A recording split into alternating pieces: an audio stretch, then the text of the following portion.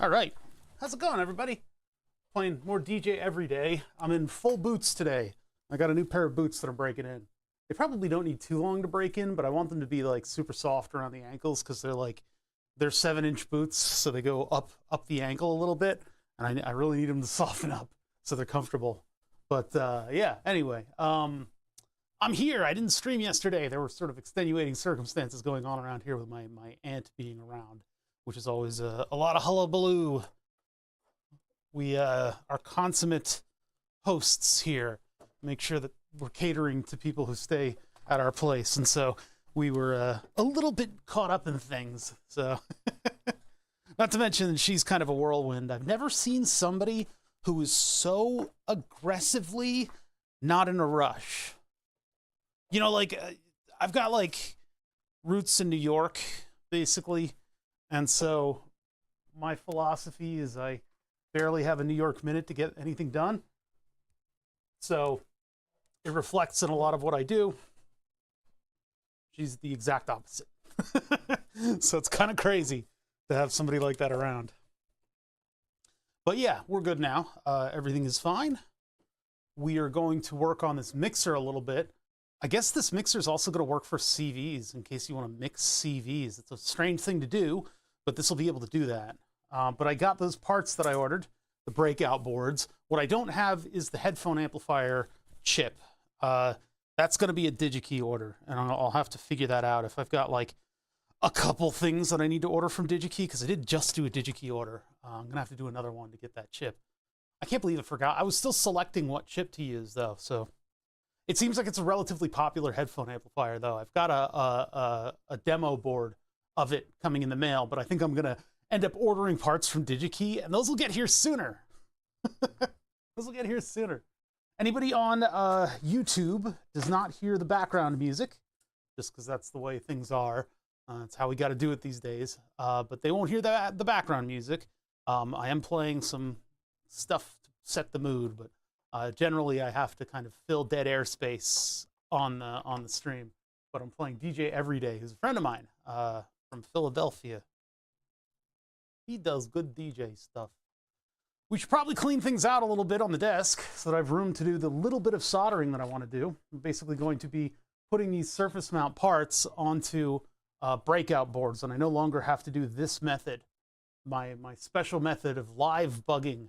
There's dead bugging, and then there's live bugging. Live bugging is my own personal method of putting down an insulator, gluing the part directly down onto the insulative tape, and then running small wires to the breakout pins.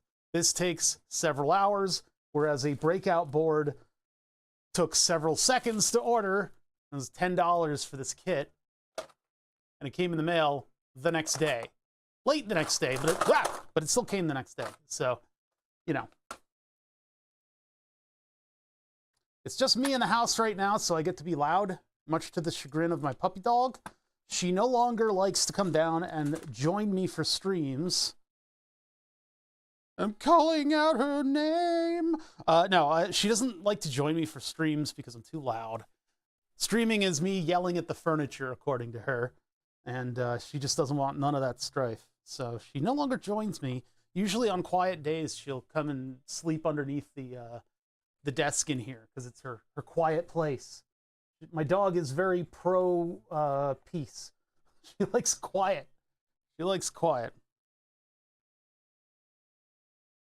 I guess Louis is streaming right now. I wanted to show off the RC car to him, but I think he left immediately after streaming, which is totally fine. 100% something that I would encourage people to do. When you're done several hours of streaming, you got nothing left in you.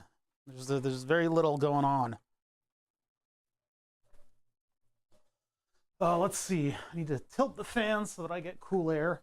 Actually, I'm going to prop the window open because it is cool outside. There's a chill in the air. It actually feels like fall for once, even though it's still incredibly dry in the Northeast. We have not seen rain for something like 40 days at this point. And I don't think there's any prescribed rain. They said it would rain tomorrow. I'm going to check my forecast, see if they still think that it's going to rain tomorrow. Probably won't say. They will have pushed it further ahead because those prediction models just don't work that far out. Use merrysky.net. Let's get my location going. You guys aren't allowed to see this because it pretty precisely pinpoints where I am located. So they're thinking that Sunday night there will be overnight rain, but it's going to be light. So, hey, what's up? Hey, Boston? Yeah, overnight Sunday rain, and it's not going to get us out of the drought. I mean, it's barely gonna make a mark. we really need rain. This place is so dry right now. I stopped all of my pepper plants. They're done for the year. So yeah, we're gonna work on circuits today. It's gonna be a quiet Saturday. Saturday streams are typically fairly quiet. We don't have a ton of people on them. I want to do more of them. I want to do some game streams on Saturdays, but I just have too much work to do. I have too much other stuff to get done. You know, I want to figure out what the schematic is for this mixer circuit so we can put it all into CAD. Then I can order it and build it, because that should be a pretty quick project once I know what the circuit is going to look like, really. Other than that, don't have a ton going on. I've been kind of hunkering down and working on stuff and or avoiding working. That's been one of the big things, is not working 24 hours a day. It's something I've tried to work on, but it does affect my projects when that happens, when I do that. So I've been doing a little bit of work on the module testing module, trying to get that laid out and figure out what components I'm going to need, because we know what the circuit's going to look like. So I've been putting together the power supply and figuring out how that's going to work, how I'm going to get 5 volts to the screen, and whether or not it's doable within one PCB. I really want to do it in one PCB, but it's going to really push the 2 circuits that I'm working on making physical boards for are really going to push my ability to lay things out neatly and small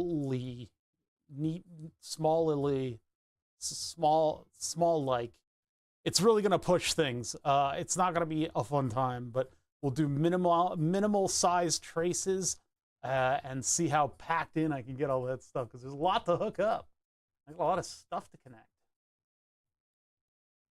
Oh God, I got to do decoupling capacitors on everything. There's a lot of CAD work for me to do still before we can actually order boards. Kind of difficult to get it all together, get all your ducks in a row. That's what building a PCB is all about. You got to think about every little detail, get all your ducks in a row, and then you have to make it all fit. Make it all fit, make it all communicate properly, and try to keep it noiseless. Let me open up the data chart for the, let's see, LM4809 Boomer. Huh. Headphone amplifier. That's not what we're using. That's not what we're using. What's this one? This one's Boomer. Yeah, we're not using that one. We are going to use, where is it? Scroll. This one. It's another Texas Instruments, but instead this one is high fidelity headphone amplifier. Supposedly it's a pretty popular chip, I guess. I found some sort of evaluation boards for it, and I found a couple, they're a currently in stock chip at DigiKey, so I think this will be a good choice. The TPA 6120, and this thing is intended for use going directly to a pair of high fidelity headphones, so I figure that's going to match our specifications really well. What we need to do is figure out what in the hell circuit is going to be feeding this thing. We have a left and a right channel, but then we have a fully differential input. And so the question is, can we find like an application guide on this? Because the signals that are coming in are not differential. So we would need to make a differential signal out of a non-differential signal. We have to do it in a minimum number of op amps, because I just simply do not have room on this board. This is a 10-centimeter board width. So like the alternate packaging for this chip, this amplifier chip, this chip will not fit. This doesn't fit in any dimension. Look at this guy right here. 9.4 to the centers. So it might actually go down on the board, but the pads may be in the keep out edge area for the board. And then in addition to that, where the trace is going to go. I got to have this heatsink in the middle. So yeah, that's out. But it comes in a QFN package, that's in. This will definitely fit. This thing is how wide? 3 millimeters wide. That's definitely going to fit. So QFN it is. QFN is new friend. Friendship with SOIC power pad has ended. Difference between this and they don't show the other one. they don't have like a little rendering of the other one. That's all right.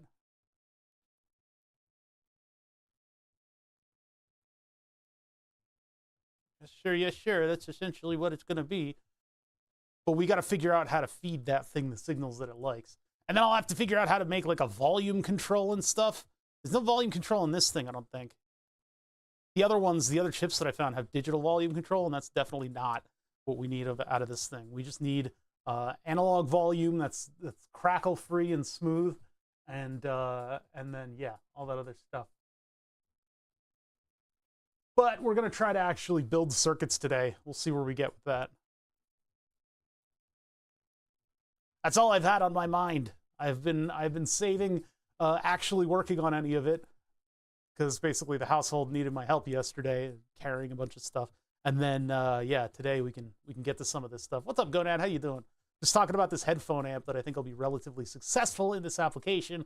I just need to figure out what what I'm doing. What am I doing with this thing? And how we're turning Euro rack signals into whatever feeds this thing with a volume control. There's a bit to figure out still, so I'm going to rely maybe a little bit on chat if we can get some circuit experts in here. We added that Doom Jam emote. I need to make bother versions of all that stuff. This is a little garagey. This is DJ Everyday doing live at the Philadelphia Experiment Halloween Ball number 8, and it's a fairly recent mix. It's 11 years old. It's an 11-year-old mix. What? I'd have what? Huh? 11 years. When was that? 2014? 2013? Oh my god. I need to find some music. I need to find some more recent music that's not terrible. Here, this one's a year old. That's fairly more recent. Live at PEX IT Forest stage. That'll do. That'll do. I have no idea what's going to be in the mix, though. Probably a combination of slightly newer music and also the stuff that's 11 years old. So this is $9. This is $9. It seems as though my method of live bugging is not so smart. It's not as smart as you would be led to believe. Why is this impossible to open? What's going on? Oh, there's tape closing it as well. Let's just get a knife for that. I don't like these. I'll relocate all this stuff to a partitioned bin where I know I'll be able to find it. And they always double up on the packaging there. But then in addition to that, I need to actually open this thing up. Jeez. It's a good way to plunge a knife into your freaking hand. The treasure chest of things opens up. So here's a bunch of breakouts that I'm not going to use, and some breakouts that I'm actually going to use. I think these are the ones that we bought this whole $10 kit for. Oh, this song is way more than 10 years old. Dun-na, dun-na, dun-na, dun-na. It's an 80s song, isn't it? Yeah. Depeche Mode. And these are a lot wider than the breakout that we were making. Not by much. Actually, no, they're not. Well, yes, they're one row wider. That is so frustrating. How frustrating is that? Look at that. It's uneven. Obnoxious. Is there one that's less obnoxious that'll fit the same chip? These are less obnoxious. And they fit the same chip, I think. SOP16. Yeah, that's I think what we have. And just in case you really asked for it, here's an SSOP16. Yeah, this one fits the chip way better. That'll do much better earlier. Although it could have been more compact than that, though. That's all right. We'll need to get a couple of the different circuit elements situated on those boards. So we'll have a little bit of a soldering stream, and then we'll start plugging things in and see what explodes, basically, and see whether or not we can get plus minus 10 volt signal into whatever this thing wants. What is the highest input signal that this thing wants to get in its RN and LNs, on its RINs and LINs.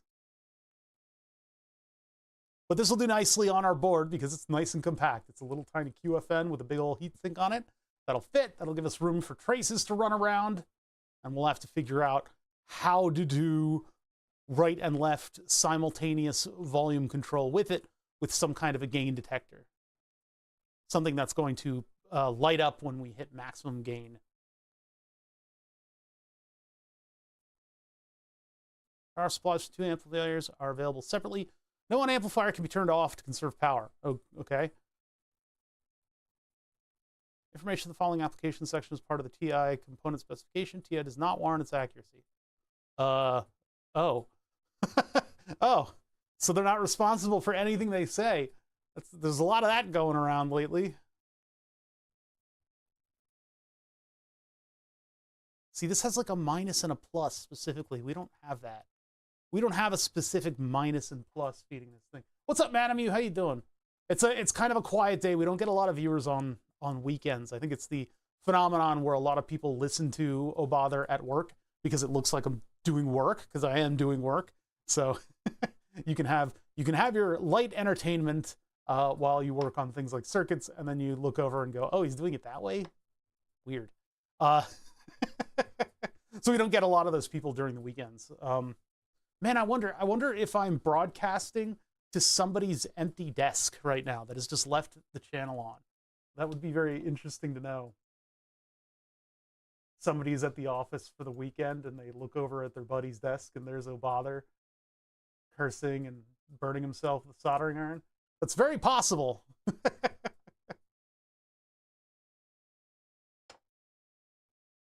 I had a really big carby lunch, and I'm seeing what the other end of that looks like. I tried.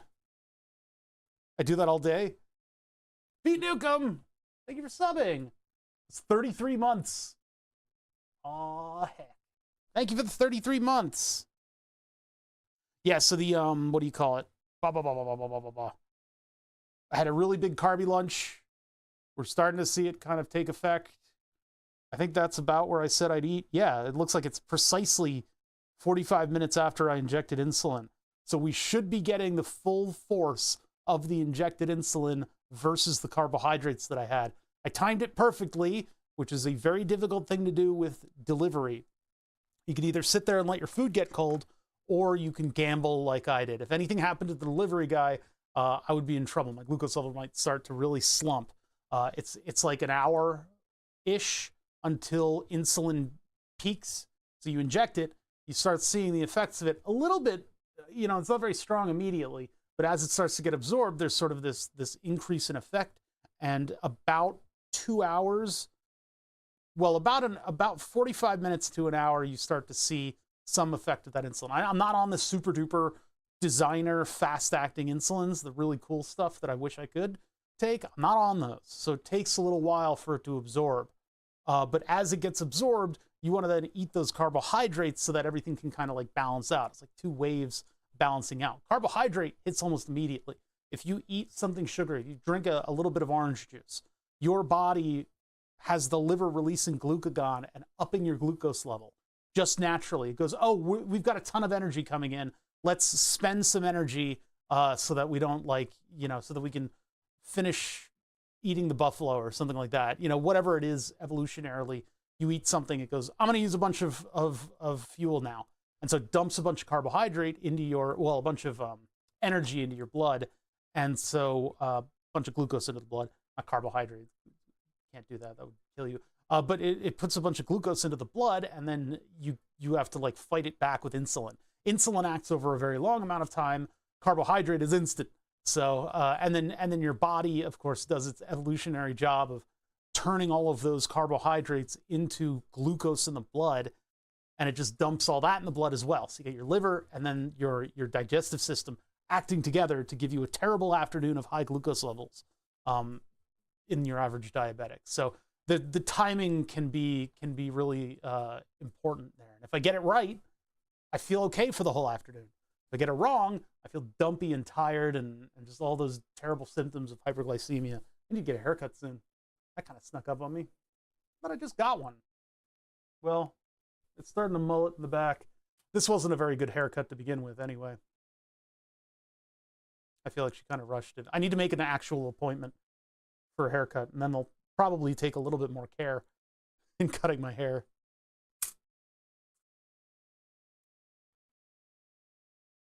I'm going to get a bunch of these down. I don't know if we'll do, I can do through-hole amplifiers. They'll take up just as much space. Or I could do surface mount amplifiers and play around with that. Excuse me. I got to see how many op amps we're going to have in this circuit, because, I mean, look at these. Look at the test circuit says we should have a PCM 1792, and that'll give us differential outputs, and then each one gets its own op amp. So that would be another SO14. I don't really want to buy specialty weirdo smaller chips. I could, but I think the best is if we just use the SO14s, and those will take up a known amount of space, but we should be able to kind of jockey a circuit on there. I mean, the Synthrotech mixer,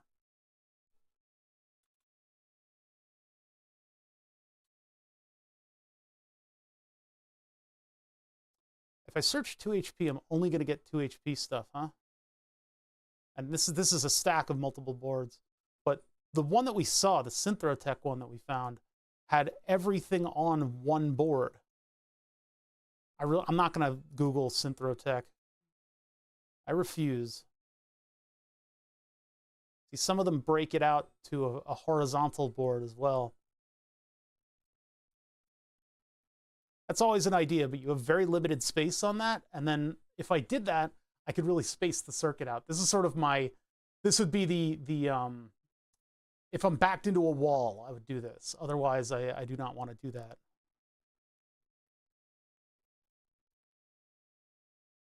And push comes to shove, I could also just put another horizontal board, another parallel board up on it, like, for instance, like this thing does, where it's just, it's got a couple of boards sitting there. But I need to figure out what the circuit is first. That's the big thing for today. That's going to be tough to do. Yeah, have a little bit of fun today.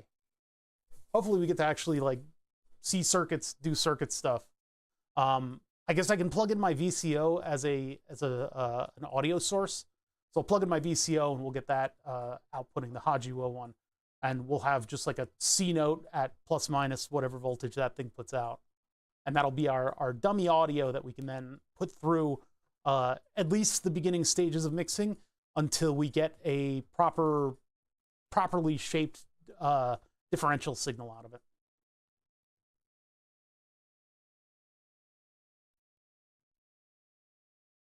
Yes, sir. Yes, sir.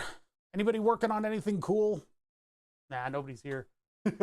People are just starting to gather for the beginning of stream.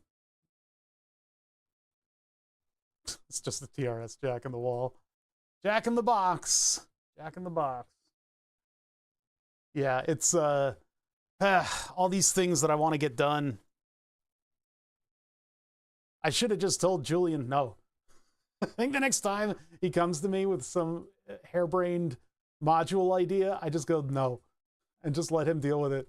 Because we got to get back to burn the subs, and we will get back to burn the subs. You're working on starships? That's kind of cool. That urge to become a model painting stream where I just 3D print cool stuff and then paint it all day. I'm terrible at painting, though. Apparently, you just kind of touch the paint to stuff nowadays and it just kind of permeates. I don't know. I don't know how all these new fandangled model painting things go. I have an airbrush. I bought an airbrush, a pretty cheap one. It was like a $40 airbrush. I haven't hooked it up to air yet. I've got the quiet compressor below the desk. So I could technically airbrush stuff if push comes to shove. But, you know, all this free time I have to be working on all kinds of other stuff. Doesn't exist.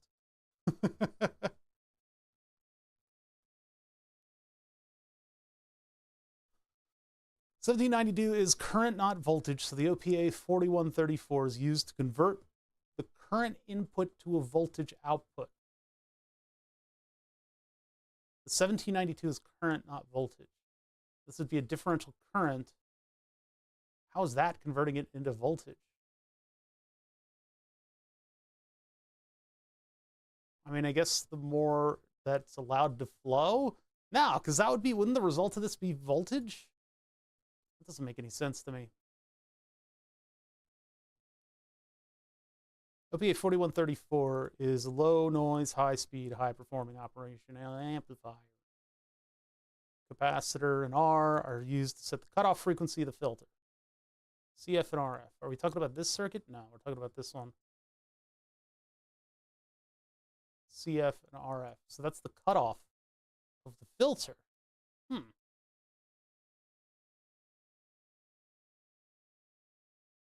The RC combination figure 13 is cutoff frequency of 59 kilohertz.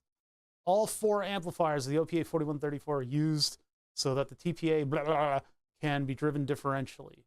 Output of the OPA 4134 goes into the TPA blah, blah, blah, and the TPA blah, blah, blah is configured for use with differential input stereo use and a gain of 2 volts per volt. That's more volt for your volt. Note, the 0.1 UF capacitors are placed at every supply pin of the TPA blah, as well as 39.2 ohm series output resistor. 2V per V, huh? Unity gain on that. Single-headed input with a non-inverting gain of 2 volt per volt. That's our load resistor.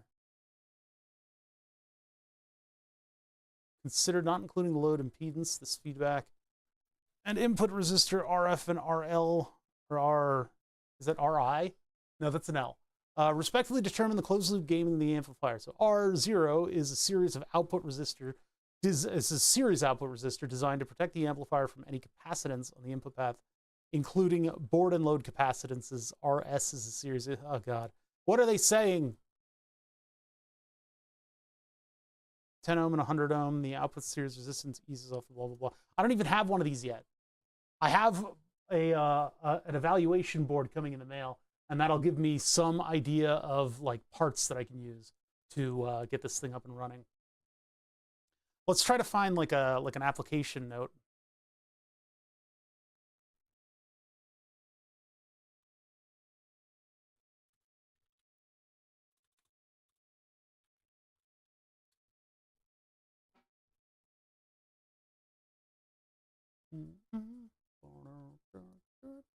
Nope.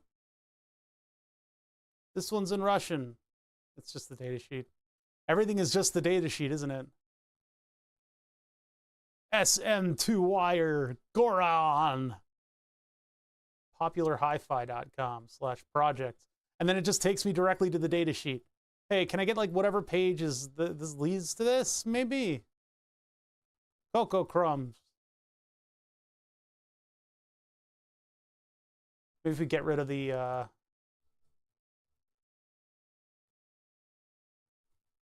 PDF. Oh, there we go. Breeze Audio, popularhifi.com. Oh no, it's not in English. Spare publiscost the flock.pa and Raspberry Pi, Raspberry Pi sphere. Fit in the hot jog. Hit in pa. I don't know how to pronounce any of this, any of the accent marks that are going on here. What is this crazy foreigner person doing with the audio? Burr Brown, OPA 2124, huh? And there's the chip. There's the high fidelity headphone amp. I guess it works. How old is this page? Oh no, that's not modern Windows.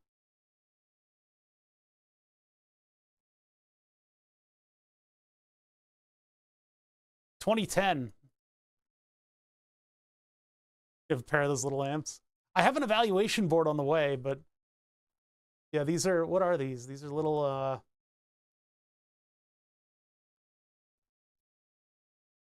Breeze Audio USB headphone amp. Xmos inside. Interesting. Oh, it takes AC. That's nice. The ones, all the headphone amps that I've had have had to have some kind of a weird wall wart supplying. You need like 9 volts AC, and it's like, what? Huh? 9 volts AC into this thing? How do I even begin with that? So you have to always, like, if you're taking them to like a friend's house, you have to one's Muse Audio, the other's unbranded. They just get to put whatever name they want on the front, I guess. But yeah, I would always have to take all these adapters with me when I went places. I guess shit's gotten away from that. Shit audio. They take USB-C in the bag now, which is so much nicer. But I bought all of my shit audio stuff like in the heyday. It was right in the pandemic. I bought it, and the plugs in the back are not USB-C. It was right before, like a week, 2 weeks later, they did USB-C. May as well build a balanced amp while you're at it. Then you'll be ready if you decide to drop 2K on some headphones. I don't know about that. do a whole hi-fi audio thing. This is insane. I don't know. The balancing is just going to be done with potentiometers on the back. But it will be, I mean, high-fidelity headphone amplifier. It's like, well, this is as far as I'm going to go with it. If I get a high-fidelity headphone amplifier and I get it to work properly and I feed it the right signals, it should be happy with me. Because our power supply is within Eurorack standards. Output voltage noise, 0.9 microvolt RM. I don't even know what that means. These are like meaningless numbers when it comes to looking at stuff like this. Basically, what I gleaned onto is that they literally had a picture of 2 amplifiers, aka their amplifier, directly feeding a pair of big headphones. That was the criteria. That's all I care about. Okay, so if I give this thing the right junk, it's going to be happy and it'll be a pair of headphones. Good, done. That's the amount of engineering you get for a quick project. You know, is it AB, is it Class D? I don't know what that means. I read it several times, the difference between AB amplifiers and D amplifiers and all the stuff in between, all the other weird ones, and I cannot retain that information. I don't know why. I read it several times, and I was like, oh, okay, that makes sense. As soon as I closed the window, I was like, what does that mean? What did it say? I forget. I don't know. It's just audio. I'm getting a little jaded on audio stuff, to be honest. Which I guess is what happens when you do modular synthesizers. We'll get back to doing like programming Python and all that kind of stuff. All the burn the subs stuff. My little ones are Class T, if I remember right. What does that mean? But I mentioned they seem to use 0 power even when blasting tunes. That's kind of nice. I use a shit Magni headphone amp, and it's insanely good for the cost. I don't know if there's a circuit published or not. Yeah, I should have kept my dead headphone driver. I think I threw it out, which was a big mistake. I may still have the circuit board in the circuit board drawer, in which case we could reverse engineer their circuit. Because I had the Magni. I have sitting over there, what is it called? Valley. I have a Valley, the tube amp, and then I have the D to A. But over at the other desk, I have the Magni and the Modius, the big boys, the step up from the little tiny headphone driver. It's a nice big driver. It's got 4 vacuum tubes in it, and I'm pretty happy with it. It's the older design, though. It's the older design that they did. So they've done a bunch of updates to it, and I'm a little jealous. I'm a little jealous. I could have gotten a much better piece of equipment if I'd waited like a year. But I love it. I absolutely adore it. I thought that tubes weren't all they were cracked up to be. I thought tubes are stupid. I'm going to just get something that replicates a tube in silicon and be totally happy with it. But before I did that, I decided, you know what? I want to actually try tubes and put this to bed. As an electrical engineer, like, listen, we could replicate the way tubes behave in silicon and it's fine. So I bought a tube amp and I went, oh, this is different. This is way different. There's something just a little bit different about the way that it handles frequencies. And maybe it's errors, maybe it's old school, maybe it's undesirable. But in my mind, if I let those tubes shape the waveforms, they're using a little bit different physics than silicon would. And when you get up to the higher volumes, there is not a lot of harshness to what you're listening to. It's kind of interesting. You turn up something and it's like, ah, damn, that's kind of harsh on my ears. But you turn up something in a tube and you go, I'm closer to the DJ booth. Like, it's kind of amazing. You really can't replicate the weird tube warmth. It's very nice. Yeah, it's kind of amazing. It's just different physics acting on the waveforms differently, and there's something about it. There's something about it. Can't put my finger on it, and I can't explain it to you in any better way than to just say that when you blast the music into your face, it doesn't feel harsh. What does that mean? What do you mean harsh? What do you mean it feels harsh? I can't explain it to you any other way, and I don't know how to elaborate. I don't know how to elaborate. It just feels like those high frequencies are less of an emphasis, and so it ends up sounding better.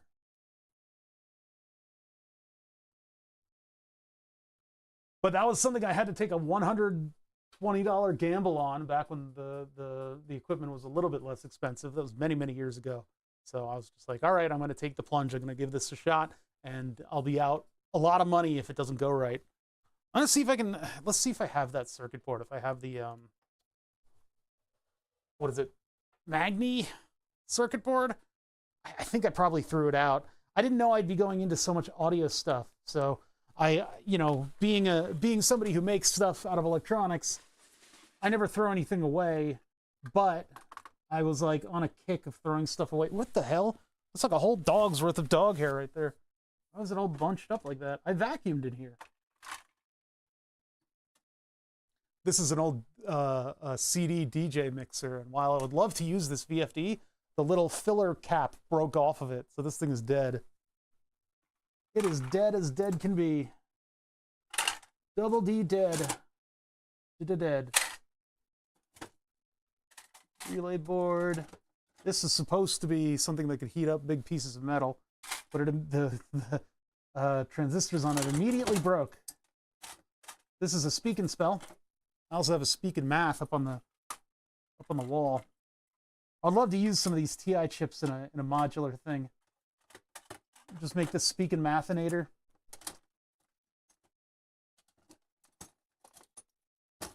Motion boards, USB hubs. One of those transformers that I warn everybody about. One of those transformers I warn everybody about. Hey kid, plug this into the wall. It'll make 12 volts AC. The getters have turned white, definitely popped. Yeah. I think we determined that last time I pulled it out of the bin. This thing is an audio amplifier. We could always look at this for some inspiration. See what that does.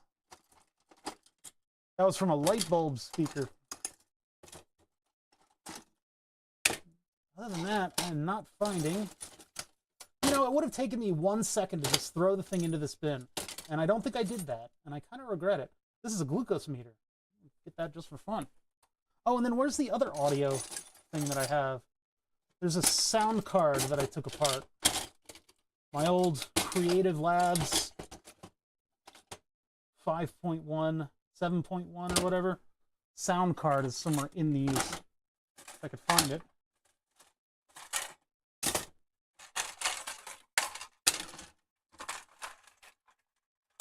It might not be a very long stream today. I don't like streaming very long on the weekends because there's a lot of stuff that goes on.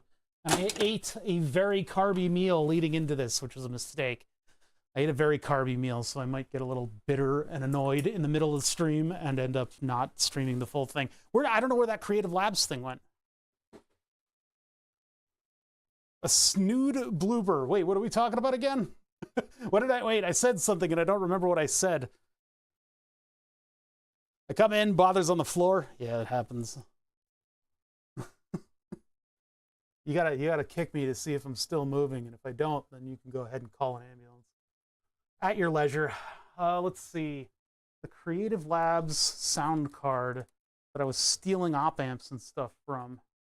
I don't know what happened to it. Left. It's gone. Gone forever. I have a feeling their audio design is totally different from what we'd be doing here, though.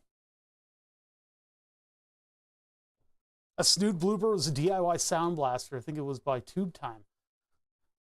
They made a Snark Barker version. What are with these names? You Brits are good. Well, I don't know if they're British, but what are these names? They don't make any sense. I guess mine don't either. When I call projects stuff, it never makes any sense.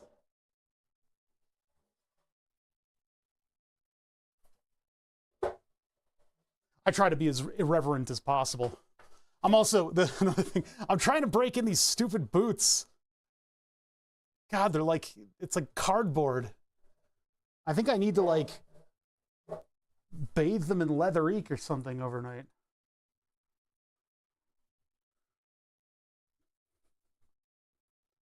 The names are to stop creative being dicks about it. Oh, I see. Yeah, you call it something that's not Sound Blaster.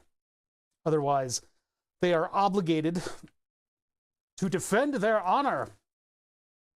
They're obligated to defend their copyrights by fighting you.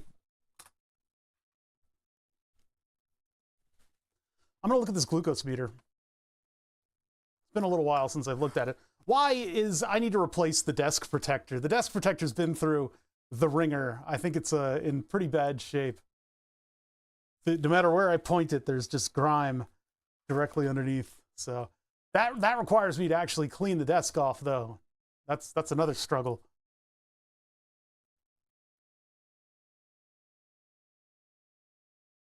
Do you have a take on the high versus low impedance headphone debate from electrical engineering standpoint?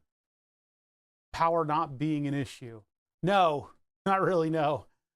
Nah, I don't really care. I try not to get embroiled in too much audio politics, if you will. I'm barely involved in audio, and everybody loves to bicker about it. Everybody loves to bicker about audio, and it's an industry full of feels, and people don't really realize it, and they start talking definitively about stuff. And they'll come in and they'll say, you have to do this and you have to do that. And it's like, that's not what this is. Maybe you're arguing it from a certain standpoint of experiential, impressions, but in my mind, if I do something and it sounds nice, I've done the correct thing, and that's all I care about. I don't try to get embroiled in a lot of other stuff. This is a glucose meter, and I guess part of what it's doing is it has a reference voltage that it creates, but this is not an inexpensive one. It was a decent glucose meter for back in the day, and its electronics are pretty comprehensive. This is before the day when something like a glucose meter would be largely just a big ASIC that does everything that they need it to do. Instead, they've got an actual microcontroller and a whole bunch of other stuff that's driving this. And what we kind of lazily reverse engineered, we were able to actually figure out. I mean, these diodes, I think they're the backlights for the screen. Or are they? I don't remember ever seeing them light up on the actual glucose meter. But so anyway, a test strip goes in here. The test strip has some material on it that changes its capacitive properties when you apply blood to it. And so the amount of glucose in the blood will actually change, I think it's capacitance. But what we found inside of this thing is that there is a voltage reference like chip, and that voltage reference chip is switched to in order to calibrate the meter, and then it'll switch back over and read this thing after a time delay when it detects a drop of blood on it. We didn't get very far in the reverse engineering, so I don't know much beyond that, but I know that some of the electronics here are designed for creating a voltage reference. Pretty cool. I don't think I want to continue reverse engineering it, though. This is a 4-layer PCB. You can tell because of that right there. Anyway, let me get a pointing device. That right there tells me that this is a 4 or more layer PCB. This is just a via that's just completely isolated from a ground plane, and it happens in several locations, like there. This one's weird. Maybe a blind via, or maybe they just wanted something to get through to the back. But you can tell here that, like, you would never do this in a 2-layer PCB. So, unless very specifically you wanted to actually attach something to the board and have it not be able to be removed. Why is there, like, full-throated shouting going on in this song? Things are getting a little crazy. But yeah, that tells me it's a 4-layer PCB. Anyway, that's not totally relevant. This was a speaker. And you can already see that I've been taking components from it. That would be the power supply stuff there. And then over here, we've got this ST Micro audio thing. What is going on with this music? It's going insane. There's some kind of Bluetooth and there's some kind of audio, and there's multiple coils here on the audio path. This would be where I think the speaker plugs in, because the other one I think is power. That's the LED for the outside. Yeah, I think this is the speaker right here. If it is power, it's going through a lot of filtration, but I guess this is just a speaker driver. STA3398W.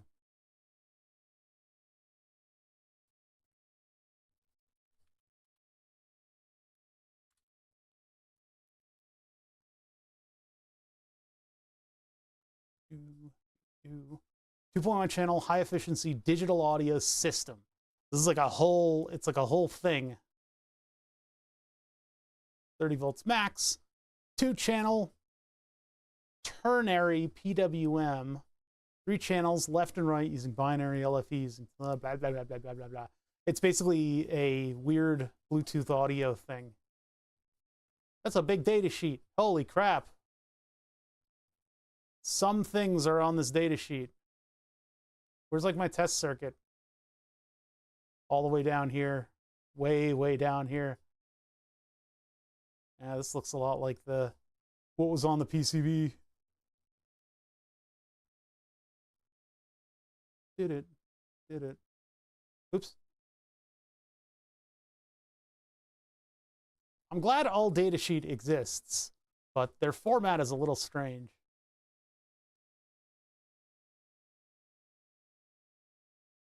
This is all digital signals. Holy crap.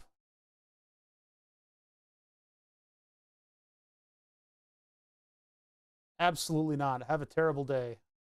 Ugh. Yep, some people do. I saw Benji do a 2-hour stream intro the other day. So, you know, grin and bear it. You guys get to hang out with me for a little bit while we poop around and talk about whatever we want.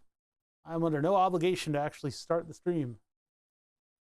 There's that circuit again. Like the Swedes are. This is Swedenese, isn't it?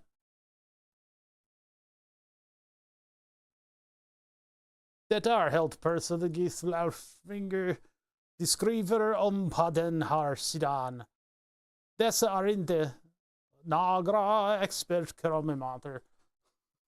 It's Nordic for sure. Yeah, I just you know, don't want to call the Danish Swedish, or the other way around.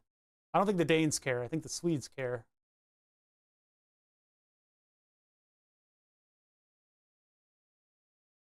Well, either way, this is the chip that we're going to be using, the main driver for whatever the hell this thing is. But we got to figure out a bunch of other stuff in the meantime. Like what the voltage levels are supposed to look like going into the chip. So I was trying to find some alternative stuff, but a lot of the time, like this is very specifically Bluetooth. This is a glucometer. This has nothing to do with audio. And then somewhere in here, I don't know where, do not know where, it's probably under a pile of crap, I've got that Creative sound card. It's basically a USB 7.1 channel this little thing with a volume knob on it that I took apart. It's not particularly notable or amazing, but it does have a lot of audio circuits on it. It'd be something that we could potentially reverse engineer. If I could find it, and I can't. So maybe we need to look up some other audio circuits in sort of our path. And then there's always mutable instrument stuff that we can look up to do Euro rack level audio things, like this circuit, for instance. But once we get the V2164 hooked up on the breadboard, then we can start actually poking at it and seeing what it does. What it do like it do.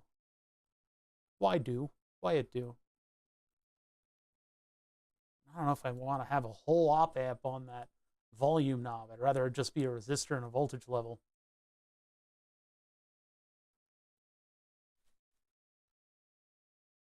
I'm trying to think of where that audio thing could have gone. Where would I last have been? Maybe it's over here.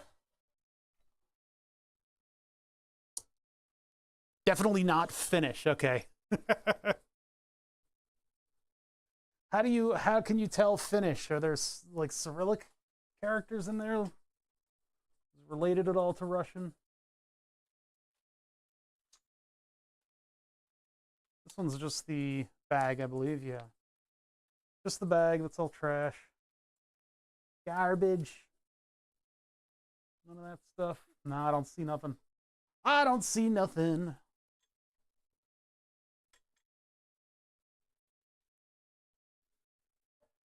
How could I have missed it in the electronics bin? It should have made its way back to the electronics bin.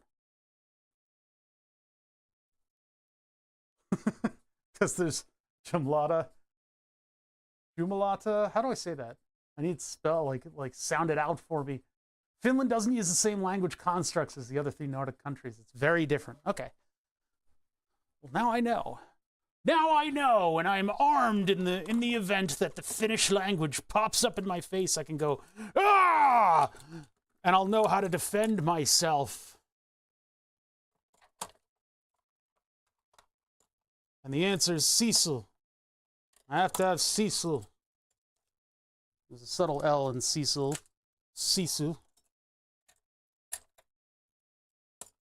Sisu is not being stupid, it is bravery. Where is that card? Huh. Swedes, Danes, and Norse can talk to each other. Well, kind of. I mean, Danish is just drunk Swedish. If you bring a Finn along, they'll get confused at each other. That makes sense.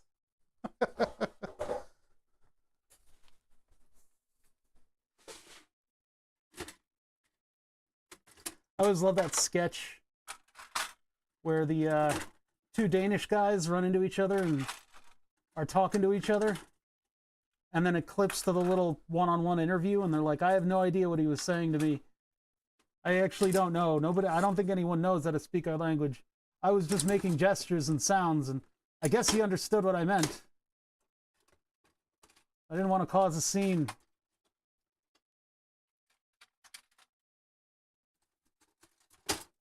Yeah, it's definitely not in here. Okay, all right. Let's check number 2. Ow. God, stacks of through-hole boards are dangerous. These things will rip your skin apart.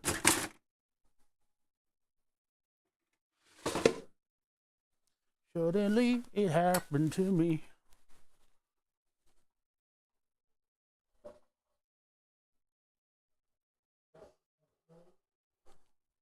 Finnish is based on completely different language ancestor, but the other 3 are Germanic.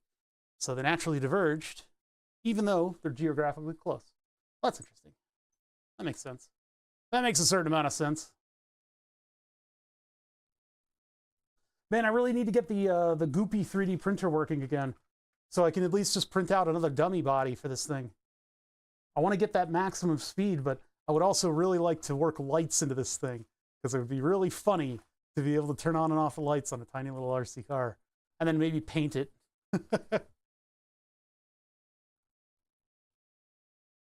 The ones that I painted, I didn't really lose much of the high detail that I get in this. But like, if I wanted this to be a white car, is that a wide body Challenger? No, this is a car that is based off of the Lancia Monte Carlo that was modified by Abarth to be an insane rally car, and it's the 37. There were 200 consumer cars made, and you can tell it's Abarth because Abarth always has to have a big solid wing on the back, to the point where if you're driving this thing, you can't see out of the back. You've got all of this ample back window, and the spoiler is just completely in the way. That's a very Abarth thing to do. Abarth basically opens up the trunk and goes, how do we make that into a spoiler? So this thing was a rear-wheel drive, 4-cylinder rally car that was just absolutely bonkers, go nuts, insane. And this was back during Group B, when, you know, the bodies would be stacked as high as the podium. So I decided to make that the body for this thing because it's actually a fairly small car, but it's wide, and it fits the extremely wide stance of an RC car, as well as somehow fitting the wheelbase, which is always a little bit weird. Like I took a Lancia Delta, which is like their little hatchback consumer car, and I tried to fit it with a wide body to this thing, and it was still, the 3D model had to be like stretched in a weird way. So this fits very naturally to the all-wheel drive kit. And since I emphasized the low center of gravity of the all-wheel drive Atom SC2 kit, it's good to have a lower slung body on this thing in order to make it, you know, sort of look like its credentials. The only thing is, this thing is famous for being the last rear-wheel drive car to win Group B. This is an all-wheel drive chassis. So I'm not exactly keeping to the memory of the Lancia 37 Integrale. Has a front end similar to Dodge vehicles, the 4 headlights being circular. Yeah, it's a particular look, and actually there's a resto mod of the 37 that's a brilliant looking car. You know, hey, give me $500,000 and I'll definitely buy one. Hey, want me to like daily your $500,000 car? I'll daily drive it. See where you can improve on stuff. Come on. But yeah, it is one of the best looking front ends, I think, in motorsport. One of the best looking front ends. Who gives a crap about aerodynamics? Make it look boxy. And then this is a low poly model from somebody on Thingiverse that we used Fusion 360 and Blender to kind of make into a 1mm shell, and then sort of fixed up some of the polygons along the edges. I used some extrusion jobs in Fusion, and I was able to make it into something good. And then I used Fusion to put these little magnet pogo pin adapters. So now, in the near future, we can work on this again in order to make flat spots behind the lights and make stuff that I can print out of clear resin that'll fit into the lights. And we'll have LEDs on the other side that'll be controlled by the radio via these little pogo pin attachments. I've got 2 3-pin pogo pins on the front and the back. That's where I was at. You know, the Artful Dodger do like that. But this, I ran into a curb and it exploded. So I want to print out another dummy shell for it, and then we can do some of the Fusion 360 stuff. Because we have sponsors. We have a sponsored Fusion 360 stream that I have to do every couple months. And that will keep my copy of Fusion 360 nice and fresh. I always wanted an 84 Countach since it's my birth year. They're so hard to find now in decent condition. Yeah. If I wanted to do birth year car, what year was the 944? I forget what year I had. I forget what year mine was. I've had an 88 VW, which is not my birth year. Have I had a car that's close to my birth year? I don't think I have. I don't really want to share it, but it's not far off from yours.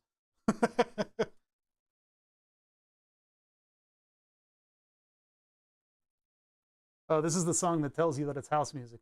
How do you know you're listening to house music? It'll say. It'll tell you directly. This one also gives you a duration of time for listening to house music, which is all night long. The used car market is insane. I don't know how I would be able to find anything that I used to be able to find. You used to be able to jump on Craigslist and you find like a $200 car that's some weirdo car that you love and you can like gut and fix. I would love to find a clapped out Lancia. And somebody linked to one of the Nordic types over in my Discord linked to one that was going for about $1,000. To drop the money on that and throw it into a shipping container, but it's probably going to go for like $10,000, to be honest. They're water soluble. Yeah, if I could evaporate some of the ocean and a Lancia would appear. Don't buy one. Part of that would be taking the car and taking everything off of it and waterproofing it and then putting it all back together, because I'm in the Northeast and we have some very salted roads indeed. It is just corrosive to be around here. Not only are we toxic, but the roads themselves are. And cars just melt. They just evaporate here. You get that northeastern rust, and it's incredible actually what it does.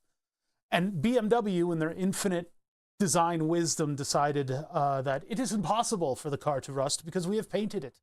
So what they did is they took all of the runoff from the sunroof and they put it into tubes, and those tubes go down inside of the body. They go all the way down to the bottom of the car to where the side skirt is. And the side skirt is a closed off chamber with a little hole in the front.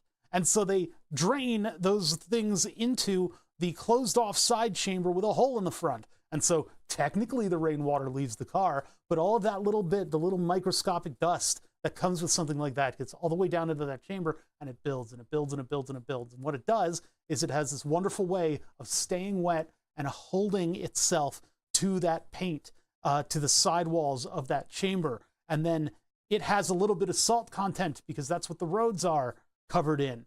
And so you have this half cell battery sitting on this barely painted metal chamber wall. And it's only a matter of time before it's able to get through that and just whole thing rusts away. So now I have to go in there and cut away all the rust at some point and weld a flat plate onto it of new metal. Well, does it look like we're working on electronics? I ask. Just because I got the cameras going and everything doesn't mean the stream started. We're not working on electronics. I'm talking weirdo car stuff. Yeah, Top Gear was not wrong when they said, here is a Lancia, and they had a pile of rusty parts. I don't understand where they think that people are owning these vehicles, but... Do you do CPU socket replacements? No. No, I don't really mess with that. I assume that takes a lot of hot air. Hey, what's up, FK? I'm listening to a year-old Everyday Mix. How you doing, my friend? How's the industry treating you and everything? DJ Everyday, live at Peck's It Forest Stage. Pretty cool. Requires a BGA workstation. BGAs are very annoying. Popping in, been a while. Yeah, it's been a little bit. I mention you every now and then when I have stuff to talk about. Right now, I'm completely unproductive, and I'm trying to get various random projects done, and it's, oh man, just the pile of projects is ever increasing. We've gone down a couple paths of yak shaving, and I'm trying to make myself a modular synthesizer testing module. It's one of the projects that I've been working on, but man alive, I need to work on Burn the Subs again. That was the claim to fame for the shop. It never goes away. It really doesn't. At least you get paid for your stuff. I don't get paid for shit. I get like a little stipend from Twitch every month. They go, here's a little eyedropper full of the amount of money that you made for us. And I'm like, oh, thank you, sir. That was good. You can change that. I guess I can. Well, we'll see. We'll see where things are going. Are we peeling yaks today? We have been doing this for months. This yak might have one hair on it, and I am charged with finding it and shaving it. Audio cable risers. What are those? But yeah, we went down the path of fixing Dave's M303, and that required me to almost reverse engineer the whole thing. I feel like we fixed it, but in the meantime, somebody else sent me their M303 to fix. Because apparently, and there was a Reddit thread about this that I couldn't join because my account got hacked. Apparently there was a lot of people who plug in the M303 wrong. I wonder why. There's no markings on this at all. And then the correct way to plug it in is completely nonsensical. In order to plug this thing into Eurorack power, you have to plug it in like this, offset by 2 rows. If you don't do this, you blow up the unit. So I've been fixing 2 people's M303s, and we've kind of gotten to the same place with both of them, which is where they're not producing enough audio output. But then again, is it me? Is it me triggering this thing wrongly? Am I not giving it the signal it needs in order to tell me that it actually works? So the solution is to build a modular synthesizer testing module. And so I'm trying to fit it within the cheap $5 circuit board form factor. And maybe one day I can sell a kit that is the module testing module, because what I'm going to do with this is allow for the assignment of anything goes on all these channels. There will be 2 channels of observation, and then you have 6 ins or outs. You can do whatever you want with them. But yeah, that's going to be the module testing module. It's going to have a vacuum fluorescent display, which is its own little set of limitations. It'll look really cool.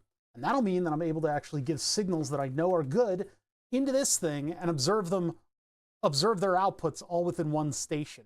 Power supply needs a little bit of work on that thing. But in the meantime, Julian gives me a call and he says, you know, I could really use this like a stereo mixer that has like a headphone output. And I said, that'll be a quick project instead of no. No should have been the next thing out of my mouth. But instead I said, hey, that sounds like a fun little project. It'll help me kind of reconcile my parts things in Fusion so that I can actually create the circuit boards that I want to create quickly. I have sort of a list of parts that I like that I can use and we'll put together in order to create this mixer very, very quickly indeed. First, we got to put stuff down on the board and actually test things. So these are the yaks that are being constantly shaved around here. Burn the Subs has just been sitting on the wall threatening me. So at some point we'll go back to working on that, and that'll hopefully become a little bit more of a mainstay around the channel now that I've finally gotten Node-RED working on my file server, which makes it 1,000,000 times more reliable because the file server won't go down, and a Raspberry Pi with a memory card, I don't totally trust that. So we're going to retool software Burn the Subs to work with Node-RED. Hopefully Node-RED can do a little bit of cleaning out and a little bit of databasing stuff so that the Raspberry Pi on Burn the Subs is barely doing anything. We'll basically make it run Clipper so that it can do all of the look-ahead stuff for the head moving around and give us a little bit more of a comprehensive motion system. So that's sort of where we're going with this stuff. But we've been going in that direction for a long time. It's been like 2 years that I've been going in that direction. I haven't gotten around to working on it. We did a lot of stuff with the water cooling of Burn the Subs, and so that's like mostly ready to go. We can probably hit the ground running on that. Maybe I can make another PCB, but this one instead is charged with all of the interconnects between the stuff that we have running Burn the Subs. So we've got the motion controller with its Arduino. We have Clipper with all of its accoutrements. We have the physical stuff that thing has to watch for, and we have to have it get into Node-RED and everything. That's not another board, but that's just another thing. We have power supply hookups, all that stuff we can maybe do with a little adapter circuit board that's just doing pins to pins. Yes, sure, yes, sure. So I don't know how long this stream is going to be. We're gonna play around with circuits a little bit. We're gonna try to characterize what the output from the Eurorack stuff should be into the headphone amplifier. Then I have to order a headphone amplifier, but it's the only thing I have to order. So it's like, well, what do I do? I just order that thing, huh? Ordering one part from DigiKey, even if you're getting 10 of those parts, is a little bit hinky. They don't like you to do that. You kind of want to put together a larger order, but I don't have a lot of stuff to order unless I get the specific op amps that they want me to use in this thing, which are the OPA, whatever. What are the ones they use? OPA 4134, which is a pretty popular one, to be honest. Maybe we do that. I don't know. We're going to start with the TL074s, though. The TL074 is 4 op amps in one chip, and it's a relatively stable, normal one, and it operates at the voltage levels that we want, which is plus minus 12 volts.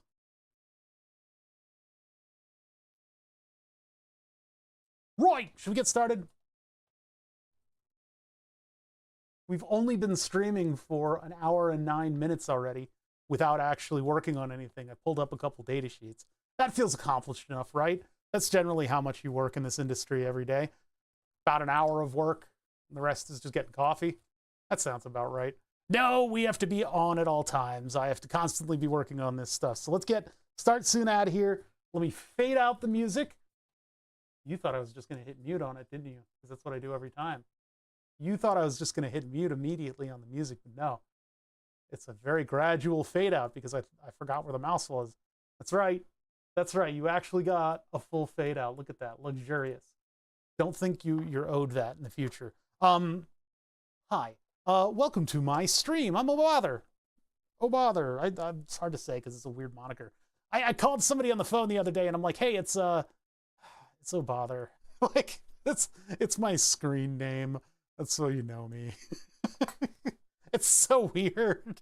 At least I'm not like XXX, like, you know, Cunt Puncher 5000. Anyway, I shouldn't use that word because people are, for some reason, all weird about it. We're 1 hour into the stream, though, so YouTube's not going to do nothing about me. Maybe they'll detect it, though. That would be funny. Anyway, welcome to my de-emphasized channel where nobody knows what I... Anyway, we're working on audio circuits. So Julian calls me up and he says, hey, I need a stereo mixer. How hard would that be to put into 2U and have it have some audio normalizing and stuff like that? And I said, that would be easy. Of course I can do that for you. Instead of what I should have said, which is no. But yeah, so I'm building Julian a mixer because I think it's going to be a slightly more simple project for me to get done here. We can clock a W, and maybe, just maybe, I could, I don't know, sell it. But anyway, we've been using Fusion 360, which calls into question whether or not I should actually be able to sell it, because I don't know if my license covers that. But we've been using a little bit of Fusion 360 to see if it's possible.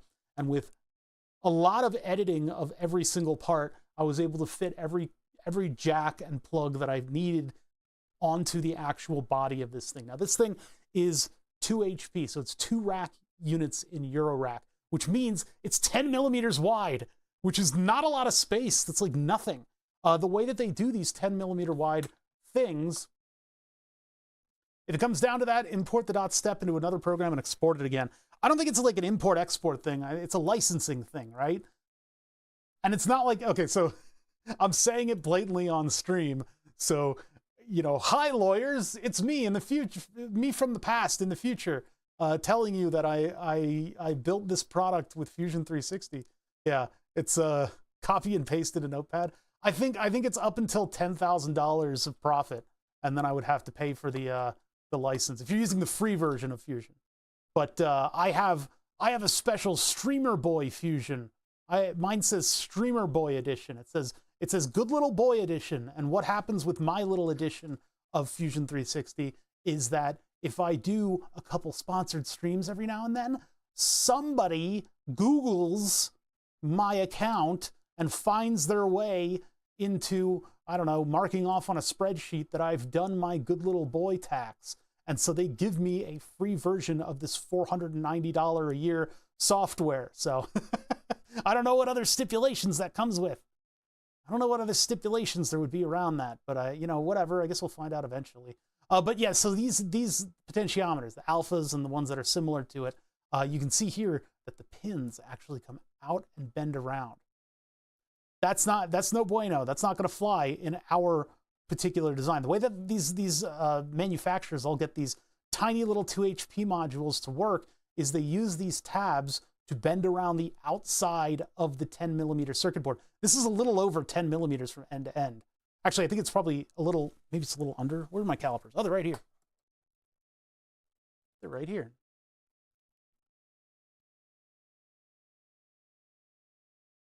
Yeah, 9.94 millimeters from end to end on this thing. So this is the maximum size of a component that you could put into one of these 2 HP modules.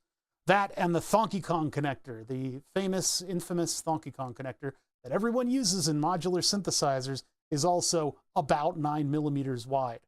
So I was able to fit 4 of the Donkey Kongs, a stereo Donkey Kong, same form factor, it just is TRS plugs, and 3 of these knobs. And that is the maximum amount that you can fit into 100 millimeters by 10 millimeters. So we've got all of that stuff down. I can fit all the stuff that it'll take to build this circuit. I can even fit the 3 LEDs that I would have for when it's clipping. TRRR. Well, the TRRS is the one with the microphone on it that cell phones have. We used to have to deal with those all the time. We dealt with those all the time. My feet are asleep. I'm breaking in a new set of work boots and they're like killing me. Ah, it hurts. Eventually that shit's gonna loosen up, but for now I'm just wearing them to break them in. All right, so last time we did what it's called live bugging. Now in the grand scheme of things, I figured out whether or not all of this stuff that I would need to control and hook up to this mixer will fit in a 2 HP, is that what it's called? It's a 2 unit Euro rack panel. It'll fit. So now that everything fits, I need to figure out what the actual circuit is going to be. And in the grand scheme of things, if you're dipping your toes into something you understand nothing about, there's a lot of searching that's involved in figuring out what these circuits are. Engineers are generally considered to be jacks of all trades. There we go. Sorry, it rolls off the tongue. You're expected to be able to do everything. And so having done the mechanical design in the electronics, I now have to do the electronical design in the electronics. But I know very little about audio. I have been sort of immersed in audio against my will due to the people that I know and interact with. Julian and I, we get along somewhat, but I don't know much about audio electronics. I know a lot about microcontrollers. I know a lot about motion systems and systems engineering and stuff like that. But when it comes down to the nitty gritty of audio, you start getting into like logarithmic scales and things like that. I've had to kind of learn a lot of stuff as I go. It's not that I've been totally disconnected from this. Julian's wanted me to build a synthesizer for longer than a lot of you have been alive. He's been on my back 30 years trying to get me to build a, well, 25, I think, trying to get me to build him some kind of a synthesizer. And I never really got around to it until now, until I discovered that you can buy these Eurorack synthesizer circuit boards, and they basically only sell you a circuit board, which I love. I love that. They just sell you a circuit board. It's up to you to figure out how the hell to put the whole thing together. It's not like a little tutorial where you solder two things and it all works. So I have had the struggle. It's been electronics in hard mode in order to build a lot of these modules that are pretty useful, like the ornaments and crimes modules. Pretty good for getting the M303 to do stuff, although I don't think it's going to work as well as this thing. We're still working on this. But so anyway, I've sort of been thrust into the world of audio design and electronics. So when I began the circuit, I had to look up a bunch of stuff about mixers. And there's a couple different schemes for doing your mixers that maybe we'll see, maybe we won't. But I did a little bit of that searching around and eventually landed on, as usual, mutable instruments. Emily Gillette has made quite a few really interesting designs with analog and digital and all kinds of other stuff under the sun in order to make the legendary mutable instruments module. So we settled on mutable instruments. I took a look at veils, I think blinds as well as another one. And what they typically incorporate is this V2164S2. There's a couple different parts that do this function, but that is essentially a voltage controlled amplifier. And once you have voltage control of the amplifier, I can then have one volume knob control two different things. So that voltage can go two different ways. Instead of the gain being on a potentiometer of one op amp, I would need a dual potentiometer to do that. That's not going to work. You know, that's not going to fly under our extremely space restricted design here. So we're going to be using this part, the 2164, in order to do a voltage controlled amplifier. We need to see how simple or how complicated that needs to be in order to perform the functions of a mixer. Now, in a mixer, it's funny enough, one of the big shocks to me, I had actually FK Productions' friend in New York had this 6-channel analog mixer that he used for his like audio production stuff, for going out in the field and recording stuff. It was a very simple design, and if a part broke, you could find it at Radio Shack. Well, now you can't even find a Radio Shack, but the point of it was that it was pretty easily repairable and everything was spread out. For a little while, I was going to reverse engineer that and see if I could come up with my own version of it that had like surface mount stuff. So in the whole grand scheme of reverse engineering it, I was looking at mixers. The interesting thing about the way a mixer functions is you have your audio coming in, you have your audio shaping, and then you have a bus line on the whole thing. Everybody outputs to just one big giant magical trace that goes all the way down the mixer to all of the different channels. So it's kind of like throwing your audio signal into the same lake that everybody else does. It's just this big old, 2, 3, 4 channel, whatever, line that goes to every single piece of the mixer. And then you have another wave shaping, amplifying, whatever schema on the output. And then that goes to the outputs. It's kind of crazy. It's not how you would, coming from digital electronics, it's not what you would expect. Pretty interesting stuff. So that's essentially what we're going to be doing. We have a left and a right channel. Those come in. Those get amplified or de-amplified or whatever the hell you call it. Those go to a big bus line. And then out of the bus line, there's another amplifier or whatever, attenuator. And then that's going to go into something easy. And the something easy is this, the TPA 6120A2 high fidelity headphone amplifier. I need like an echo in my voice when I say that. So high power output, very high fidelity headphone amplifier, replaces a costly discrete design, allows music, not the amplifier, to be heard. The TPA, current feedback AB amplifier architecture delivers high bandwidth, extremely low noise, and up to 128 dB of dynamic range. There's no bass boost. You know, we're directly 1-to-1. Yeah, I know. We got to fix that, Groovy. That's got to be one of these streams in the near future. We got to fix the fart box. My fart box has been broken. It's a medical problem. It's a big medical issue. The fart box hasn't been working because we were waiting on Node Red to be functional. Node Red is now functional. When I go to the face cam, this light turns off. Ring arm? Light turns on. So with that working, we should figure out how to get into the Twitch API and then enable farts again. It shouldn't be too hard to do. It's going to take us 3 weeks, isn't it? We'll get the farts running again, and then everybody's going to have like 1 billion channel points to spend. So yeah, this headphone amplifier chip is a good way for me to just kind of like say, well, this part of the circuit is now just a headphone amplifier, and I don't have to worry about designing a whole, you know, a whole discrete stages and filtering and doing all that stuff. It'll just go directly out to the headphones or speakers or whatever you want to plug it into. But it'll be, you know, attenuated for the voltage levels of headphones and all that stuff. And so this comes in 2 packages. It comes in this absolutely enormous DWP package, this HSOP 20-pin package, which is enormous and would barely even fit on our 10mm board. Or it comes in the 14-pin VQFN. QFN is quad flat, no lead. So you basically get these pins on the edges, and sometimes they do a nice big heat sink on the middle in order to get stuff out.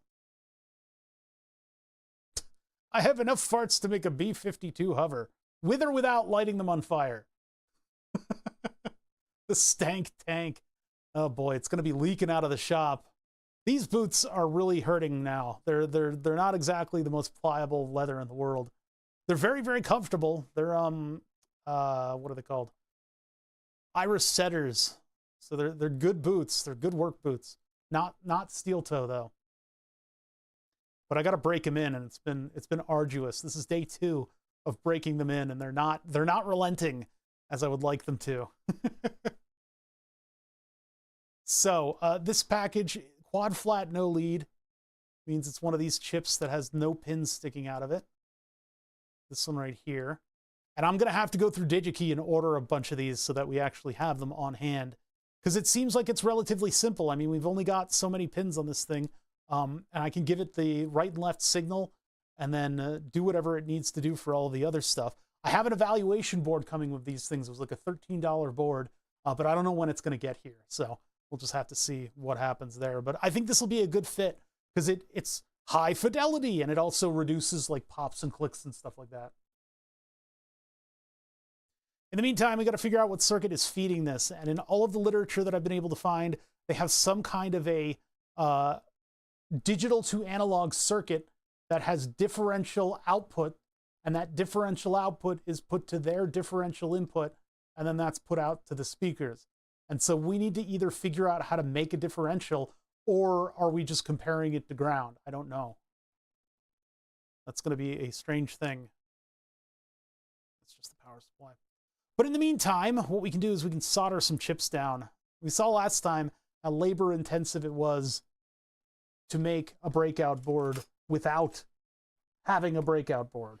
And it's possible, and if you can't find a breakout board for the particular chip that you were soldering down, I would suggest that you look into the live bug method. And for me, the live bug method is taking a piece of insulative tape, which in this case is Kapton tape, putting it down on perforated prototyping board, putting headers on the perforated prototyping board, that's these things over here, putting it into a solderless breadboard so that you can get it hot and not melt everything, and then gluing your chip into the middle and bridging all of the connections with little wires. Now these are kind of precious. These were kind of expensive chips, and I really just don't want to waste them. So we're going to get this one out of here. We're going to put this one on one of the boards that was included in this kit of breakout boards. This kit of breakout boards was $9, and since the Amazon algorithm knows me, it knows to keep one of these in the nearby warehouse, or maybe 100 of these, or who knows. So it took all of a day for this thing to get here. So apply your time where you think it'll be best invested. In this case, breaking out a chip like that is completely useless in the light of easy to deliver breakout boards. So, and then I also ordered a bunch of headers. So now I have a bunch of headers. These are getting cheaper, actually, these headers. Because normally I'd order like huge bulk of headers and then go, man, these headers are so expensive. And literally every other time I use headers, you consider them to be completely valueless. Oh, oops, I cut that one wrong. Throw it out. Start over. You know, you don't waste your time sweating each individual pin. So yeah, all of our problems were just immediately solved by fast shipping and the human rights violation machine that is Amazon delivery. I messed it up. Well, throw that out. We'll use cutters on this, actually. Oh, those don't cut it well. Actually, the wire strippers are the best cutter for headers because these two jaws are so close together. They kind of force everything out in an even manner. So I'll do this for this chip. I think for the TL074s, I have a through-hole version, so I want to use that through-hole version.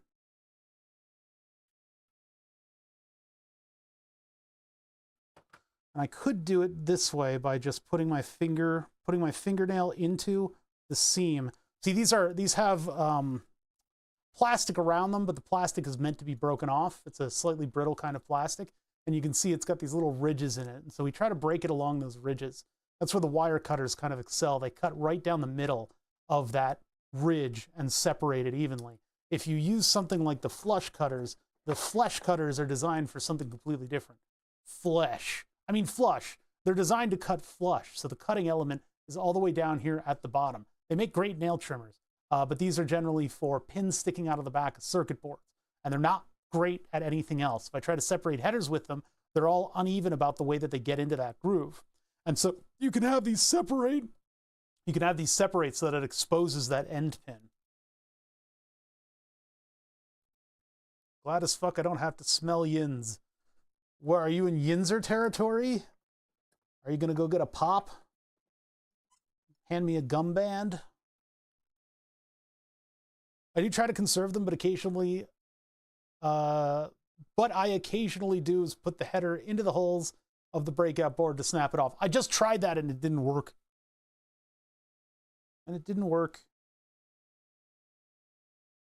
Now we're on the East Coast. Now you can separate these with like a nail, but that's kind of where it went wrong last time. So if I put a nail into the groove and I start moving this to the side, fuck. It just decides wherever it wants to shear.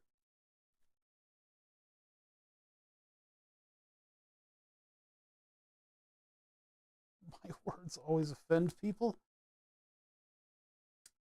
I'm not offended. I don't know why you think I'm offended. It takes a lot more than that to offend me. I'm from Philadelphia. I'm the thinnest skinned of them all. Philadelphians can be very thin-skinned. We're considered to be thick-skinned, but that's just not the case. So I think we have to space them out just a little bit. Getting too old for this hip lingo? Pittsburgh area has been saying yins and gum band and soda pop for a long time. It was part of my friend had to adjust to it when he moved out there. But that's not like Gen Z speak. That's not cap, real as fuck, and all that stuff. Cap, no cap, etc. So anyway, I put the header into a solderless breadboard. What that's going to do is basically siphon away bits of that heat. It'll siphon away the heat and keep it from melting my pin header. If you solder the pin headers directly, they can be crooked, they can be off by a little bit, and they can start to wander around due to all the heat from the soldering iron. So what we do is we put them in the solderless breadboard.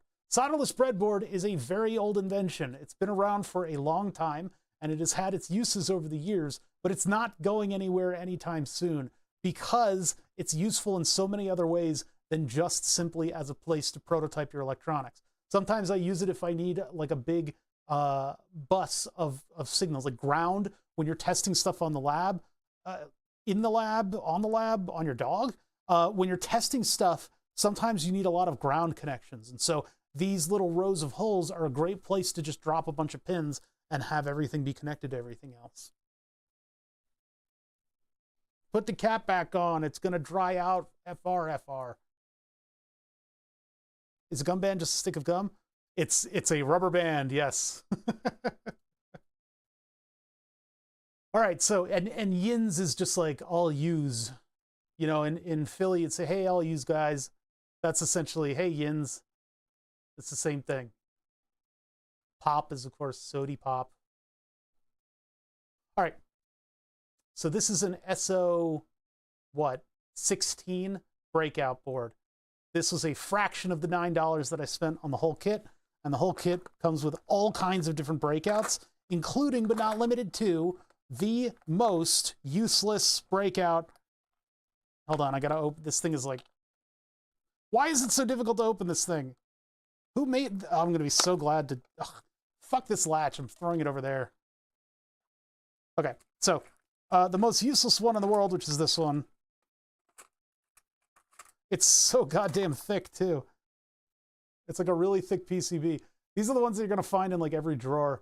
It's for these sort of like quad chips. I don't really use chips like this. The TQFPs. I don't use these. I don't like them. This would be one hell of a breakout to have to use on something though. Could you imagine? This would be absolutely obnoxious to use on something.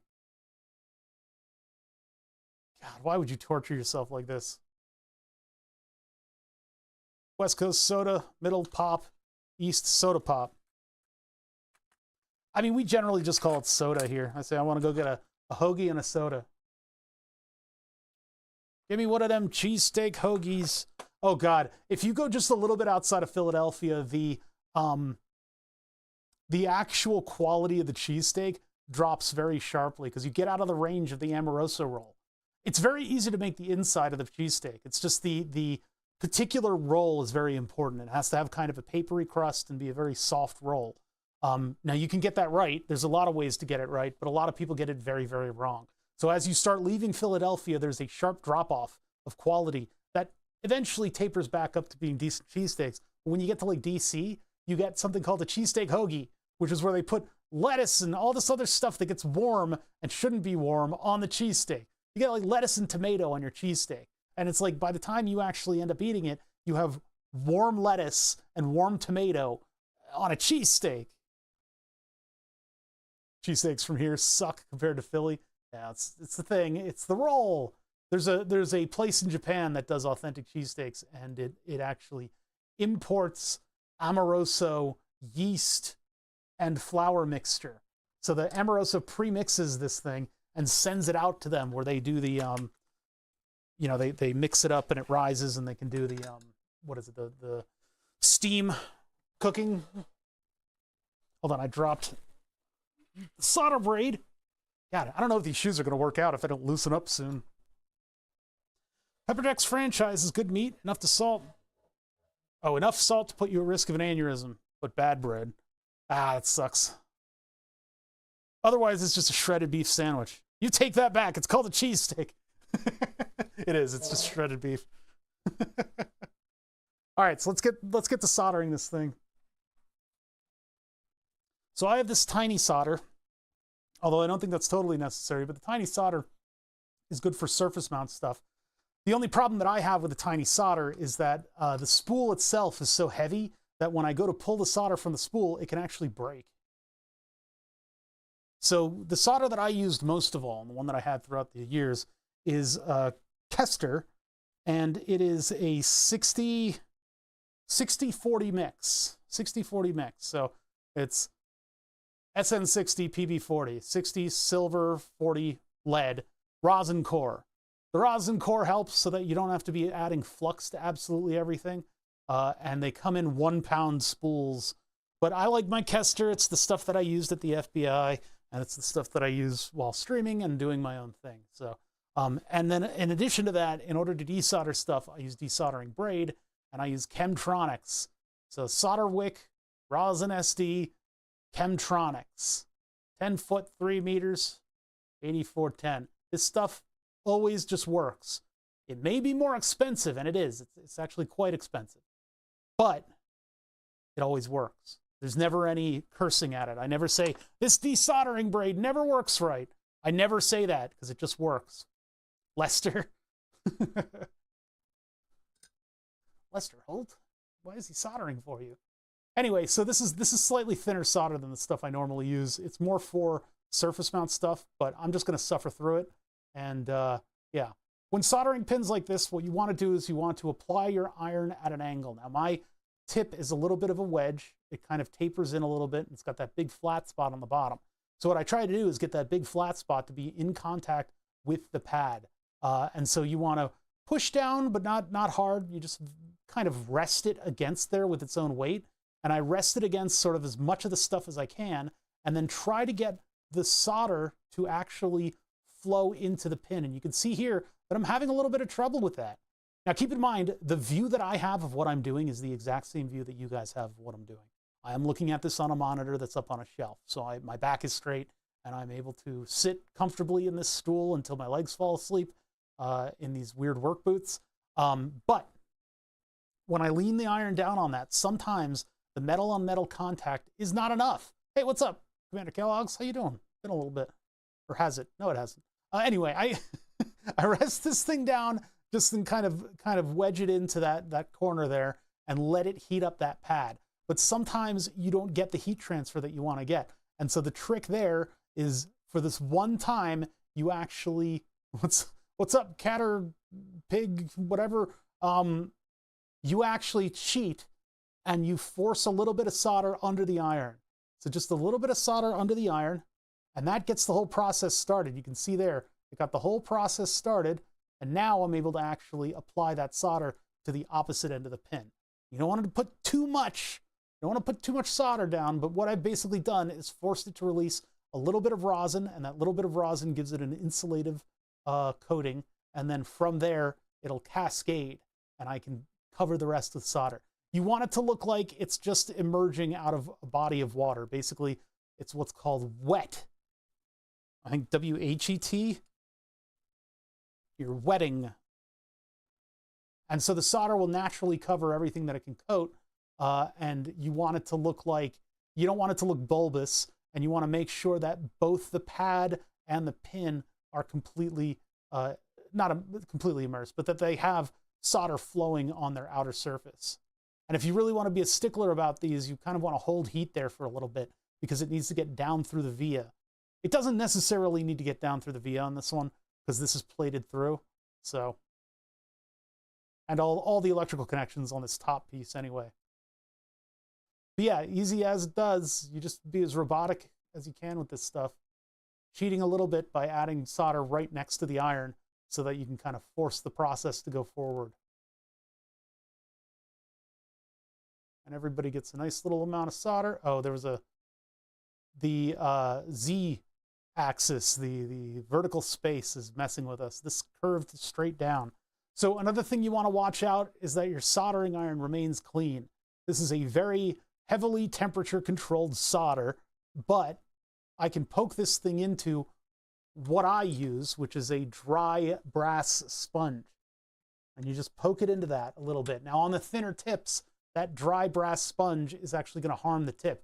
But if everything here remains molten, it'll basically just drag any debris off of this thing through mechanical means. This wedge tip is, of course, completely immune to being destroyed by the dry sponge. I loathe a wet sponge. Wet sponge does a very good job of cleaning soldering iron, and you get this nice, neat little pss, pss, but then you get like terrible, grody, dirty water in your shop next to your soldering iron, and I just don't like it. I don't like it, so I don't use it. I don't allow it anywhere in my shop. It has been a little bit, been busy with job application crap. How's things been? Good. I mean, our wheels have been spinning on a couple different projects, so. The wet sponge is the nuclear option. The wet sponge is like microwaving fish. Or broccoli. We had somebody in our office microwave dry broccoli, and we're like, dude, you gotta add some water to it. And he's like, no, I like it like this. We're like, we all know you do. We can all smell it. Why are you doing this? Why are you a terrorist? Stop doing an office terrorism. Don't microwave fish and broccoli. It's just the decent thing to do. All right, so now we've soldered this thing down. I love the wet sponge. I've brought an entire salmon into the office. You're going to go to a special ring of hell invented just for you. So here's our 16-pin SOIC breakout board. It's all attached to the board. Now all we need to do is get this one out of here, and we can begin to work with it. I should probably go get a bottle of seltzer, to be honest. I need some liquid at some point. Let's get all the pins detached from this thing, and I guess I could just do that using this tool. Aerosolized mackerel. Yeah, that's what they used to call me. Actually, I think it'll be easier if I just remove them from here, too. Or two.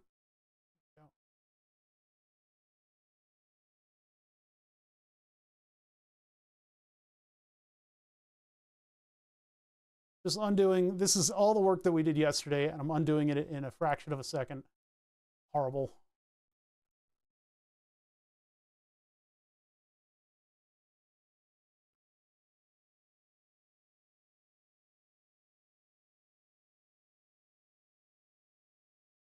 What's that? I couldn't figure out why I wasn't having luck with the brass, only to find out that it wasn't real brass. Weird. Yeah, you can get them specifically as soldering iron cleaning tips, or you can get them as like pot scrubbers. The dryness is so much better. It's so much better. And then eventually you have to clean all the little drippings out of it.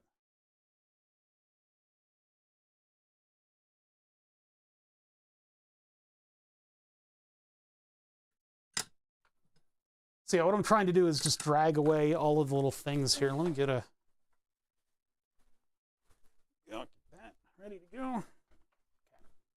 Okay. All right, so let's get the rest of this stuff out of there. Very small stuff. Very, very small stuff. Just hold that down to my finger here briefly. Just gotta hold that down to the finger so that I can get a little bit of... Go. Oh, come on. This is really cooperating, and I don't want to touch it because it'll burn me. Ooh, ow, ow, we can feel the heat off of that.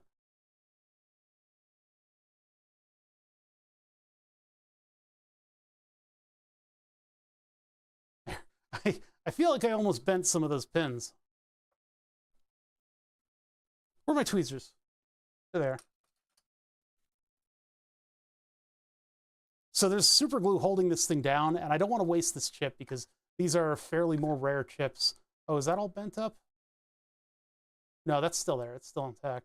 There's just a bit of solder on all the pins. So I really want to reuse this thing. So in the live bugging, I put a dollop of glue in the middle. That means that the edges aren't really coated in glue, so I can just work the tweezers on it and just kind of twist them back and forth. And it should break off the super glue, but it appears not to be. No, it didn't do it. How glued is this thing?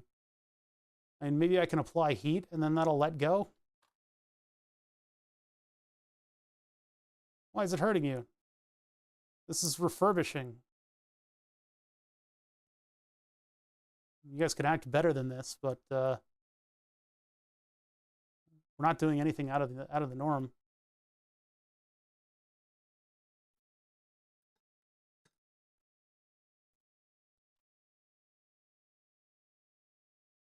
Well, yeah, the whole scheme of live bugging involves the Kapton tape. That's the whole point. I mean, if I just put this down directly, you'd short everything out. So you put it down on Kapton tape, and then you solder all the pins to your breakout pins. If you've got a chip that's like, you know, doesn't have an official breakout board, that's the way you got to do it. Like it or not, if you guys think this is super horrible and cringy, I can tell you right now it's not. That's how you scrap by. So we don't need that anymore because it was $9 for like a million of these things. So all we need to do is put this chip down here. And it looks like the super glue mostly came away from the chip. I guess we can try to peel up the rest of this stuff. We can try to peel up the rest of this stuff. This chip is, it's not that it's rare. It's just that I have to go through a particular supplier in order to get it. And so I don't want to waste these. No, IPA would not do much in the face of super glue. This is cyanoacrylate gel stuff, so it doesn't really care. It doesn't care about your feelings. So what I can do is scrape it with the knife, and I guess I can get rid of a bunch of this. The only reason I'm doing that is because this will affect how this thing sits flat on the breakout board. On the new breakout board that I didn't know existed. I didn't know they were so cheap. At the end of the stream, I was like, hold on a minute. And we Googled the breakout boards, and it turns out since I basically live with an Amazon fulfillment center up my anus, we were able to just order breakout boards that got here the next day. So I didn't stream yesterday, but at the end of that day, I got all of the breakout boards.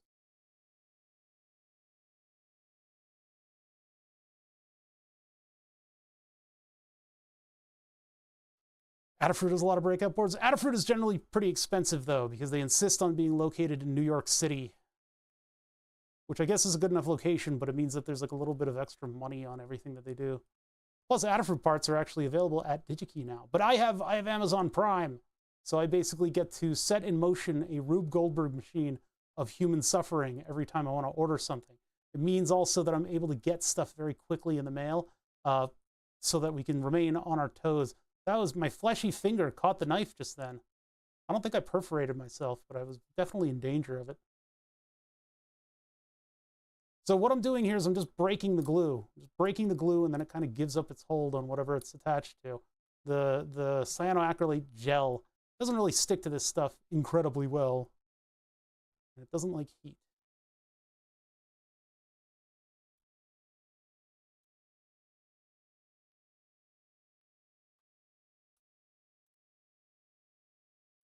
All right, that's good enough, I think.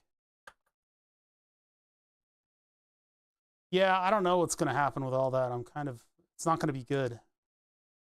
AliExpress, Amazon, all those services are going to end up becoming a lot more expensive. And I'm going to guess that this will be a great excuse for the cost of Amazon Prime to go up more. Bet I can't get sponsored Amazon Prime, all right? I could talk at length about how awesome it is to get the parts the next day. Are you designing a VCA? It's essentially, under the hood, it's going to be a VCA, but it's going to be a channel mixer, a stereo mixer, output attenuator. All right, so that's going in there. There's already an excess of solder on it. I could use hot air to do this, but I'm going to use the iron. I find it's a little bit more reliable. I've taken to just ordering from Ali. That's going to get kind of crappy too, isn't it? Yeah, Ali is more like you order something against your own personal attention span. And your own personal attention span is about half of the time it takes for something to ship. You order it, wait in the mail, stop waiting in the mail, forget you ordered something, and then it arrives.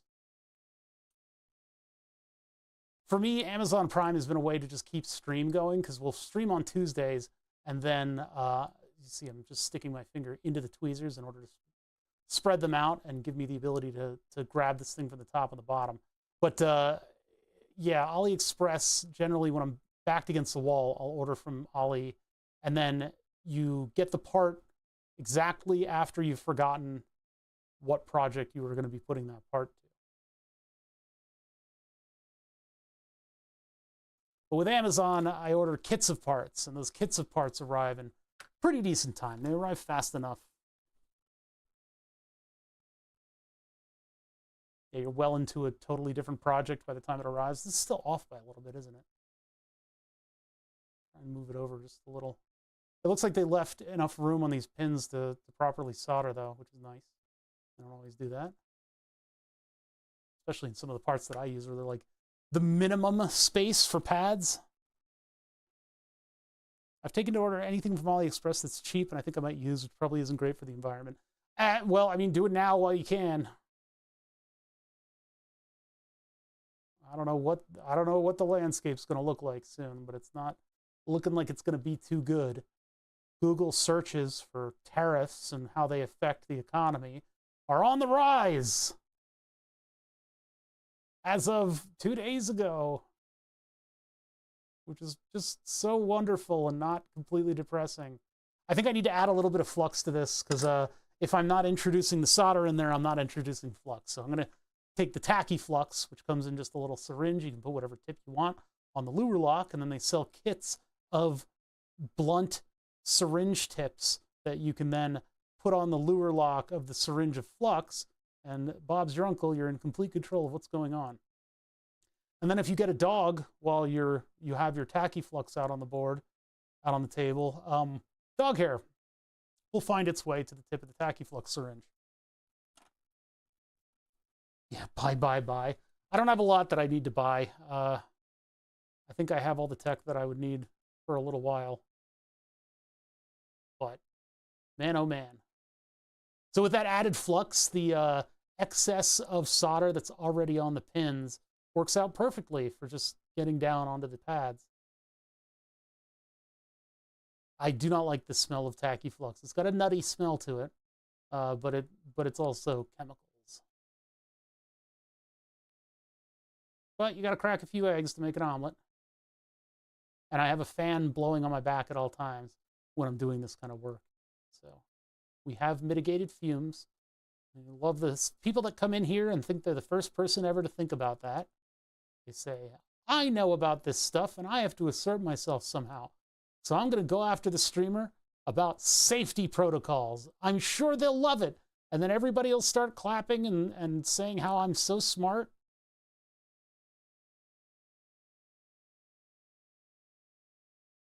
I'm so smart. Streamer, what about the fumes? Streamer, did you know that you should put a fan on yourself? Streamer, I know you've been doing this for nigh on your entire life, but you're going to die instantly if you don't put a fan on yourself. Streamer. You've literally drank from a resin bottle. It got under my nail. A little 3D printer resin got under my nail, and then it ended up in my mouth when I picked a little piece of peanut off of my tooth. Oh, it's just cracked a window. A little bit of active air movement is good to have. If the window, if there's like a breeze coming in the window, I'm sure it's fine. You just don't want that thing where the air kind of circulates around your body and it causes the solder to go right up directly in your face. Yeah, the UV resin tastes a lot like a very nice, what is it? A very nice Parmesan cheese in a decent olive oil, apparently. I got the same exact taste at an Italian restaurant that I got of that stuff. Wheezing after soldering? Yeah, I mean, look, if you're wheezing after soldering, I can definitely change up the strategies a little bit. Don't sit there and suffer something that's going to make you wheeze. I just put a fan on. That's all I really need. All right, so in addition to this, we're probably just going to need op amps. So this would be the voltage-controlled amplifier that we just put down on a breakout board. For the rest of the stuff, I have chips. I have through-hole chips that we can just test with. And then that power supply that we have down on the board right now is 15 volts. It's not plus minus 12. I think what we're going to have to do is plug into the module tester, or we can just go from the Agilent power supply with this thing. So let me get out my chippy thingies. Where are... Oh, let's put these away, actually. Let's put all the breakout boards away.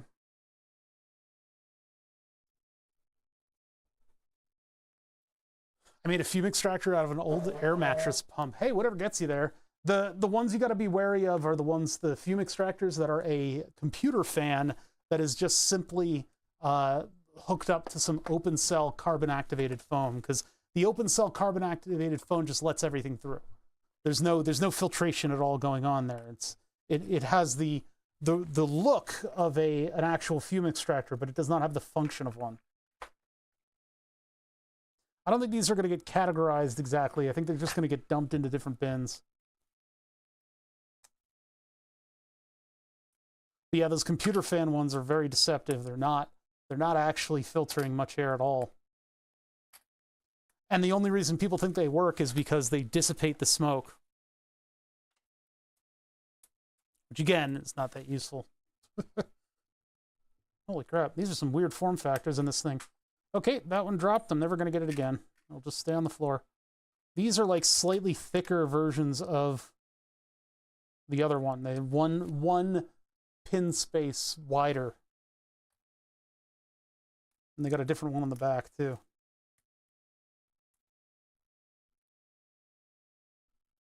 I can't break them all at once like that. Can't afford all that, and I don't solder that much. The professional fume extractors are crazy, yeah. They have about a cubic foot of activated carbon. They're neat. I wanted to get one, but they're like $900, $900. They're a good piece of safety equipment. In one of the shops that I worked at, since it was drop tile floors, what the guy did is he put in a central fume extractor that I guess it was probably near his desk. He probably shouldn't have put it near his desk. But what he had was these valves that you would open. So there would be a piece of hard, like whatever that fume extraction hood is, and you'd get it near yourself, and then you'd push down on this little, like, it was like a post with a washer on the top that you just push down on, and that would open up the valve, and it would also turn on the fume extractor at the same time. And then somewhere in that lab, there was the fume extractor's central unit. So multiple people could use the fume extractor at once.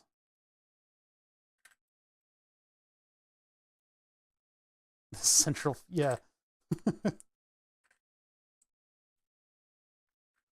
I gotta put all this stuff away. Sorry, I don't want to have another bin of crap rattling around. You know, where will these go? These will go here. Where'd that go? It just vanished. Whatever. Very little sense of organization for this bin. This bin has been kind of dwindling for quite some time. The components of the breakouts, I've been using it in stuff, and they've been kind of going the way of the wind.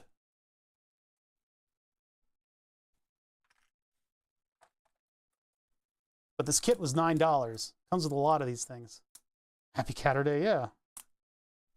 I posted a picture of Willow for Blue Sky. Hopefully people see it. Are you supposed to say Beesky? I post a picture of Willow on Beesky. Ah, comrade. I'm happy to have you here. Good to have some of you guys hanging out with me on the weekends. We don't do a ton of weekend streams around here, you know. I don't do a ton of them. I'm doing one this week because it's pretty much, you know, keep up the momentum of streaming every other day. Where are you going? Where go? Let's put here. It's going to be hard to find the older boards that are underneath this pile. But at least now I don't have to waste an entire day doing a little bug setup for these. They're going to build a new computer, going to cost about $2.3K. I would like to do so as well. I do not have the funds to build a new computer at the moment, or at any moment, to be honest. Oh, this is like the ultimate breakout. Look at this thing. Holy shit. What would you do with this? What would you even break out? Break out in hives. What in the hell? What are we even doing here? This is like a 6-layer board. Smart boards. Wait, did Rabaz make this? Oh my god. Yeah, I've got a 10,000 pin IC that I need to put down. Break out the i7. Not a single pin will be neglected. Jeez. This one I do not know what it's for. Some kind of a module. Might have been for a voice changer, but I don't have any of the other electronics, so I don't know. Let's just use that bin for this. I can put this in here. There we go. I got a lot of these. A lot of these, and these are the most useless one. If they included one of these in each kit, that would have been totally fine.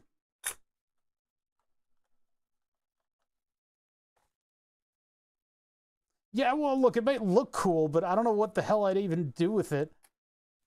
I don't, you know, where am I going to use this thing? I use those a bit? What?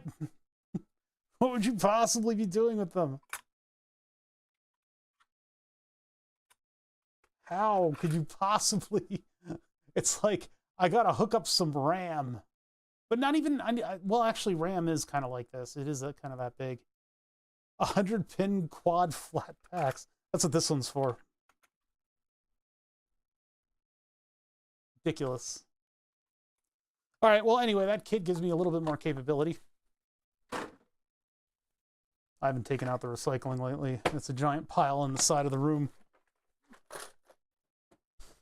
So that being said, now that I've done that little task, I need to find where my through-hole audio stuff is, and we reconfigured these bins a little bit when I started to get into modular synthesizers, and now I've got bins full of components, binders full of components, actually. Here's all my through-hole stuff. I have a ton of surface mount and very little bit of through-hole. So the TL074, these guys over here, I got plenty of them. Probably gonna need 2 of them, maybe more. The way to do that clipping circuit is with one. I've also got some other stuff that can be used with audio, but I don't think it's gonna be fairly useful for here. These guys, these big guys, where are we? We're by the capacitors, we're over here. What the hell this thing is? One of these big chips that I have like this is actually a volume control chip. It's like a whole audio thing that they used in order to make that brain scanner, because it would basically just replicate the voltage level. TL074. So the TL072, TL074, TL062, TL064 is just the number of op amps that are contained within the chip. You have a pin for positive power, you have a pin for negative power, and then you have 3 pins per op amp. One is the output, the other is differential plus, the other is differential minus. And you use those in order to create feedback circuits in order to make all of these different audio manipulation type circuit blocks. It's a big part of analog electronics. But the TL074 is a decently noise-free, for audio level, operational amplifier that's cheap and easy to find. So if we have a couple of those, we've got all the amps we could possibly chew on.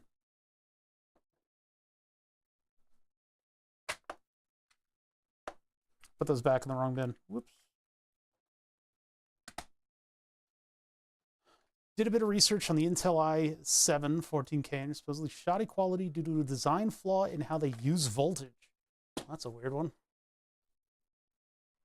Everybody's gangster until the TL072 makes it onto the breadboard. Now, these are pretty jelly bean chips.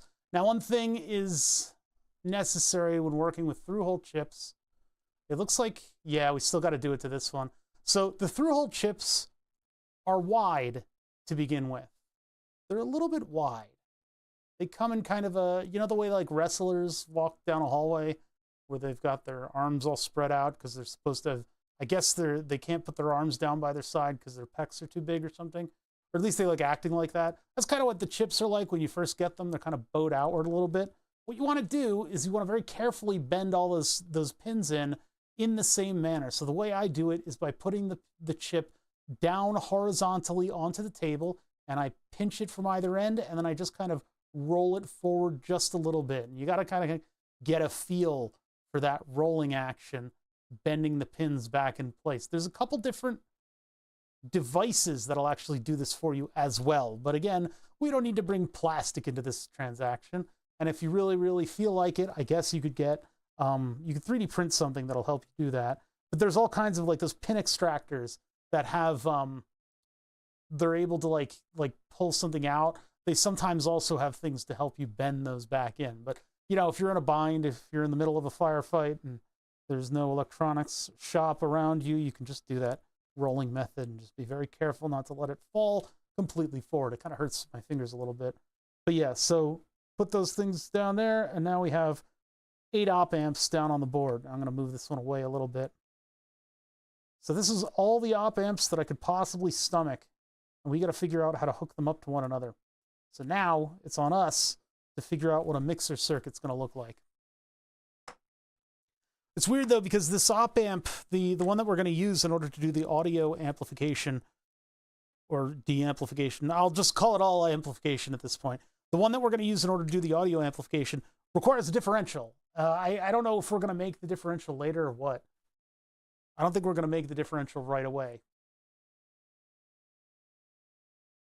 So the high fidelity headphone amplifier, what kind of an input does it expect? It said 2-to-1 in voltages. But yeah, high power output, Three key features make current feedback amplifiers outstanding for audio. The first feature is the high slew rate that prevents odd-order distortion anomalies. The second feature is current on demand at output that enables an amplifier to respond quickly and linearly when necessary without risk of output distortion. Okay, when large amounts of output power are suddenly needed, the amplifier can respond extremely quickly without raising the noise floor of the system and degrading the signal. It's not denigrating it, it's degrading it. Degrading the signal to noise ratio. The third feature is gain independent frequency response that allows the full bandwidth of the amplifier to be used over a wide range of gain settings. So that's all the stuff that we really want to use. This chip is the TPA 6120A2 high fidelity headphone amplifier. There's a lot of different headphone amplifiers out there. I'm using a headphone amplifier because the specific request was to have a headphone amplifier. I want to have a headphone mixer and amplifier. And so I was like, well, the easiest thing to do without me having to look up a lot of stuff is to find something that's specifically for headphones. So that's the idea behind this. I don't have this chip on hand yet.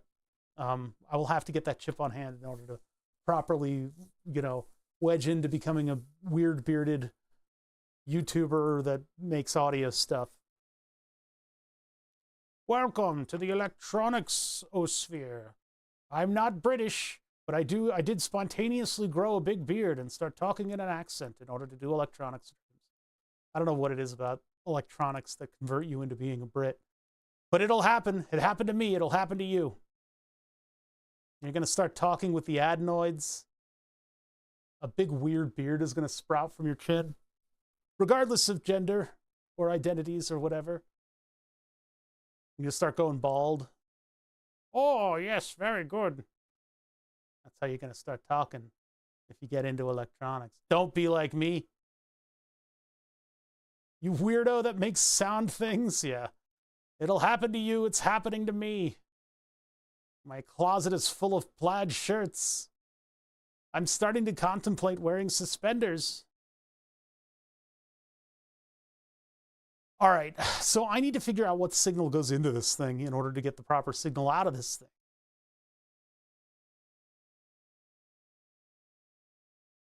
I know they're not explicit in this, but proper board layout is crucial. We're not going to worry about that. Independent power supply is not going to worry about that. From an over system, power supply 3.3, stereo differential inputs. DAC is differential.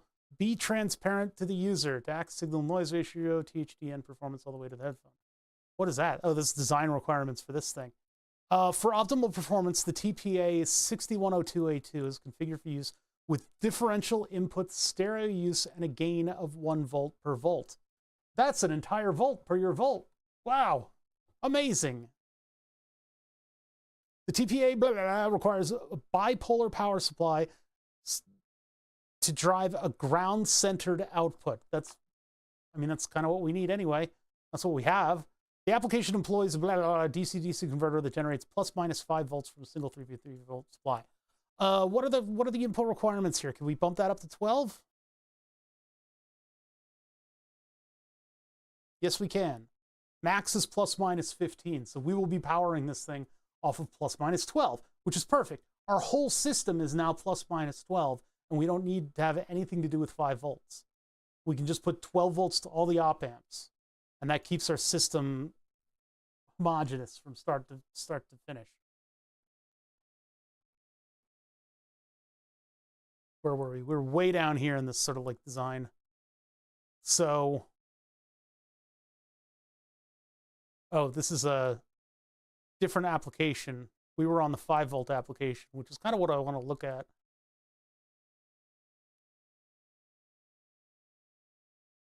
Oof, there's a lot going on here. This is a lot of data sheet for me to get through. Our bipolar power supply to drive a ground output. So we're doing plus minus 5 volts. Configure 1 volt root mean square output so that the clipping is avoided should the 3.3 volt power supply sag. I don't know what that means. 1 volt RMS, huh? No DC blocking capacitors required between it and the thing. Resistor values around the TPA blah blah blah of 806 and 39.2 were found to offer the optimal conditions of signal noise ratio and whatever THD is. 1K resistors for input and feedback, and 10 ohm output.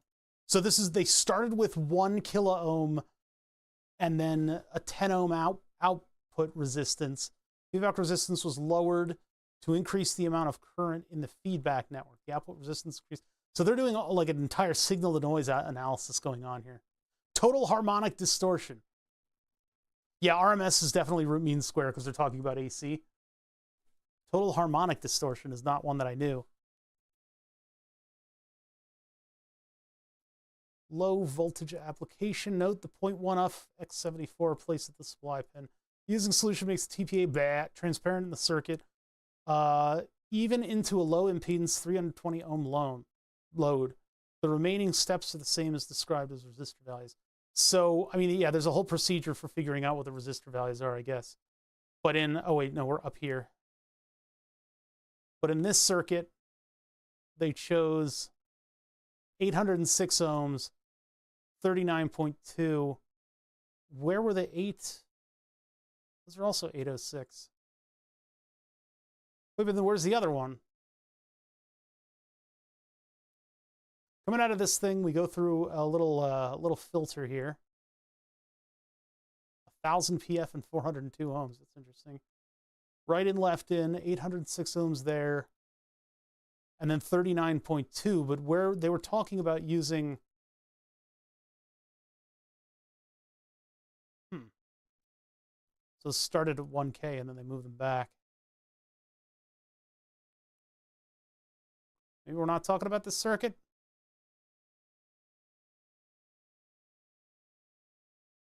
806 and 39.2 were offered for optimal conditions, and then a 10 ohm output resistance.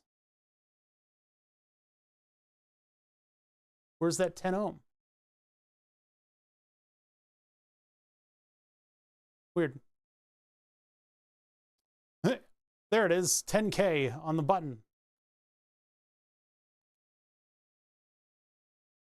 Weird. Okay, all right, so that's one scheme. The 12 volt scheme was the one up here, the previous example that we haven't read yet.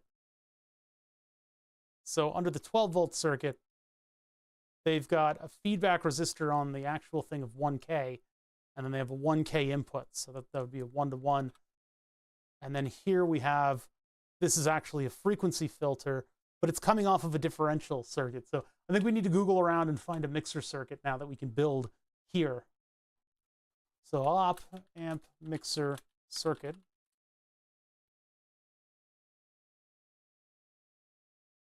So some places you would do stuff like this. In our case, we need to actually have a mixer that's going to be using one control for two different isolated things.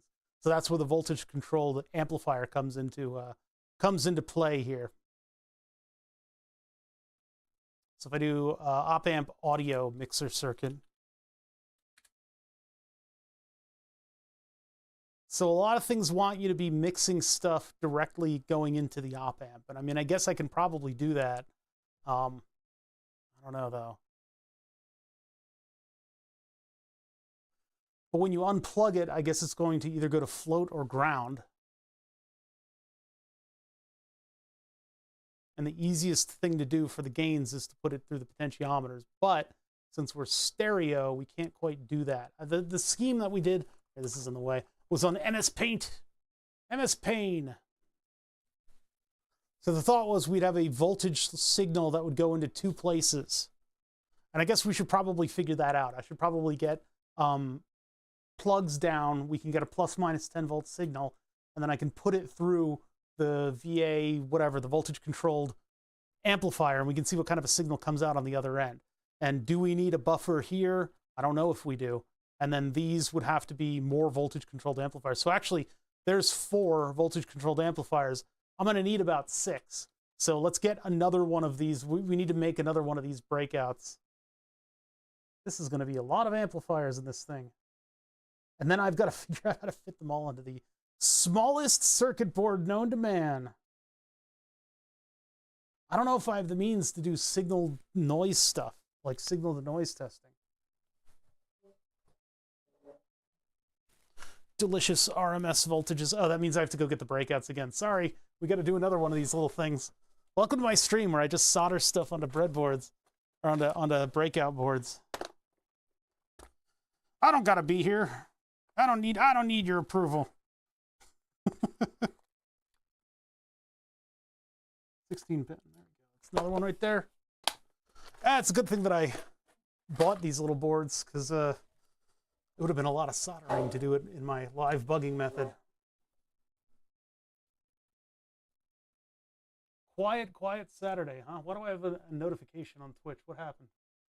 An offer for chat. Now sub and gift sub purchases before October 31st, 12 p.m. Pacific time. Unlock 3 months of Discord Nitro. Oh, hell yeah. So if you guys want Disco Nitro, look for whatever the fuck, what that promotion is. New sub and gift sub purchases.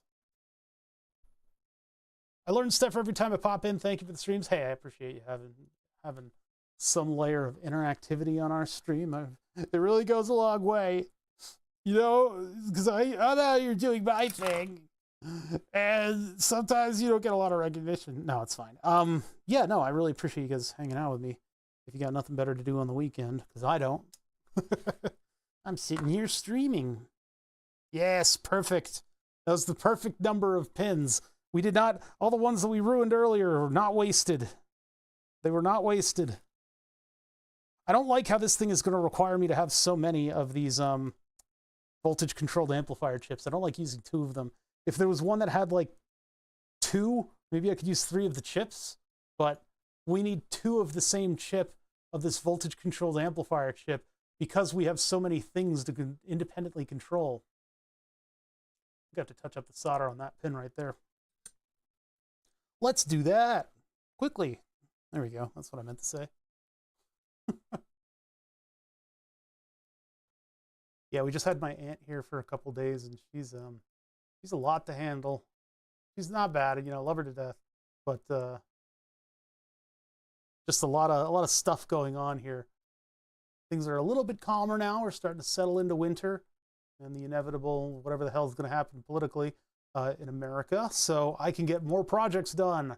I need to start waking up earlier and getting down to the designs that I need to do and start committing all of the stuff so that I can have more progress per stream. More stream for your stream. Progress is good. I need to make some.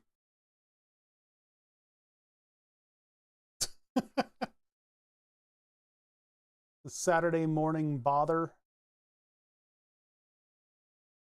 Aren't Saturday morning cartoons no longer a thing? My whole generation was like the last one to have that. All right, this is the cool audio chip. Unceremoniously dumped. Oh, unceremoniously dumped. These all come from Cabin Tech. Cabin Tech sells these parts. These are slightly more niche audio devices. Close that aperture a little bit now that we've got more light. Flashbanging my audience with this. Yeah. That's more volt per volt, more stream per stream. I should like open up somebody else's stream and put it in a little corner window.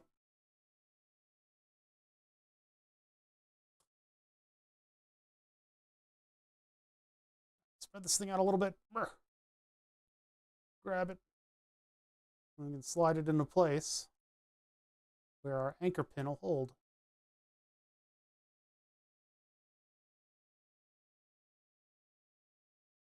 There we go. Okay. Whoop. Oh, I forgot to solder the whole breakout board down. That's all right. We'll do this first, I guess.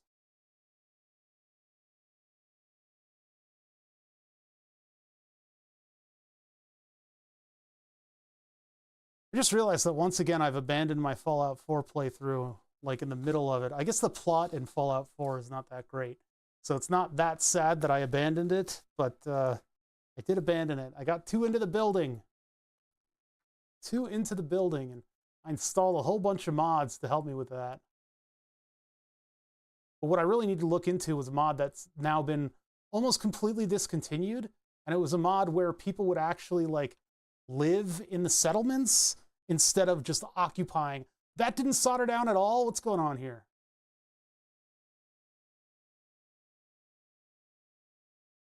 It was a mod where people would actually like live in the space that you give them. So instead of it just being this static thing that they would just like walk into, instead they would actually like, you know, they would put items in drawers and stuff like that. Couldn't continue with Fallout 4. It was so dull. When you get to the like base building stuff, that's what really distracted me because it was a completely different game at that point. It was a matter of shuffling stuff together in order to make the space you wanted to make. And that was just a different game. Like that was a very Rabaz style game of, you know, do the crimscrams. And then my latest Fallout 4 playthrough, my goal was to make it into Fallout 2. So I modded in all of the Fallout 2 guns I could, including the Bozar, which I guess the Bozar went into, not the Bozar, but the Pancor Jackhammer was a DLC apparently. So when I went to go mod it in, I wasn't able to find any mods with it. And I was like, oh wait, it's just a thing already.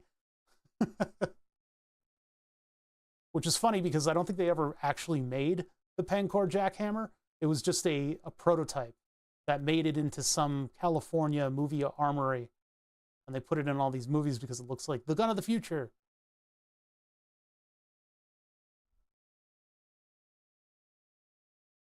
Fallout 4 couldn't align the building tiles with the world tiles exactly, and it drove me nuts. Yeah, it was all about like what is it, overlapping all of your edges and stuff.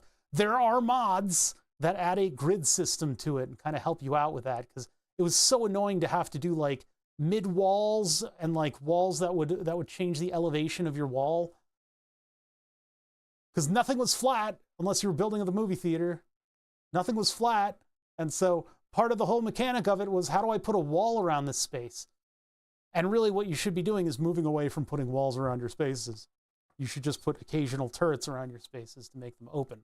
And that keeps everybody from colliding with everybody else. But it also exposes your settlement to people coming in and screwing around. But yeah, a little bit more flesh around those mechanics would be very nice. I guess we're probably not going to get a Fallout game until we're all dust in the ground and dead, given the way Bethesda releases stuff. And I couldn't really get into 76. I started, like, I have like a couple hours into 76, but I couldn't do it. I just couldn't do it. I still own it. I could probably buy it eventually and buy some lightwood laminate. I did all the building I wanted, but then I got bored, and yeah, that alignment drove me insane. Yeah, and that's kind of what happens every playthrough is I'll do a little bit of the plot, I'll do a little bit more of the plot than normal, and then I just end up building for the entire rest of the time. I've hundreds of hours into the game, and none of it is actual gameplay, even though they put a whole lot into that. Like the FPS part of the whole RPG's gameplay has been gone over quite a bit, and it feels very nice in that game. But what's the point if there's no game behind the game? You know, there's plot there. It's definitely plot. And I always feel bad because I go around and I collect all of the companions and drop them off at my settlement, and then all they do is wander around going, hey, you wanna like go on an adventure or something? And I'm like, no, I have to get this light positioned exactly in the right spot.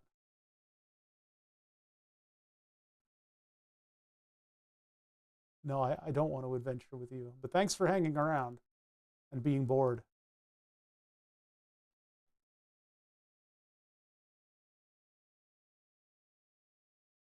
Then I finally, like after however many hours building the settlement, I finally figured out how to do wires properly using the wire ducts.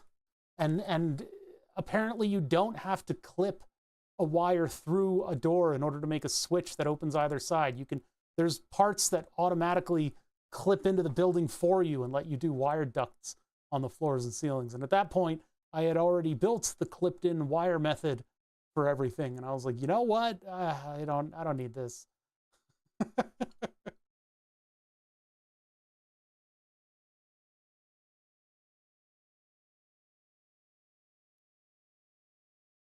Yeah, no, not clipping wires in real life. Clipping isn't a thing in real life. You can't clip the models together in real life. That doesn't work. It just doesn't work. All right, we finally have both of our amplifier circuits so we can get this thing to testing. Next, I need to find my 3.5 millimeter inputs and potentiometers. Clipping is a good hip-hop band. I have never heard of that. I have never heard of that. And I will continue to not have heard of... No, well, no, I can't. Cat's out of the bag on that one. I can't go back on that. All right, let's see here. So my little helper circuits for audio stuff. What am I running into? Thing here.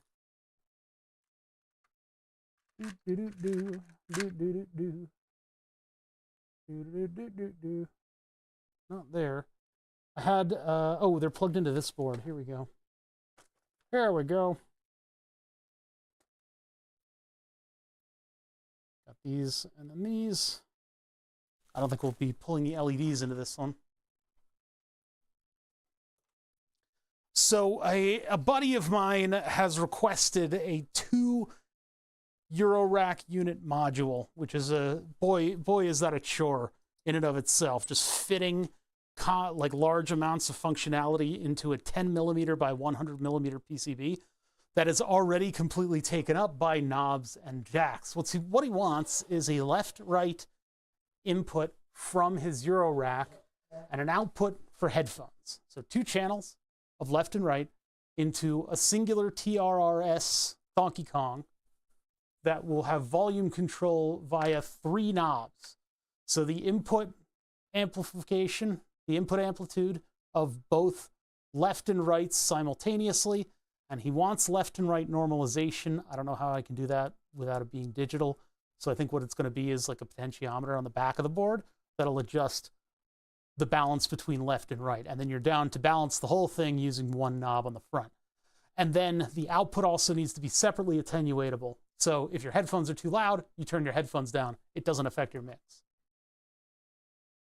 My main issues with Fallout 4 was over the abundance of power armor.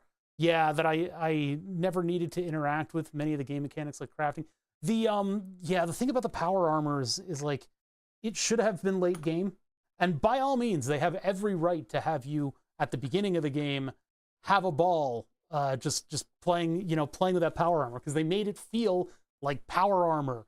Traditionally, Fallout 2, I was a big Fallout 2 player. I didn't play Fallout 1, but in Fallout 2, you really want to get to the power armor training that allows you to get that power armor. So most of my playthrough was geared intentionally towards getting into a set of power armor, and then you never needed a power supply for it because it was supposed to be powered by thermonuclear means, which have an infinite well of power forever. Bethesda then said, well, how do we limit their use of the power armor? Let's make the power supply run out. And if the power supply runs out, that means there's an item that you get in game. That's the power supply. You automatically know how to pilot power armor. We put so much into the mechanics of it to make you feel like you're in a tank. And they succeed completely, except for the fact that the machine gun was small. If it was big, they were saying one of the big mistakes that they made was not making that machine gun the size it was supposed to be. It was supposed to be that you could barely use it if you weren't in power armor. So it wasn't this tiny little gun on your giant mech suit. It was supposed to be this big, like, imposing assault rifle that was associated with the tank that it was attached to. Anyway, they fixed that for the TV series, which totally makes sense, but it never got into Fallout 4 at the time. But what they should basically just make, you can't use this, it's too heavy. So anyway, in Fallout 4, they had every right to put you in a set of power armor that early on. I think that was amazing, because 99% of players are going to play the first 2 hours of your game and then drop it forever. Reviewers are going to review it for a couple hours. They're going to let go of your game. So you want to front load that game with something that's going to make them go, holy shit, this thing is awesome. And they did. They did a great job of it. It's only that they populated the world with a few too many of those power supplies. Make it a craftable item, and then have the items that you craft the item with be plentiful. But if you make it a high skill craftable item, you can limit them severely in the world. And then it would be down to, basically the weaseling that I do, where I have to pickpocket the power supply out of the power armor and then run away with all of my fuel. Because yeah, you were able to amass those things way too quickly in the game, and I think that did affected some of the difficulty of the gameplay, because you could, once you got power armor initially, like you played around with it at the very beginning of the game, and then when you start finding it around the world, you start finding power supplies, and you just amass all that stuff, and then you're like, oh, now I can just get in here and never get out of my power armor. And then everybody around you goes, that power armor definitely smells like piss, but I'm not going to say anything about it because that's the guy in power armor and he could probably break me. But it definitely smells like piss. I mean, you've been wearing it for 35 hours. You sleep in the damn thing.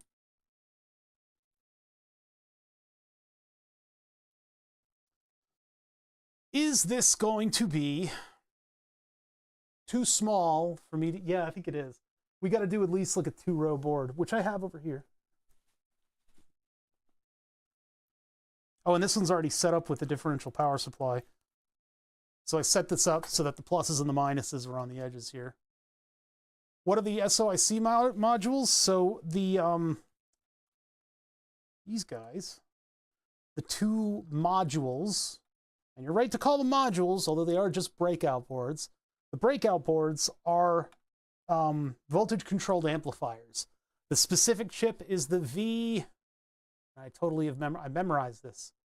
I've memorized this. This is a chip that I've memorized because I know it. I just know it in my heart of hearts that it's the V2164 voltage controlled amplifier. And I got it from Cabin Tech, who sells all kinds of chips like this. Cabin Tech's a great place for these sort of weird chips that make up these modular, the Eurorack stuff. Eurorack stuff is done a little bit differently because everything is voltage controlled or current controlled. Everything is like controlled to the control signal in Eurorack. And so you get some weirdo things, some weird chips that power your stuff.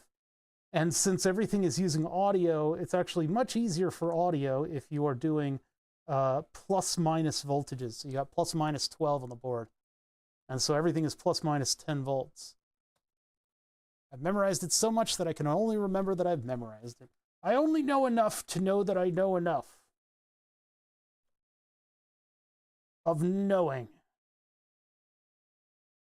Knowing that I know is enough known that a known... Carry the one. I forgot what I was saying. All right, so we've got 2 potentiometers on the board. We've got 2 inputs. We have more op amps than you could shake a stick at. And I think that means we're able to actually start functionally putting together a circuit. Now, what circuit are we putting together? Well, our audio input is coming in from plus minus 10 volt Eurorack and anything under the sun, right? I don't even know how you guys do it. There's so much to know and learn. Knowing your limitations and where you should know something is also helpful. Immersing yourself in this kind of stuff, you eventually, I guess through osmosis, you kind of know of stuff, and doing it, actually putting stuff down onto a board is very, very helpful. That's what we're doing right now, and we're just going to play around with this stuff until we get something that kind of functions the way we think it should.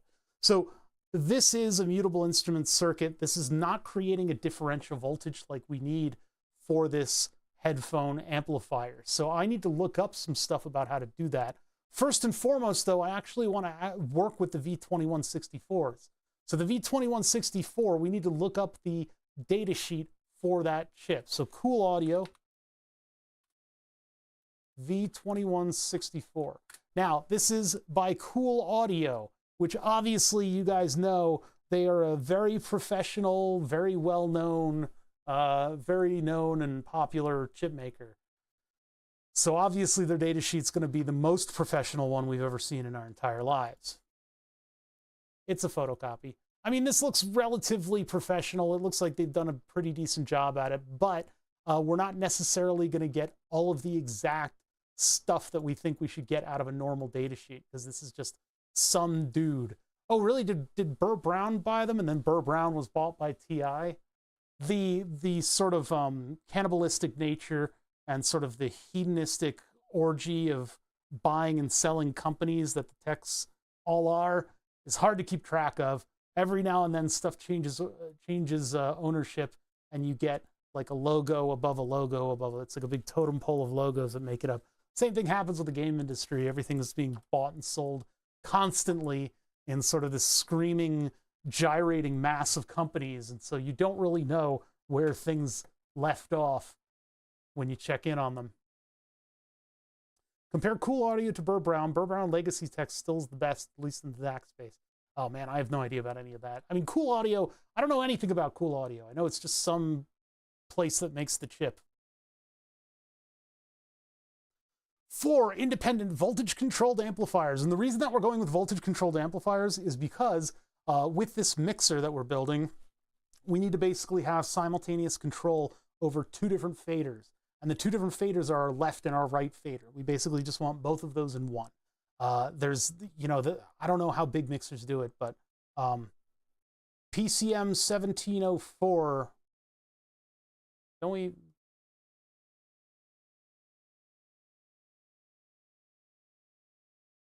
This one is the TPA 21602. PCM 1792. It's slightly different. The card that they want this thing to run off of. What is the, I think I've heard of PCM 1704. Is that one of the transconductance amplifiers? Just another precision 24-bit analog digital converter. This is just not what we need at all. This is not something that I can use in this circuit because this is an analog circuit. Yeah, we're not doing anything digital here. But what do they have over here?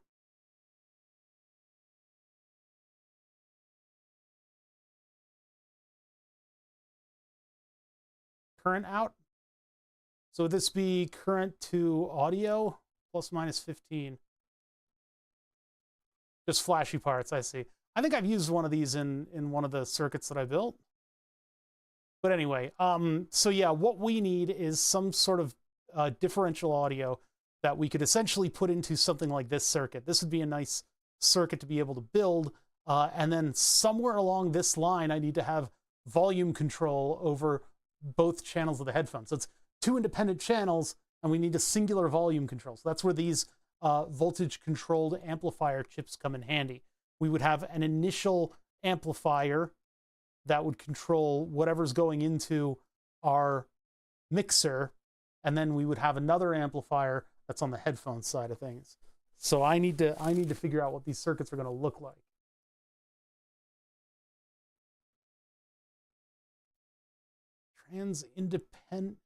Transimpedance amp. It's basically the highest quality DAC you can get from a chip. Okay.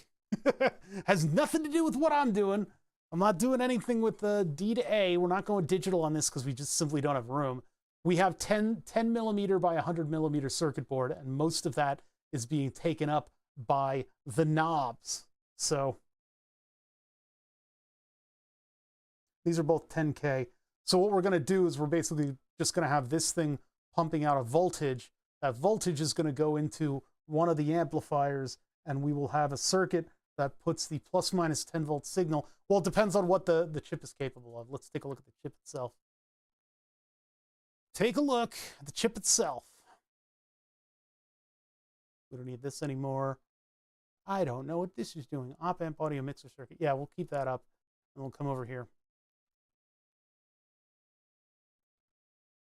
So, 4 independent voltage-controlled amplifiers in a single package. High performance, 100 decibel dynamic range. And then this is a... Hold on, Gunhead told me what this was, and I immediately memorized it forever. Total harmonic distortion. 0.02% total harmonic distortion is provided. Very low cost for VCA, resulting in excellent flexibility and ground referenced. 33 millivolt per dB control port. The V2164MND will operate at a wide supply voltage, don't care. The V2164MD is capable of many applications, remote automatic computer volume controls, electronic, sonic, something or others. We got nukes, we got plasma rifles. Let's see. So spatial sound processors for high performance, blah, blah, blah, blah, blah, blah, blah. Okay, cool. So, I mean, simple enough. We give it voltage, we give it ground, we give it that mode pin, and it will be able to adjust based on VC the amount of current that's coming out of the amplifiers.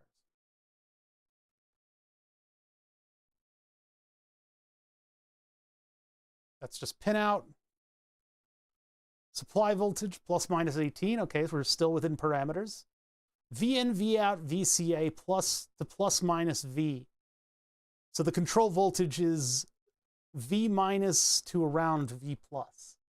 Interesting. So we can go from negative 12 to positive 12 on that control pin, which means that we can put this into just a voltage mode.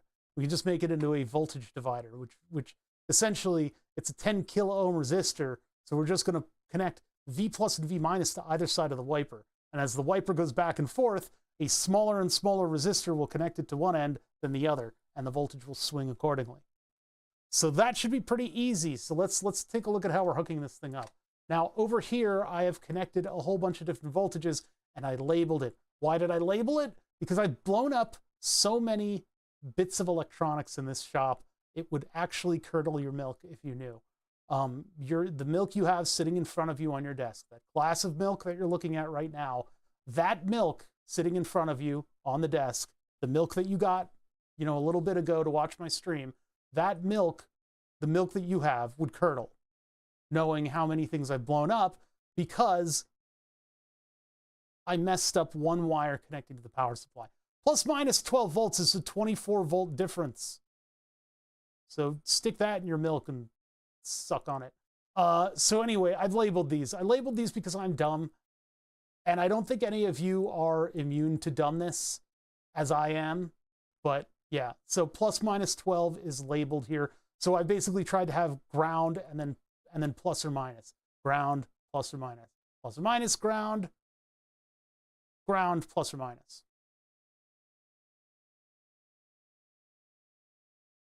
No project is complete without a burnt chip on the fingertips, a fried chip and a burnt fingertip. Yeah, well, my moderator, one of my moderators, who's I guess moved on with his life, but one of my oldest moderators, OctoJ, oldest subscriber, OctoJ, got really annoyed with me poking chips with my hands because I would be like, "Oh, is that one hot?" And I go, "Ah, ooh, yeah, it's definitely hot." So he actually helped fund the thermal webcam that we have. And so we can see when all of our electronics start to actually heat up. Yeah, believe it or not, I've had moderators historically in this channel, in this stream. We generally don't need them. You guys are very well behaved. Power and ground. Let's hook everybody up to power and ground before we start throwing circuits around. So for that, I need just a cheap jumper wire kit for breadboarding. Now, I am going to stand up and go get it because I haven't stood up in a little while. Don't sit for extended amounts of time, chat. I'm actually going to go to the bathroom and then I'm going to get a glass of water and then I'm going to come back to this stuff because the stuff we do here requires us to sit for extended amounts of time. The only reason I moderated Flatulent Gonad was because he moderated me on his channel. So I figured I'd just return the favor. Well, plus I know him and I don't really know you, Groovy, so I'm pretty sure that you're... Actually, no, Groovy Something is not allowed to be a moderator of this channel because he moderates literally every other stream that I watch. So he's actually not allowed to work here. I put my new lab on a sit-stand desk. These are 30-inch tabletops, so I can either plonk my ample rear into this chair here. These stools are from the 1960s. They actually belong to my grandfather, and he used them in his bar and in his old shops. So now I have a bunch of these stools. We refurbished these with threaded inserts. Now they're pretty rock solid, but they're old. The whole point is that I'm not supposed to be comfortable sitting here. I want to be desk height, and I can plop my rear into this thing for a decent amount of time, but I don't want to be totally comfortable. And then I have to wear shoes, because if I don't wear shoes, the tops of these stools actually hurt your feet. So I have standing desks, so I can just get up and move around. And I encourage you guys to do the same because blood clots are insidious. You just don't want them. Set up. Let's do, oh no, that's in overlays, and it's rack view. So that becomes a little bit more clear.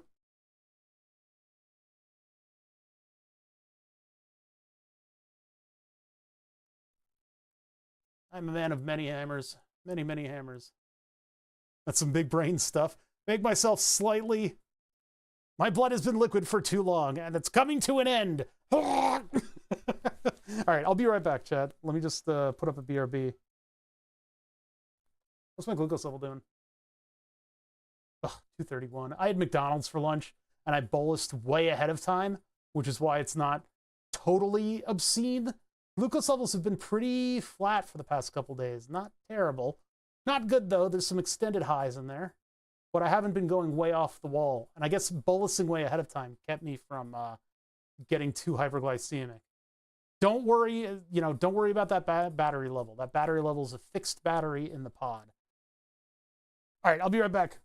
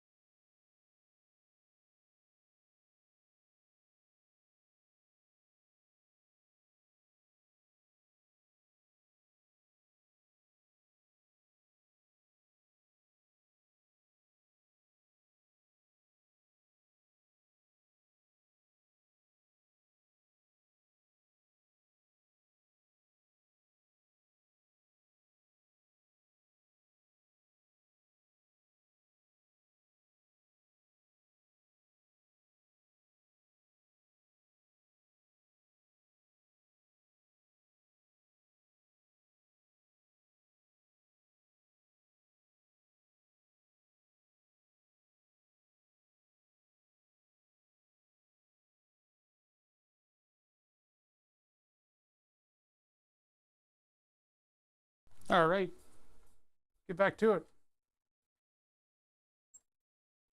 Yeah, I eventually want to make the Furby respond to channel points, along with a lot of the stuff over there. I would like to, I don't know, maybe I should just buy some VU meters and have all kinds of like stuff that's synced up to the audio that you guys hear.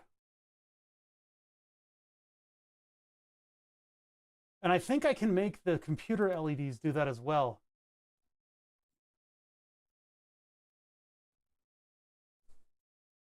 I think I can make the computer LEDs do that. I need to hook USB up to that little controller that does the Twitch TV bother sign, as well as the splash RGB that's on everything. Although, yeah, maybe I should make those face outwards a little bit more.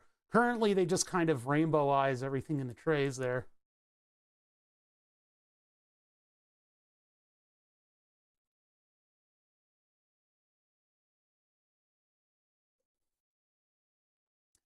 That was tap water, too. I think I was thirsty.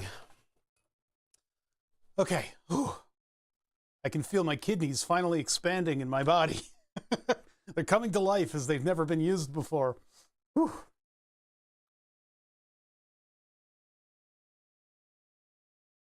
What do you have?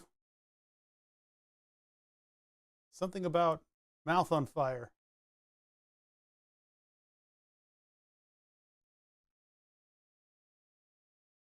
Okay, hold on. I'm burpy.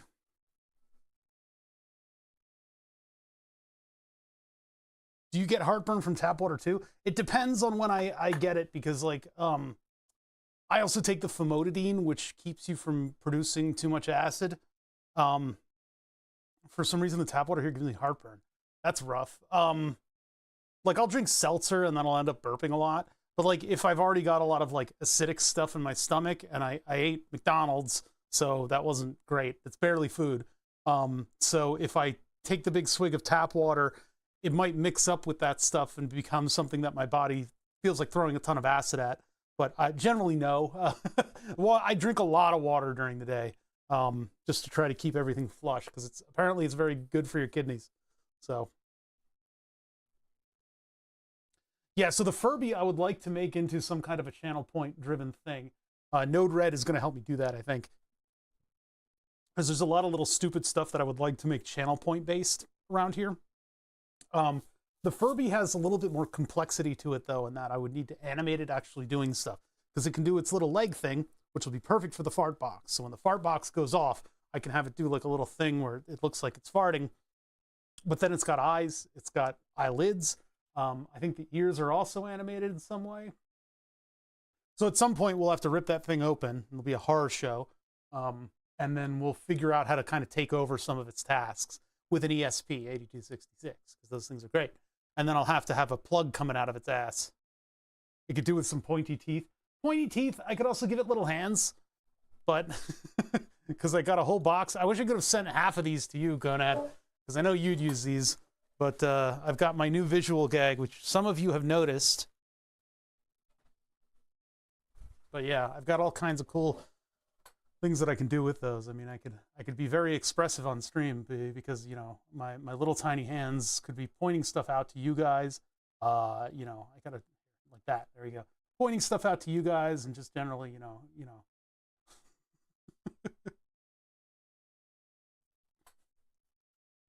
So yeah, in the shop, I need to utilize all this equipment that you see here.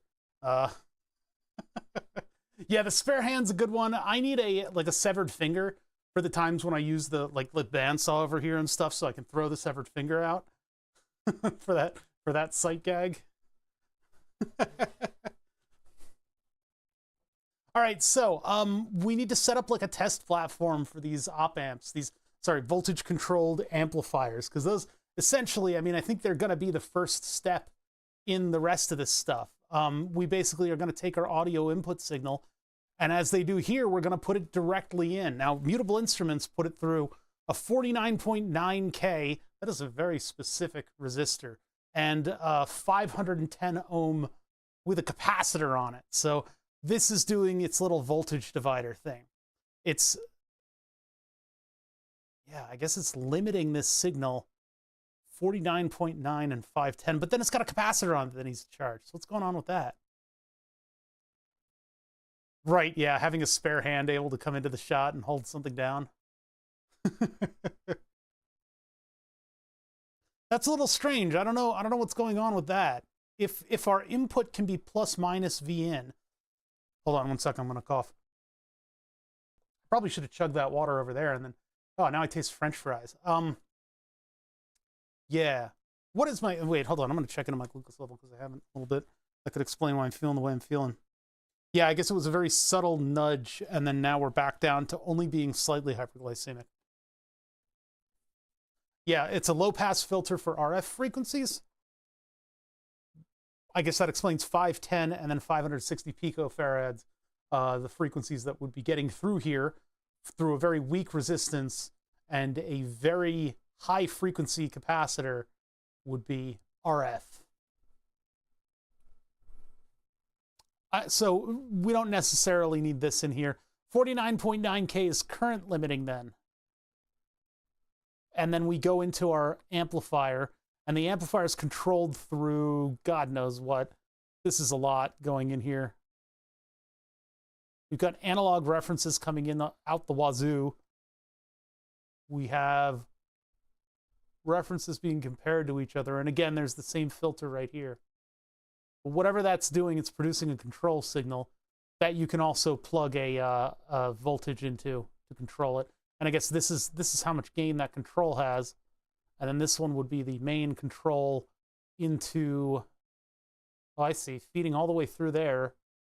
Yikes. We're not going to need anything this complicated because we're basically just going to have two voltage levels. So I guess we're going to throw 50K from our input to the amplifier and then take a look at what comes out the other end.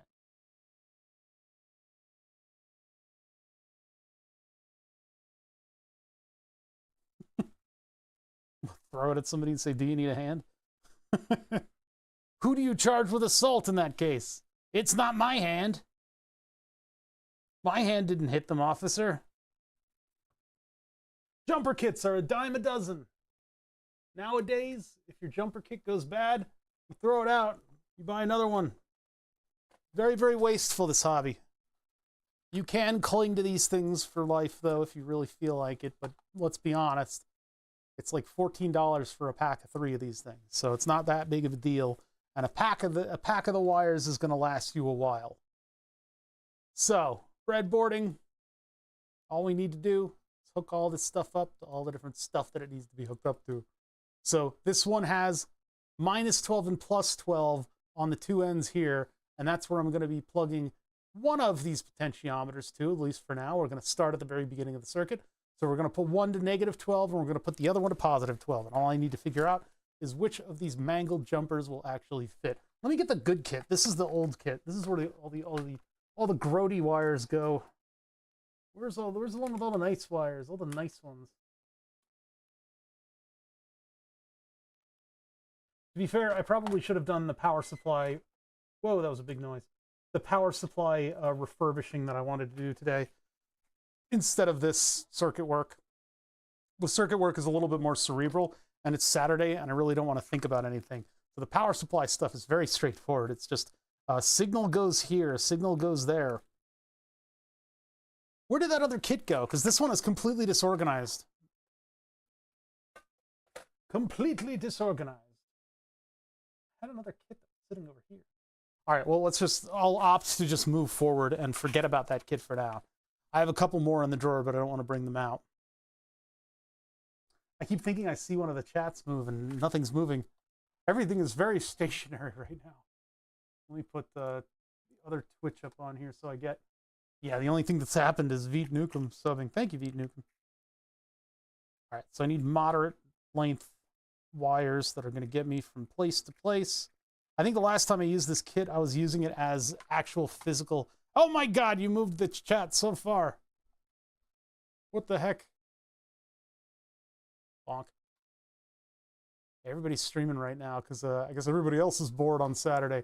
We're starting to settle into the winter season, so everybody's kind of doing their thing. So if I'm going to go to -12, this one's going to go from here to here. There's weird markings on potentiometers that indicate the direction that they go in. And I've never gotten the hang of that. I need something way shorter than red.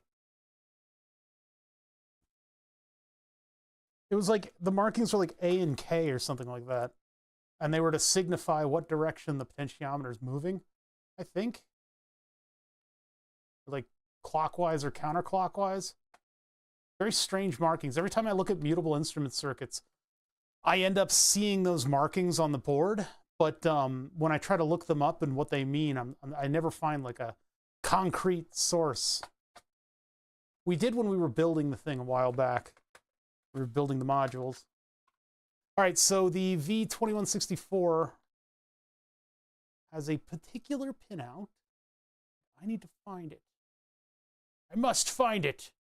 Pin 1 is mode.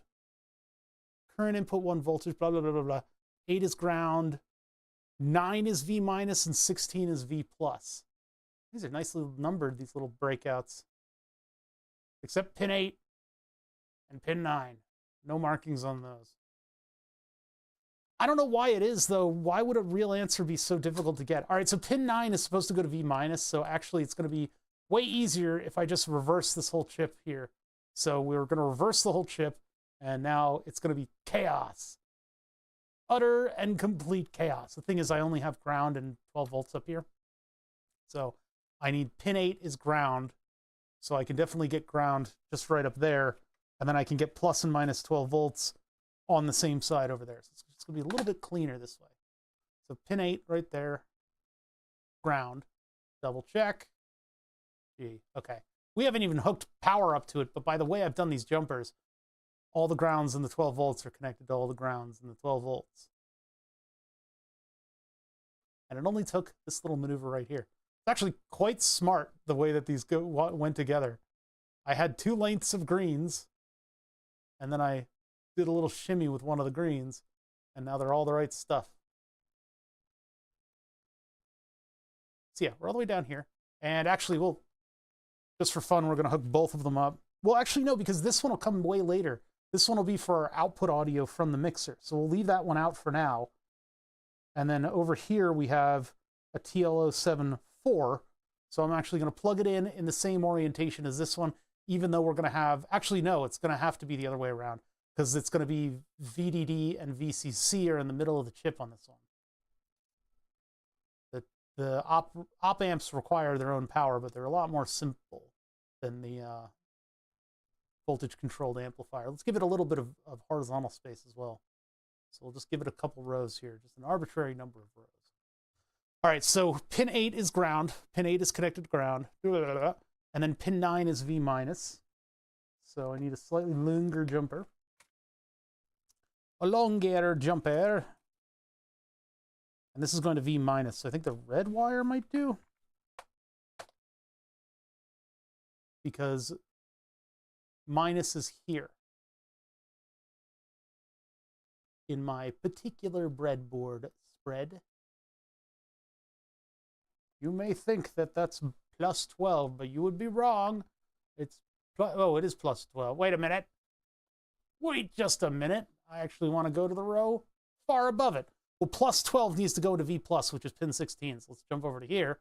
And now I'm suddenly doing the right thing again. They'll never know. All right, so there's that. And now this one needs to go to here.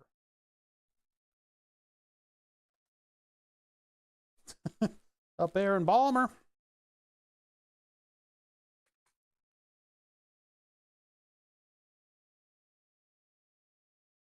That way up, left is positive if you want them the right way around.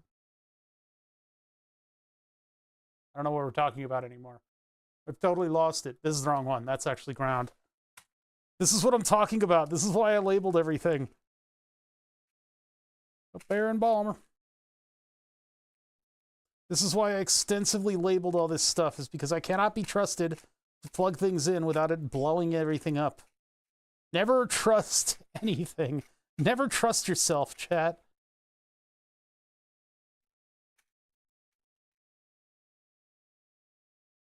That one might work if it's not a bent pin. I think it needs to be a little longer than this one, though. Never. Just don't trust yourself. And remember, you are the softest thing in the shop, right? But you're also the only thing in the shop that heals. You know, that work, the thing you're working on, that's not going to heal. That can't. It can't. It's just a piece of metal, right? So if anything goes wrong, you're not only soft, but you're capable of healing. And it's on you. It's your duty to make sure that the least amount of profit in the thing that you're creating is lost during an accident. You know, you'll get better eventually. That workpiece is never going to heal. Throw yourselves into the machines is what I'm trying to say. Okay, I'm missing the appropriate length jumper in this, because this is all the dregs of the kits. I need to find the actual jumper kit here. This work can be kind of a little bit slow and ponderous if you try to work neatly, which I do. So I'm going to find a proper wire kit over here. That's right, the least trustworthy person is yourself. Everything is your fault. You caused all of this to happen. It's on you. Welcome to my Feel Bad channel. God. Self-help. This is well, no, I'm not going to describe it like that.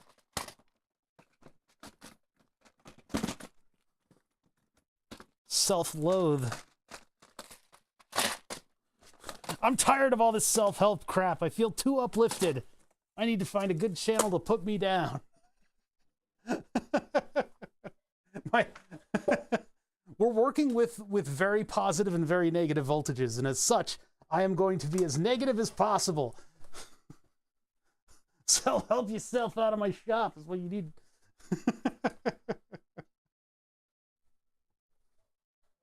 Take back what you deserve from the universe. The toxicity will set you free. All right, so we need a slightly longer jumper, and this one's kind of in the dregs too, but it'll eventually. I have to self-help scanning my groceries now. That's a good one.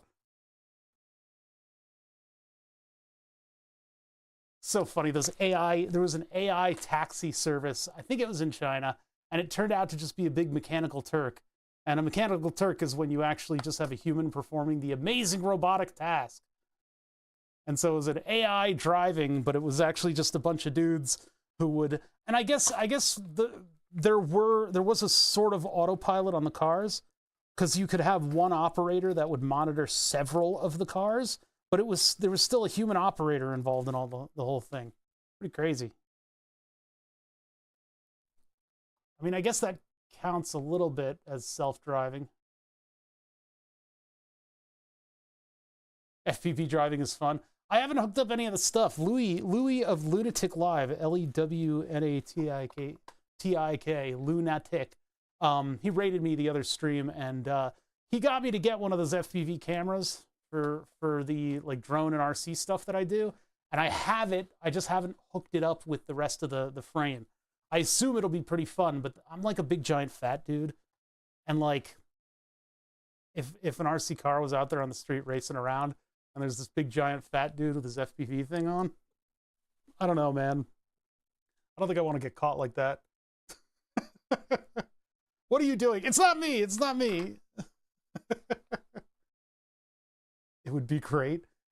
Listen, I know what it looks like. I know what it looks like because I've seen big giant fat dudes doing FPV stuff. It wouldn't look good. It would, you know, this guy right here is, you know, I gotta watch out for my face. No. TL074. Data sheet. I just want to make sure that my pluses and my minuses are in the same spot that I left them. So we're just gonna look up this data sheet real quick. It's not stupid to look up a data sheet that you should have memorized. It's not stupid. Get over yourself. Get over yourself. I've had other electrical engineers shame me over not memorizing stuff like this. Motion detected at the front door. When my dog hears that, by the way, she starts barking. Does anyone say it's stupid? I literally just got done saying that I have had other electrical engineers shame me based on forgetting stuff at a data sheet, because I'm not that smart. I'm not that smart. I'm just charismatic. It's the only reason I have a Twitch channel.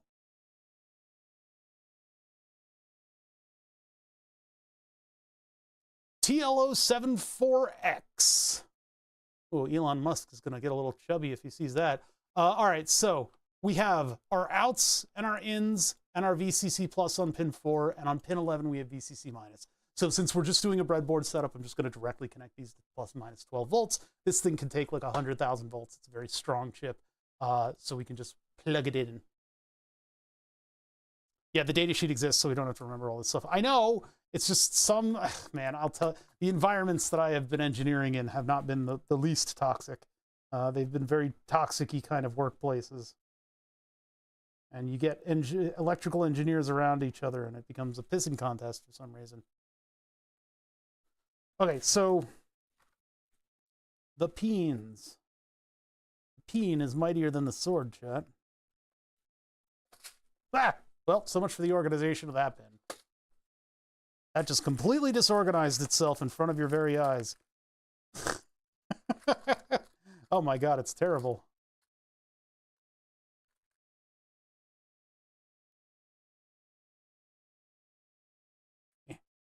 That completely, it inverted all of the categories. Amazing. Okay, well, anyway, that's not that big of a deal. This one was starting to not have all of the good stuff. Baltimore, home of challenge pissing. That's a thing in Baltimore. What are they doing over there in Baltimore? What's going on? What's Balmer up to these days? Seems a little suspect. All right, so pin. Oh, we're upside down. Now, get out of there.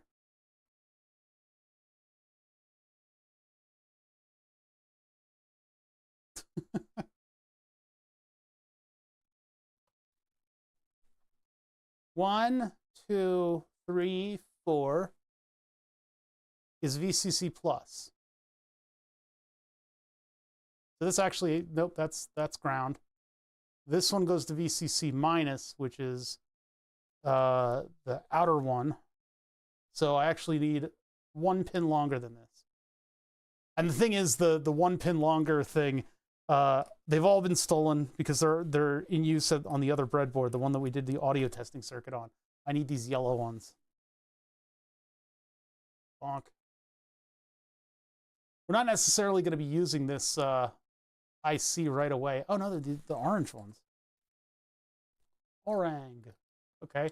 Well, back to my amazingly organized bin here. Okay. Maybe this one. Ah. 1, 2, 3, 4. What? Why are they all the wrong length? It's so weird. Every single one is the wrong length. I'm just gonna make this one work.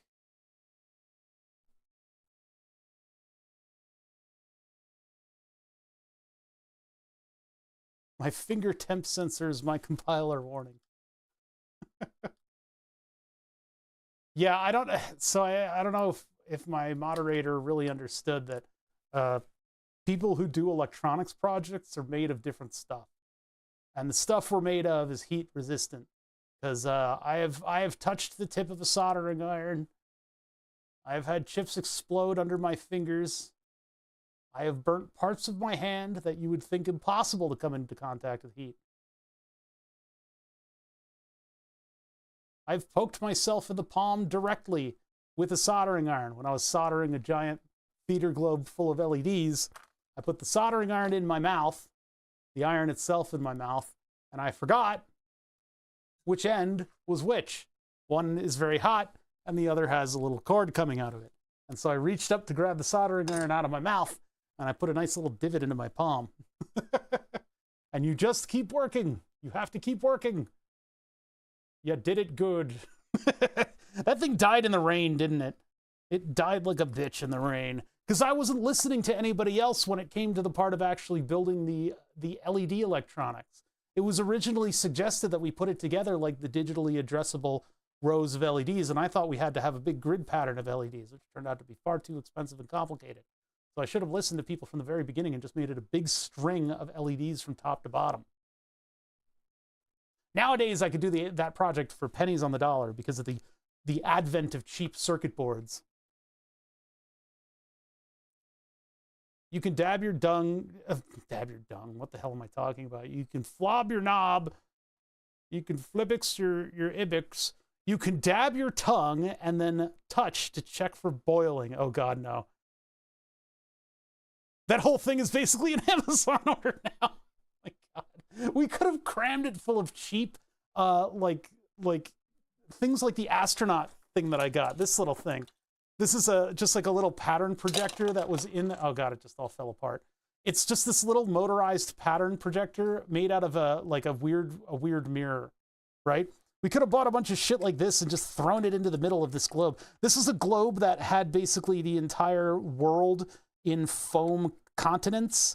And I've always wanted to rip Scandinavia off of the map, and I got to do it with this.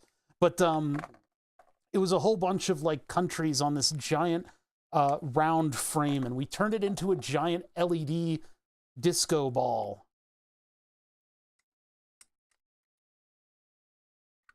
And then we had it on the USS New Jersey. And I went home to get my Halloween costume. And I came back, and they had closed all the gates. And I went, oh, where am I going to park?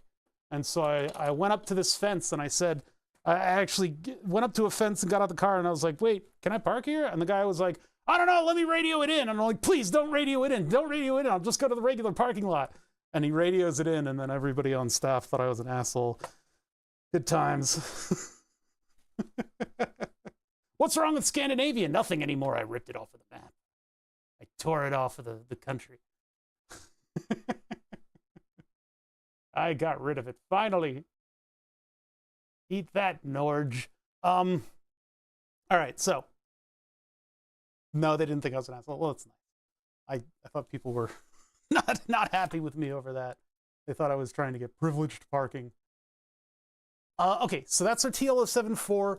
That's our V2164. We're all hooked up to power. Now, I don't actually have the power leads running over here yet, but from here, we can do some simple circuit jockeying in order to figure out what's going on with this thing. So the first things first, I want to get a plus minus 10 volt signal, and I want to hook it up to the 49.9K resistor. So we're going to have to get a 49.9K resistor. Oh, and I need to hook the power plugs up to ground. Because this is just basically going to be a walled garden where we can kind of figure out what our circuit is going to look like. Funny, after seeing that stream, I saw the astronaut a couple days later.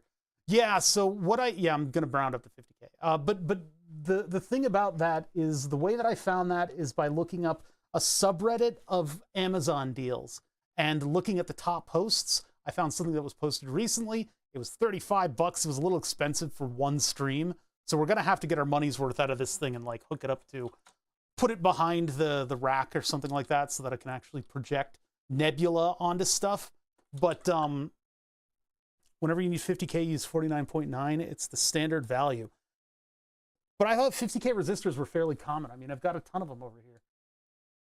It's weird that it would be standard to 49.9.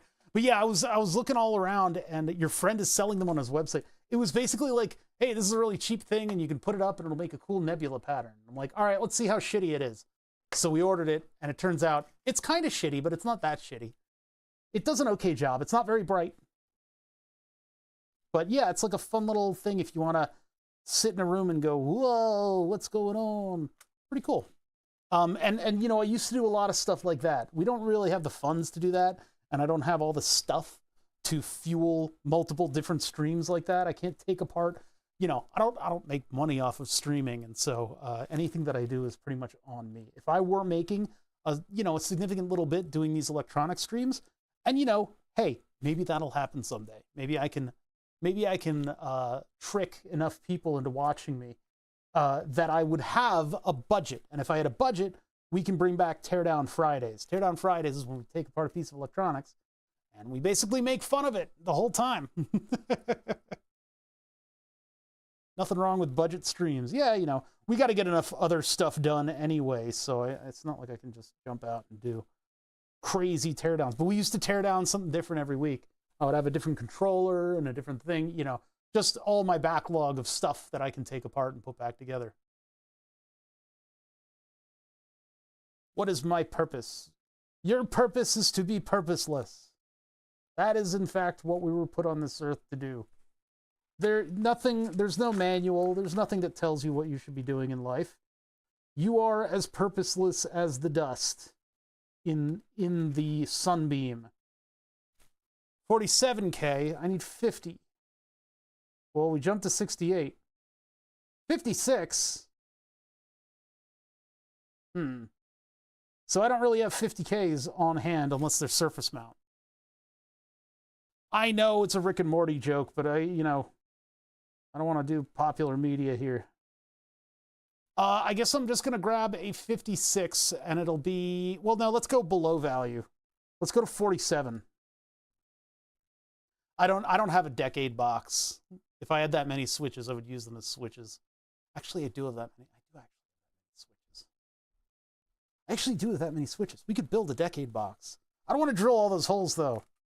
A decade box is a box full of switches that enable different resistors in the path. So what you can do is you could set up your decade box, and I could flip the switch. I could flip the switches on your box all night. Oh, God.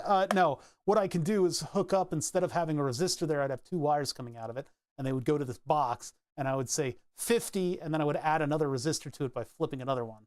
So flip the 2 things, and then boom, you can get precise value resistors by combining, which is all well and good. Good way to keep the resistors orderly is to tape the strips to 3.5 index cards. That's a good idea. That's actually a really good idea. And in fact, I could probably make a binder, one of those mini binders with the resistors in it. That would be a very good idea. We have a bunch of decade boxes for resistors and capacitors. They're so damn good. I just don't have stuff like that. I should have been 5-finger discounting those kinds of things from school and stuff, but I just never did. So we need a resistor to go between the output pin of the headphone plug. Brain? Hello, brain. Go between that and our amplifier. So let's move this over. Ooh, that was a heady burp there that I just had. I got a decade resistor PCB jobby. It's super handy, pretty cheap. You just move jumpers around to change the flavor. Yeah, I mean, they are super useful when you're developing stuff like this. And I should have stuff like that. I just don't. Didn't go to enough radio swap meets. Okay, so we are going from, these resistors piss me off because these are the new style of resistors. These 1% super duper thin. I think they're 1/4 of a watt. They have way less metal on the ends here, and that means that they make much worse connection with your prototyping board.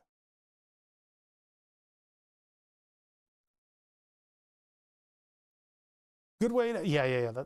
Sorry, I already read that comment. All right, so which one is connected to where? Well, okay, so these Thonky Kong connectors have a ground pin. And the important thing with selecting the Thonky Kongs is to make sure that there is that lip. The little square lip, that's where the pressure from the bolt is going to be.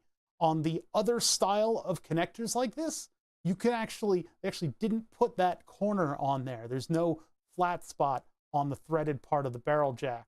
So what happens is, when you tighten the bolt down on the outside, it won't tighten against a metal corner. It'll tighten against the plastic, and the plastic then extrudes the rivet that holds on the ground pin, and it just completely destroys your connector. They're the worst. So this pin right here is ground. So this is ground. This one forms a switch that disconnects when you plug a headphone cable in. When you plug the headphone cable into that, 2 pieces will disconnect, and this pin on the very end is what remains connected to the tip and the tip ring of a mono connector. Now, if you have a TRRS version of these things, then it's just tip ring shield.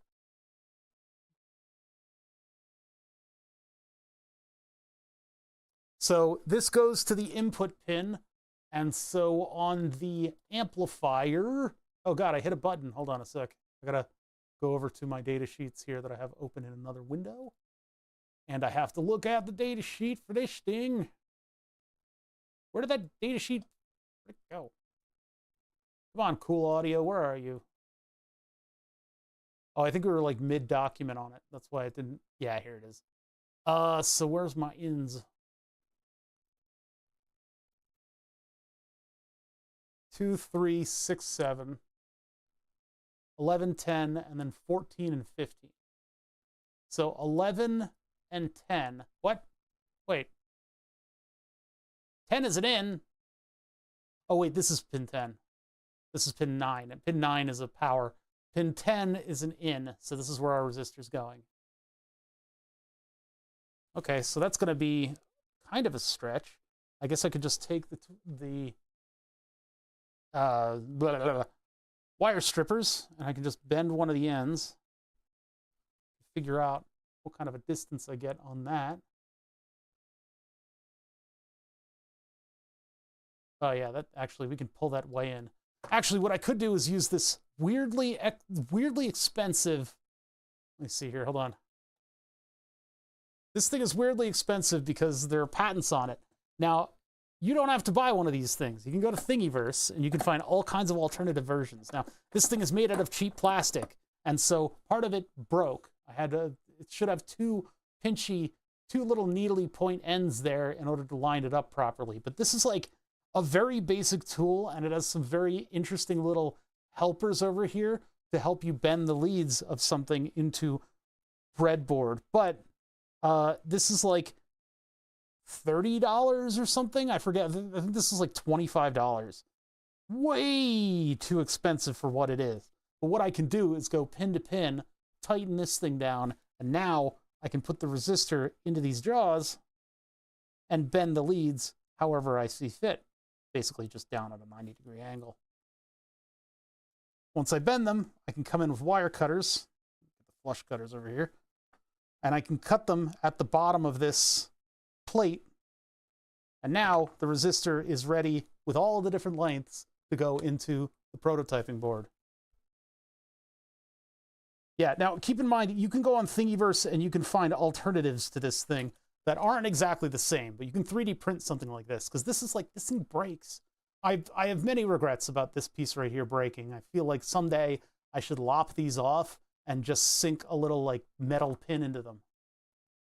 It's not a vernier caliper, no, because it's a little different than that. All the spacing is designed for breadboard. If you really want to look it up,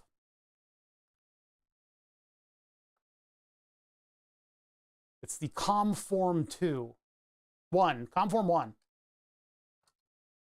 And the patent is from Pace. And they sell it for way too much. Here, let's look it up.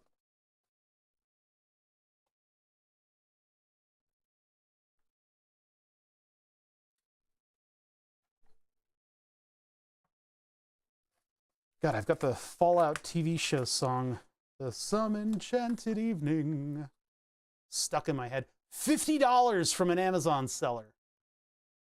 $49.99. $49.99. That's way more nines than I would expect this to be $4. $49.99. Ridiculous.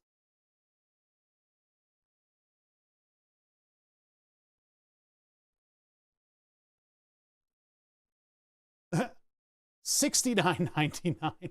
What a deal. Thanks, Walmart. 37. So 37 to 40 bucks, huh? 37 bucks. Yeah. That's not good.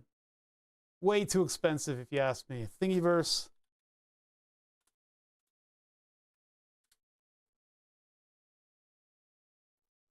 Breadboard help.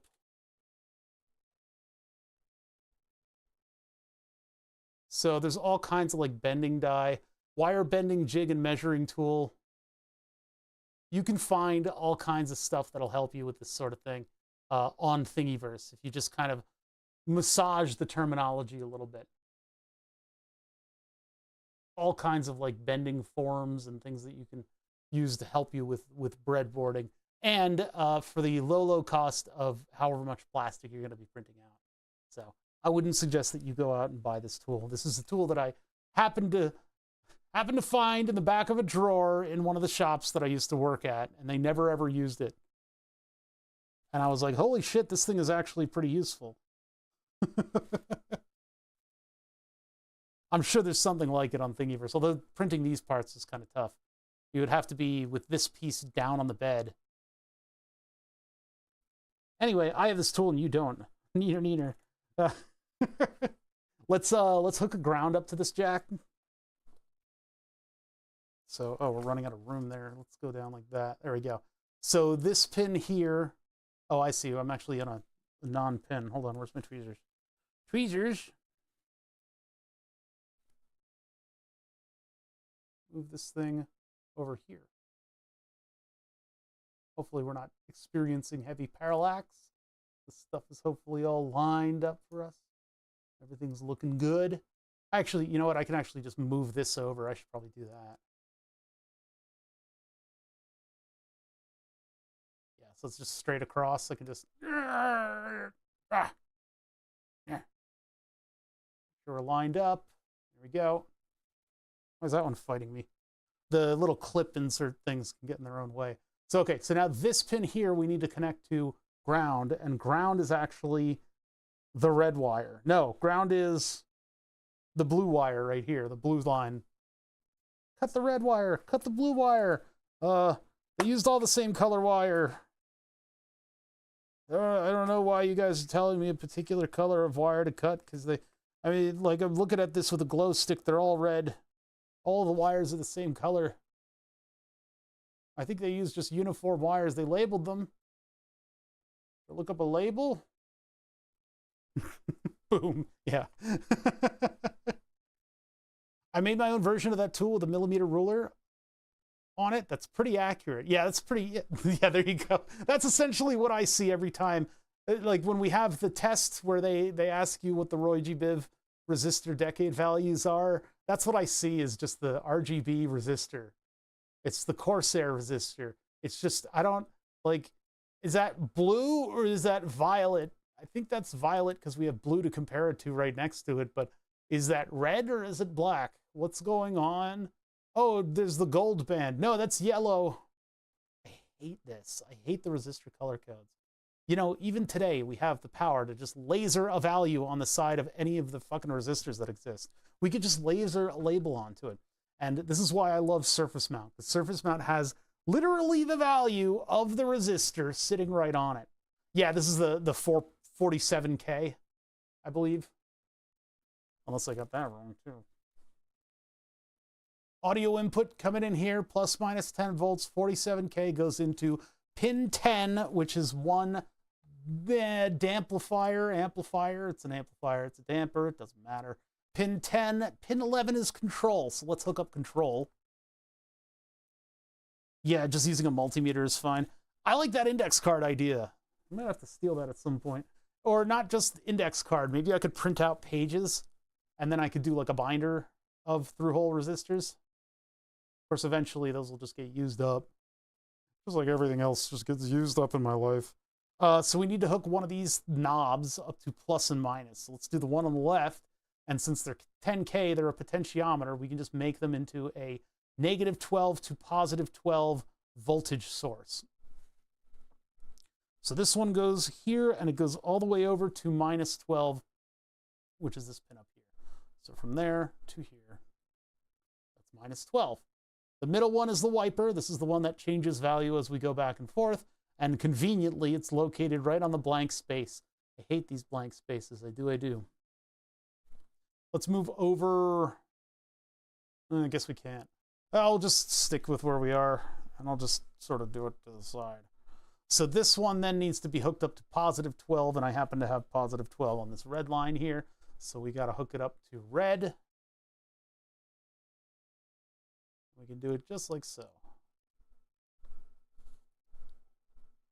That didn't quite work. There we go. Okay, so this is now our changing voltage depending on where we locate our knob. Now, what that means is that I just put a 10 kilo ohm resistor from positive 24, or from ground to positive 24. 24 volt swing across these pins through a 10 kilo ohm resistor. 10K is a pretty stout resistor. Probably could get away with 100 on this thing, but that means that that current draw is going to be constant. There's going to be current flowing from one end of this thing to the other at all times. Okay, so that's our control. So from there, I guess I could use one of these, or I could use a longer wire. I could use a longer wire. Let's use it like a green. Maybe like a green.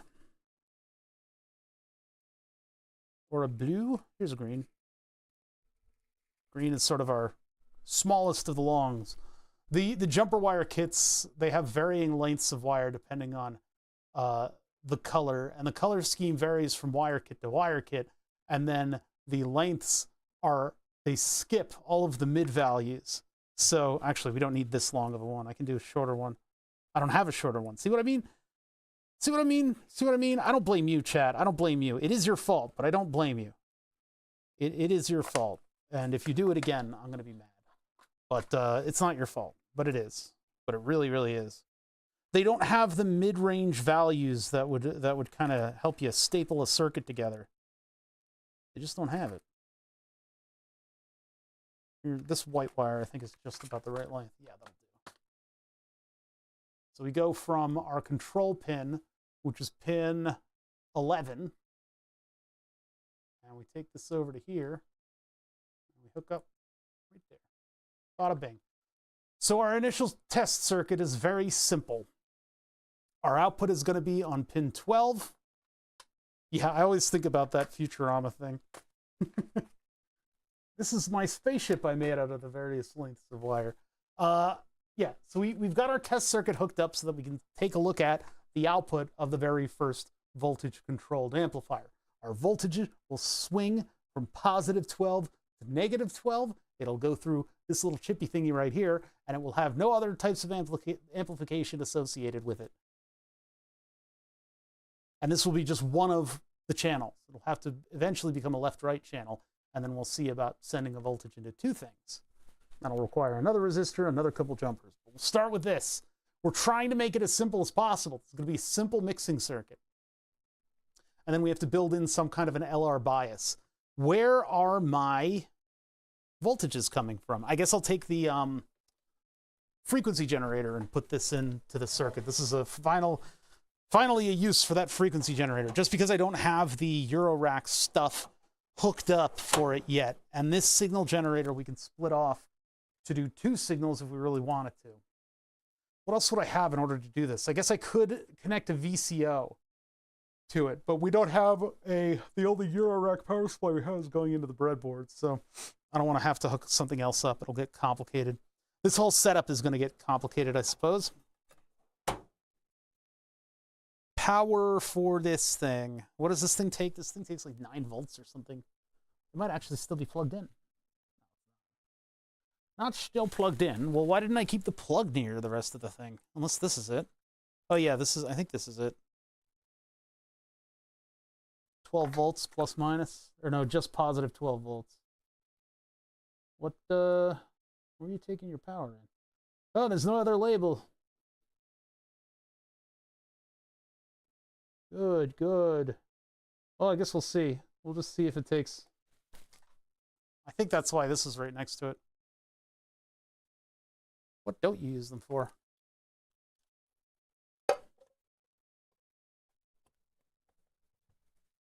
And then I guess I can just do it directly to the BNC audio cable.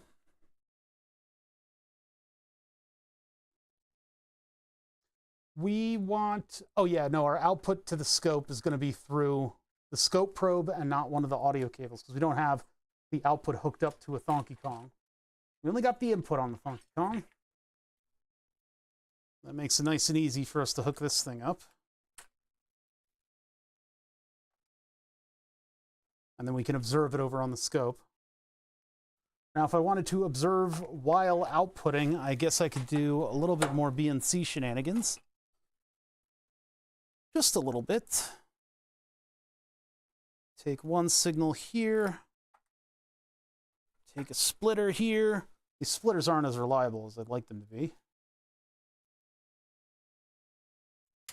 And these BNCs are a lot thicker than I'd like them to be. But what I can do is split it directly out of the frequency generator and take one of those splits and go into channel 1 so that we can observe our OG waveform. And then the output we can also put into our circuit over here. Bada bing. Power that on.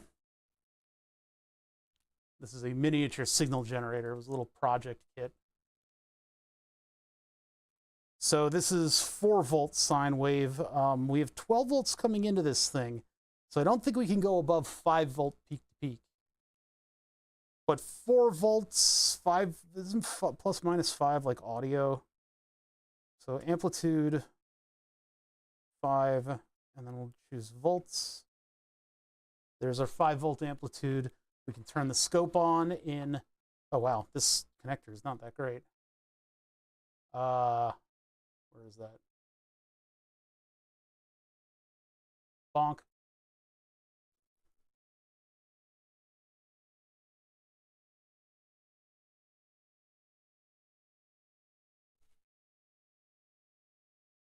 This is 1,000 hertz. It should be going. Oh, I see. I'm changing voltage levels. Whoopsies.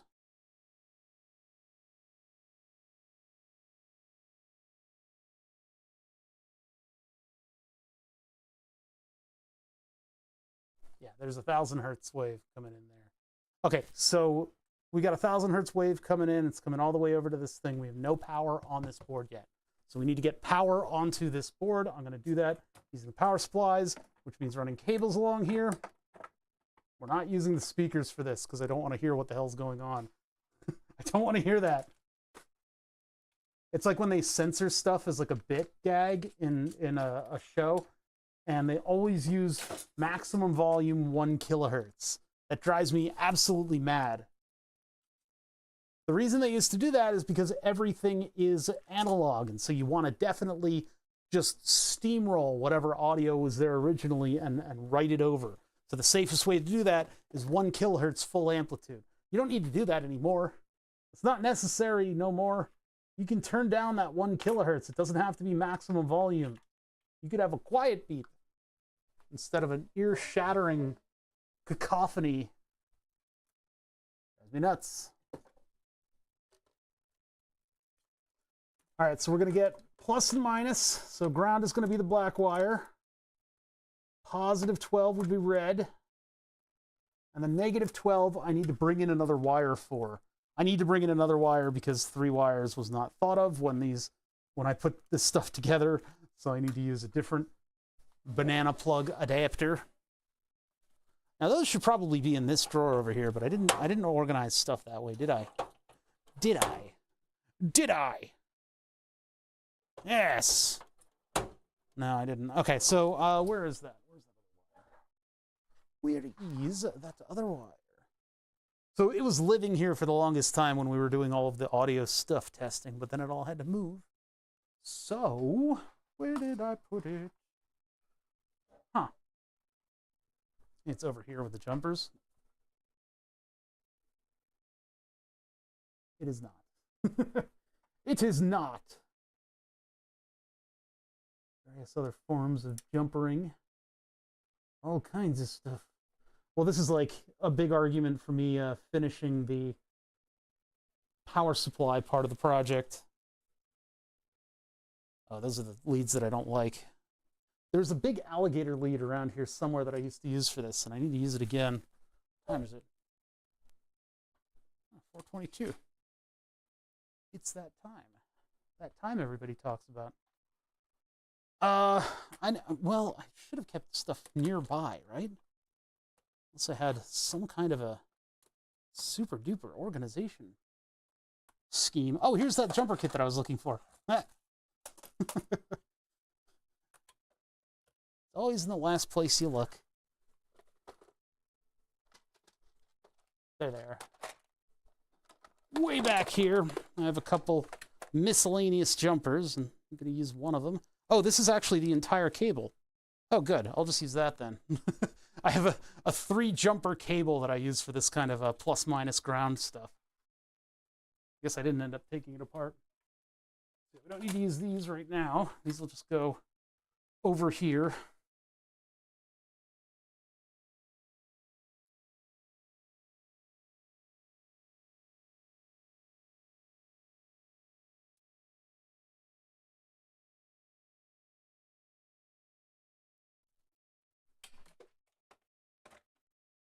Hook these things up.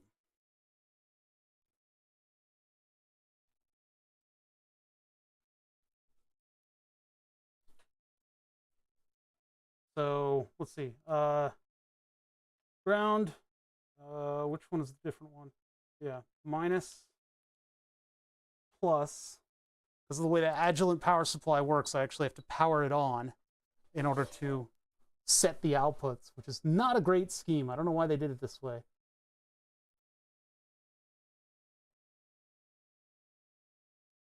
Minus 12, plus 12. Oh, whoops. Minus 12. There we go. Now we're all set up with power. We have a waveform going in. We have power going in. I'm going to take a look. I'm going to observe on the power supply the number of amps. or milliamps that are coming out of the power supply when I first hook this up. And if they're absurd, the power supply is going to enable its shunt protection. But if it's a reasonable value that's too high, I need to disconnect from this thing very quickly indeed. And I guess we should set up our observation too. We should set up our scope channel 2. So channel 2, we're going to be observing via ground. So a ground reference on ground. And then we are going, I'll go a little close. Actually, we'll go all the way over here to where ground is. Oh, we're not even nearly hooked up to anything yet, right? Right. So we'll go to ground over there. And then my output is going to be on pin 12. So 10, 11, 12. There we go. So now we can hook up power. I'm just going to use yellow wires for each one. Plus, minus, and ground are all going to be coming in with yellow wires. Just to alleviate confusion. Let's see, we're currently outputting, so I'm going to turn the output off. Then we will hook ground to ground.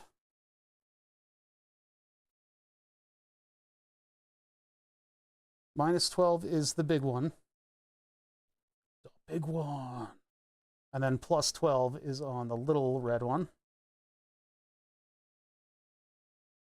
Now power's all hooked up, we're ready to go. We're already seeing leakage. A little bit of leakage going on there. It's pretty low voltage, but it is leakage. What happens if I disconnect? Okay. That's interesting. So we've got a little bit of leakage to the amplifier. Let's see what happens when we turn on our power. Okay, that's 10 milliamps going through, and that does not look right. What in the world? Okay, so we are doing something. We're not blowing up the chip. Get a little closer. I mean, this is 1,000 kilohertz, so, or 1,000 hertz. That should be well within the audio specifications, right? Hold on, I've got a connection issue. Oh, come on.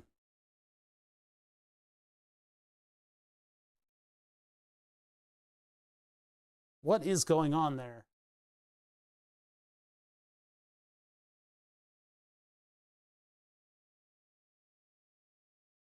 Let's get a good trigger on this. Trigger menu. No, get rid of that. Trigger value. Try to stabilize yourself. Well, let's change the channel on the trigger. Trigger channel 1. Channel 1. All right, there we go. Nice and stable. What the hell?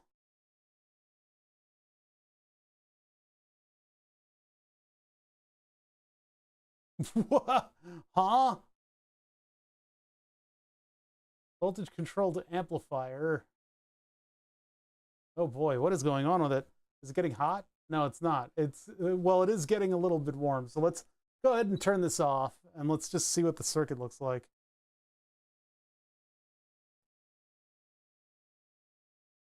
So 49.9K, or rather, we've got a little bit less than that going in from our plus minus 5 volt signal going into pin 10.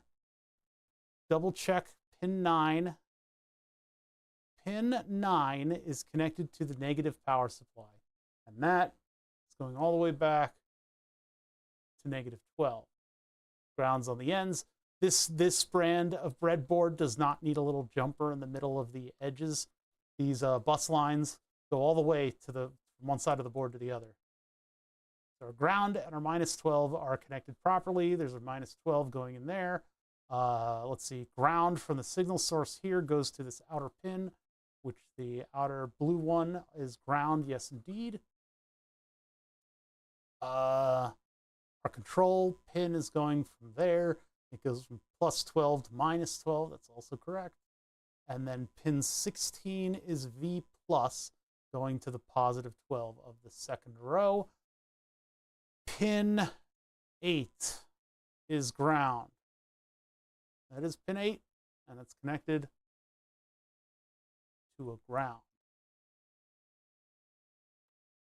All of our connections are correct. Perhaps our output is not what we think it is. It may be doing like a current output, because that was a pretty messed up output. We're well within 18 volts. We're a very steady, solid 12 volts.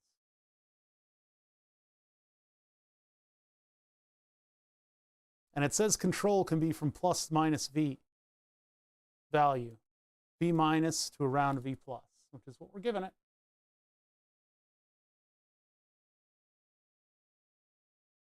Ground jumper on the right go to a plus bus. I don't think so.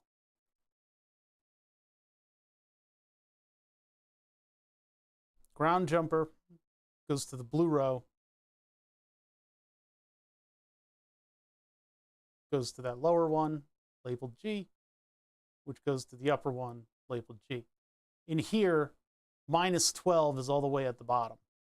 Minus 12 is down here. So minus 12 going into that, minus 12 going into the pot, minus 12 going into pin 8, or sorry, 9, pin 9, which is V minus, negative power supply. By all means, this thing is connected properly, from what I would understand. What else could be going on here? Maybe it needs to have a resistor on the output. Also, pin mode. Control F mode.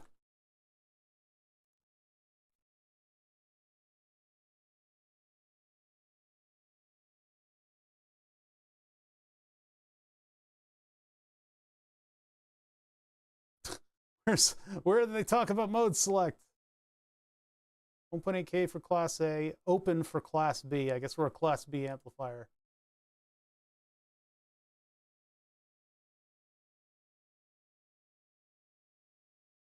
Four VCAs in a single package can be configured to create a simple 4-channel mixer. That's kind of essentially what we're going to be doing. And they have 30K, and then they've got the same thing that the mutable instrument circuits have, 560 PF and a 500 ohm.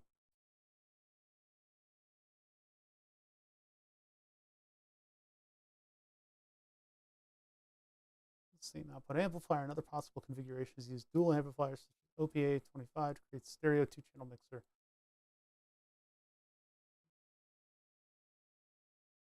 With a single V2164M or D. Well, that's essentially what we're going to be doing, and then we're going to have another one that's going to be doing the overall output volume.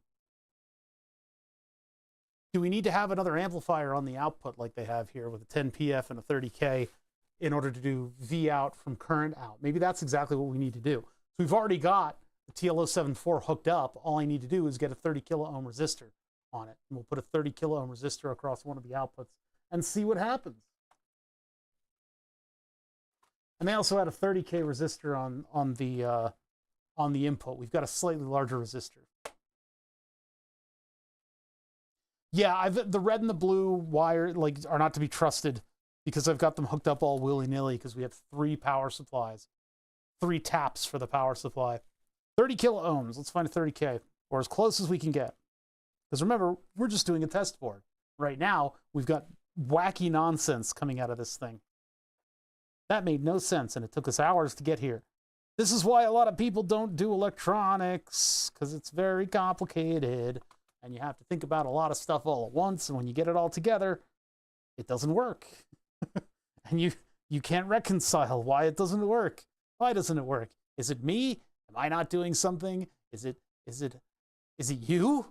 Is it you? You did something, chat. You did this. You did this to me. I can't trust you anymore. I can't trust you guys. So yeah, the biggest piece of advice, circuits like this, persevere. Just keep going. Try to think of stuff you can try.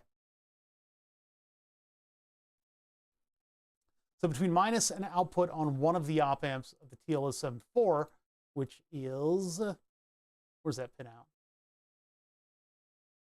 Oh, it's all the way over here. So we need, on one of these things, we're going to need, some kind of an output. We can jump from there over to here using this resist. Oh no, this resistor goes between out and in minus, which in this case, the closest one to get to would be the one in the lower right. So on pin 8, going to VCC, is that minus? Yeah. Going to VCC minus. So out and in, 9 and 8. So that's where our resistor is going. I stay very clear of electronics. I can do all sorts of complicated physics and math, but electronics, nah, mate, that shit's too hard. You get a feel for it eventually. At least that's how it happened with me. You know, the circuits don't go together properly for a long time. If you persevere, you can eventually learn it, but it's very exacting. All the answers are very exact. This output is the output from the op amp, and we've got the resistor across those 2 pins, and so what remains is just to hook it up like this. So I've got that set up. The plus goes to ground. So that would be the third one right there. That goes to ground. And the ground is the red wire, or the red bus. Red bus.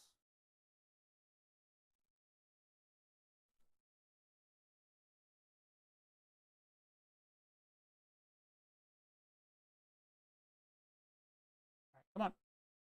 There we go. Red bus there. And then input is coming into minus. And so we are going into this one right here from all the way over there. So I just need a longer wire. Something like green is going to be way too big for this. What do we have? I could also just use a jumper. Maybe this red one will be all right.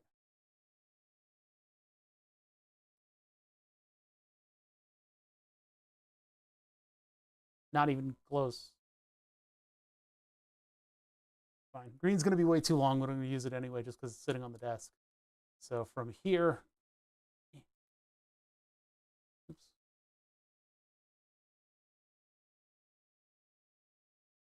So there. Oops. From there to there. Okay, so now I just have to power this on again, and we'll see what the output is right there.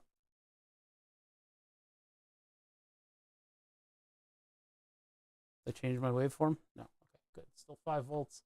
Peak, peak. Power on. Pop.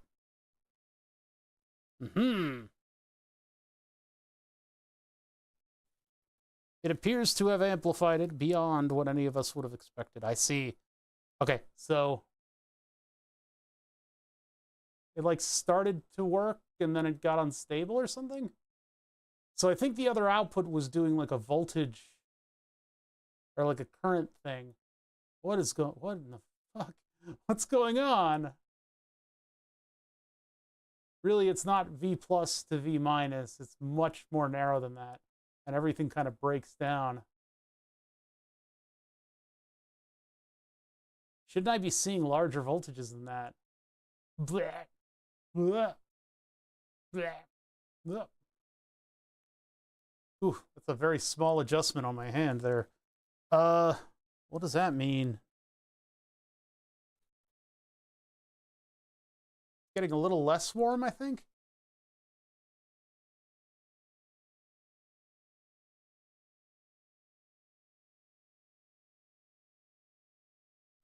So if the input to it was a little hotter on less of a resistor, less of a current limiting resistor, if I put in like a 30K, maybe that'll alleviate a little bit of the sensitivity issues that we're having here. Let's find whatever resistor we put in before. Now I could just put potentiometers on all this stuff. That maybe would have been the better way to go. But what if they're both 39?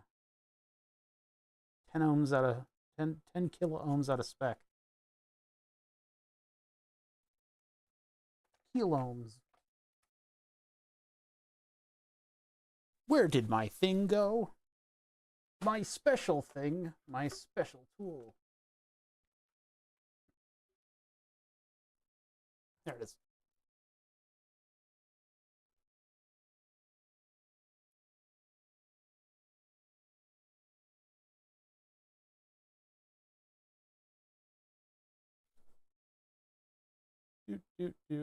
That.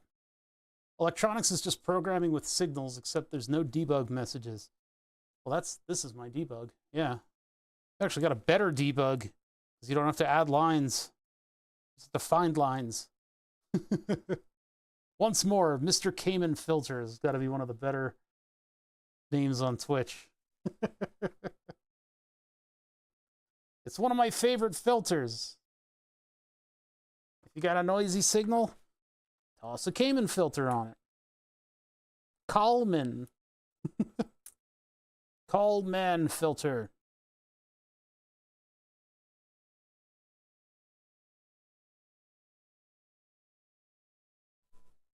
All right, so there's the other resistor. Same effect. It didn't do anything. I don't know what the hell's going on with that. You should make a balancing pendulum. What would I do with that? Outcome 4. What are our voltage levels on this thing? I guess I just need to move this over to figure it out. Boop.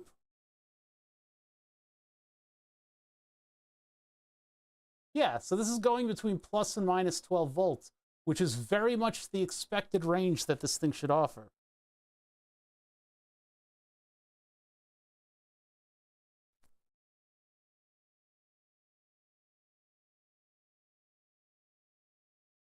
"3D print pot knob, fine adjusting." No.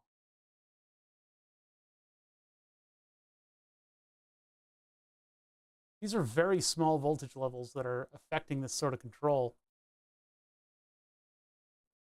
And it inverts because we're putting it into an amplifier. An inverting amplifier.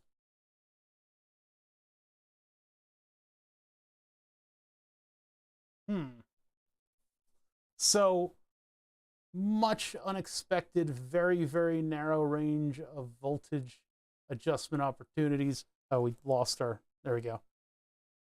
Again, this is a very crappy breadboard setup, so things are very easy to accidentally bump.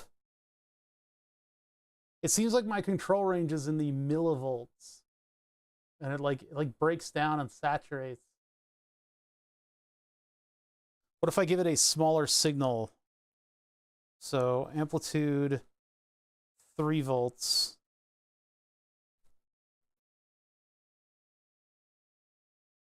It's even more narrow of a range of adjustment.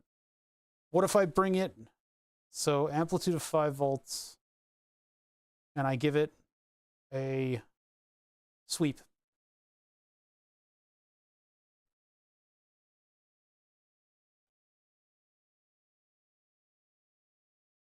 How do I hit OK on this? There you go.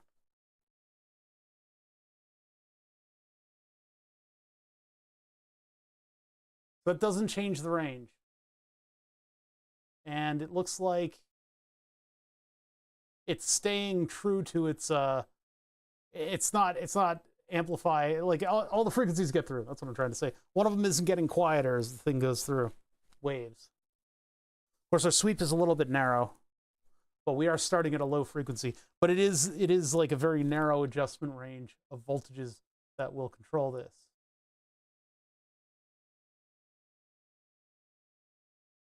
Okay, so the negatives don't matter. It's only positive that matters. And so I guess what I can do then is I can select ground as one of the ends of this. It is capable of getting voltages from the plus to the minus voltage, but those won't do anything. So what I want to do is I want to flip this over to ground. So I'll get that out of there, and then I'll get one of these in here. In this pin right here. Get out of my way.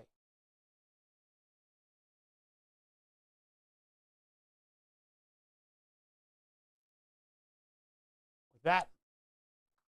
And then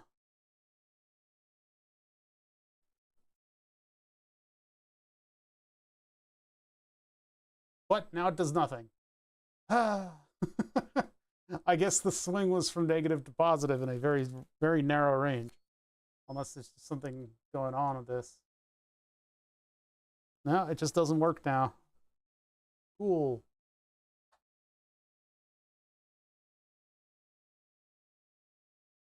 course, by swinging this back and forth, oh, there it goes.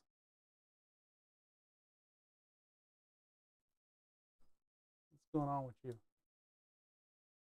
Oh, I see, we lost this guy.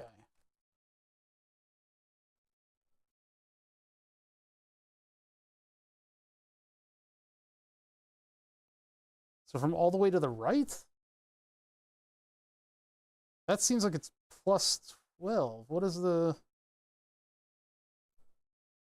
Oh, no, I see. That's ground. And then this ranges. See how smooth that is? Nice and smooth. Not so smooth when it comes to this.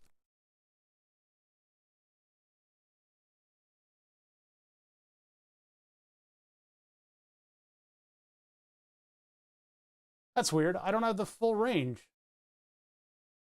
Is it relying on, I guess it's plus minus just a tiny little offset. So I'm gonna put the jumper in there to put it back to plus minus 12, even though the actual range is plus minus a volt.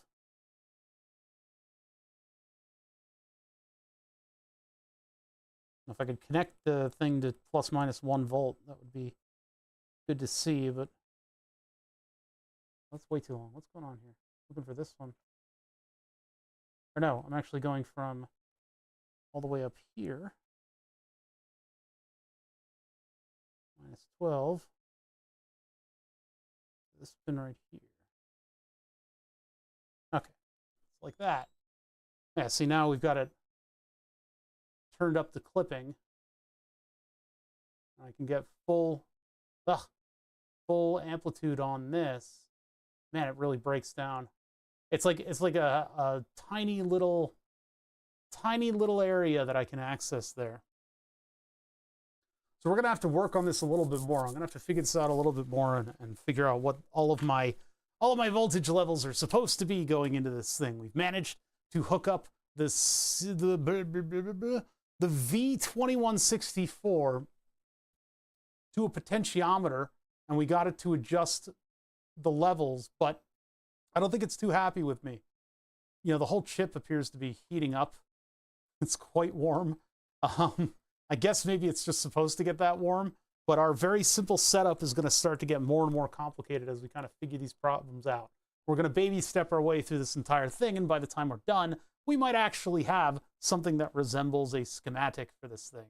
Geez, look at how it like tops off. It's so weird. And maybe I'll have to look up a couple circuits that use this chip, but we'll either get back to this on Monday or on Tuesday rather, or I'll have something else to do. But I'm going to be back. Oops, wait, let's go to this. I'm going to be back on Tuesday. I believe the end message has all been set up. I think I'm done for the day. I want to thank you guys for joining me on this little journey through some circuits and setting up your initial breadboard and stuff. And things basically will tack on to get slightly more and more complicated as we go. We're going to take baby steps. We're going to take it easy. We're going to kind of look up circuits and figure out what I may or may not be doing right or wrong. I don't think I hooked the thing up wrong. I think it's maybe just the voltage swing of the control signal. It said it's capable of taking in plus minus 12 volts, but I don't think it can take in plus minus 12 volts. I joined just when you're finishing. Yeah, sorry. I only got so much in my day here before my brain turns into mush. We did a little bit of like soldering stuff today. I would like to work on the power supply, but that may be something that I need to work on because it's mostly just physical work. It gives us a little bit of a brain break, though. If I save it for you guys, then we can actually pull stuff apart, solder stuff back together, and then we'll have a power supply that I can hook up in conjunction with this circuit so that instead of plugging it into my frequency generator and doing a sweep like this, I could actually plug it into my VCO, and we could have some interesting waveforms going through this thing and seeing what they do. But remember, the goal for this thing is to build a 2-channel stereo mixer. So 2 stereo channels mixing together and have 1 headphone output. So I got to order some parts for it. We got to get that headphone amplifier onto this board too and make sure that everybody's happy all along the way. So far, so good. I mean, we were able to do a little bit of stuff with some signals, but yeah. Until then, here is all of my information. I got the link to Blue Sky because Blue Sky is a little nicer, you know. It's got that wonderful chronological timeline. So you can click on My Blue Sky, you can scroll through my posts, and towards the bottom, you will see there is a link for a bunch of different makers' accounts. You can click follow, and you'll follow all 100 something of those makers accounts. And so you'll be up to date on what everybody's doing with electronics. I did a post today that told people that I was streaming. I think I got like maybe 5 more people in here as a result. 5 is actually probably the upper end. It's probably 2 to 4 people, to be honest. But it helps. Any little bit helps out. And I like having you guys around. It's good to hang out with you guys. You guys keep me in check most of the time. So I don't know what the hell's going on with this thing. I'll have to figure it out. Probably have to read the whole data sheet. We'll get back to it. I'll get back to it. I'll see you guys later. You can check me out on Blue Sky. I'm always on Discord. The end is hold on, wait. Before I ism Twitch. I know I haven't raided anybody in a long time. And we will do a raid at some point, but that boy's on. What's that boy doing? Big Clive? No. I really shouldn't. He's just started. No, I'm not gonna raid Big Clive is out of my league, man. He's not. We'll raid him at some point. He doesn't bite. Well, that's even worse then. No, I'm not gonna raid. I'm gonna go offline. You guys can go watch Big Clive if you want. He just went online. He's also a fairly large man that does electronics. So I'll leave you guys to doing that. I'm gonna go directly upstairs and pet a puppy dog, and maybe we'll go touch grass, but it's kind of dark out. And I will catch you guys on Tuesday. Until then, check out my... There you go. There's a shout out for Big Clive. In the meantime, yeah, I'll see you guys on Discord and stuff. All right, that's going to be me. What do I do? I'm supposed to, like, stop. Oh, that's right. I click this thing.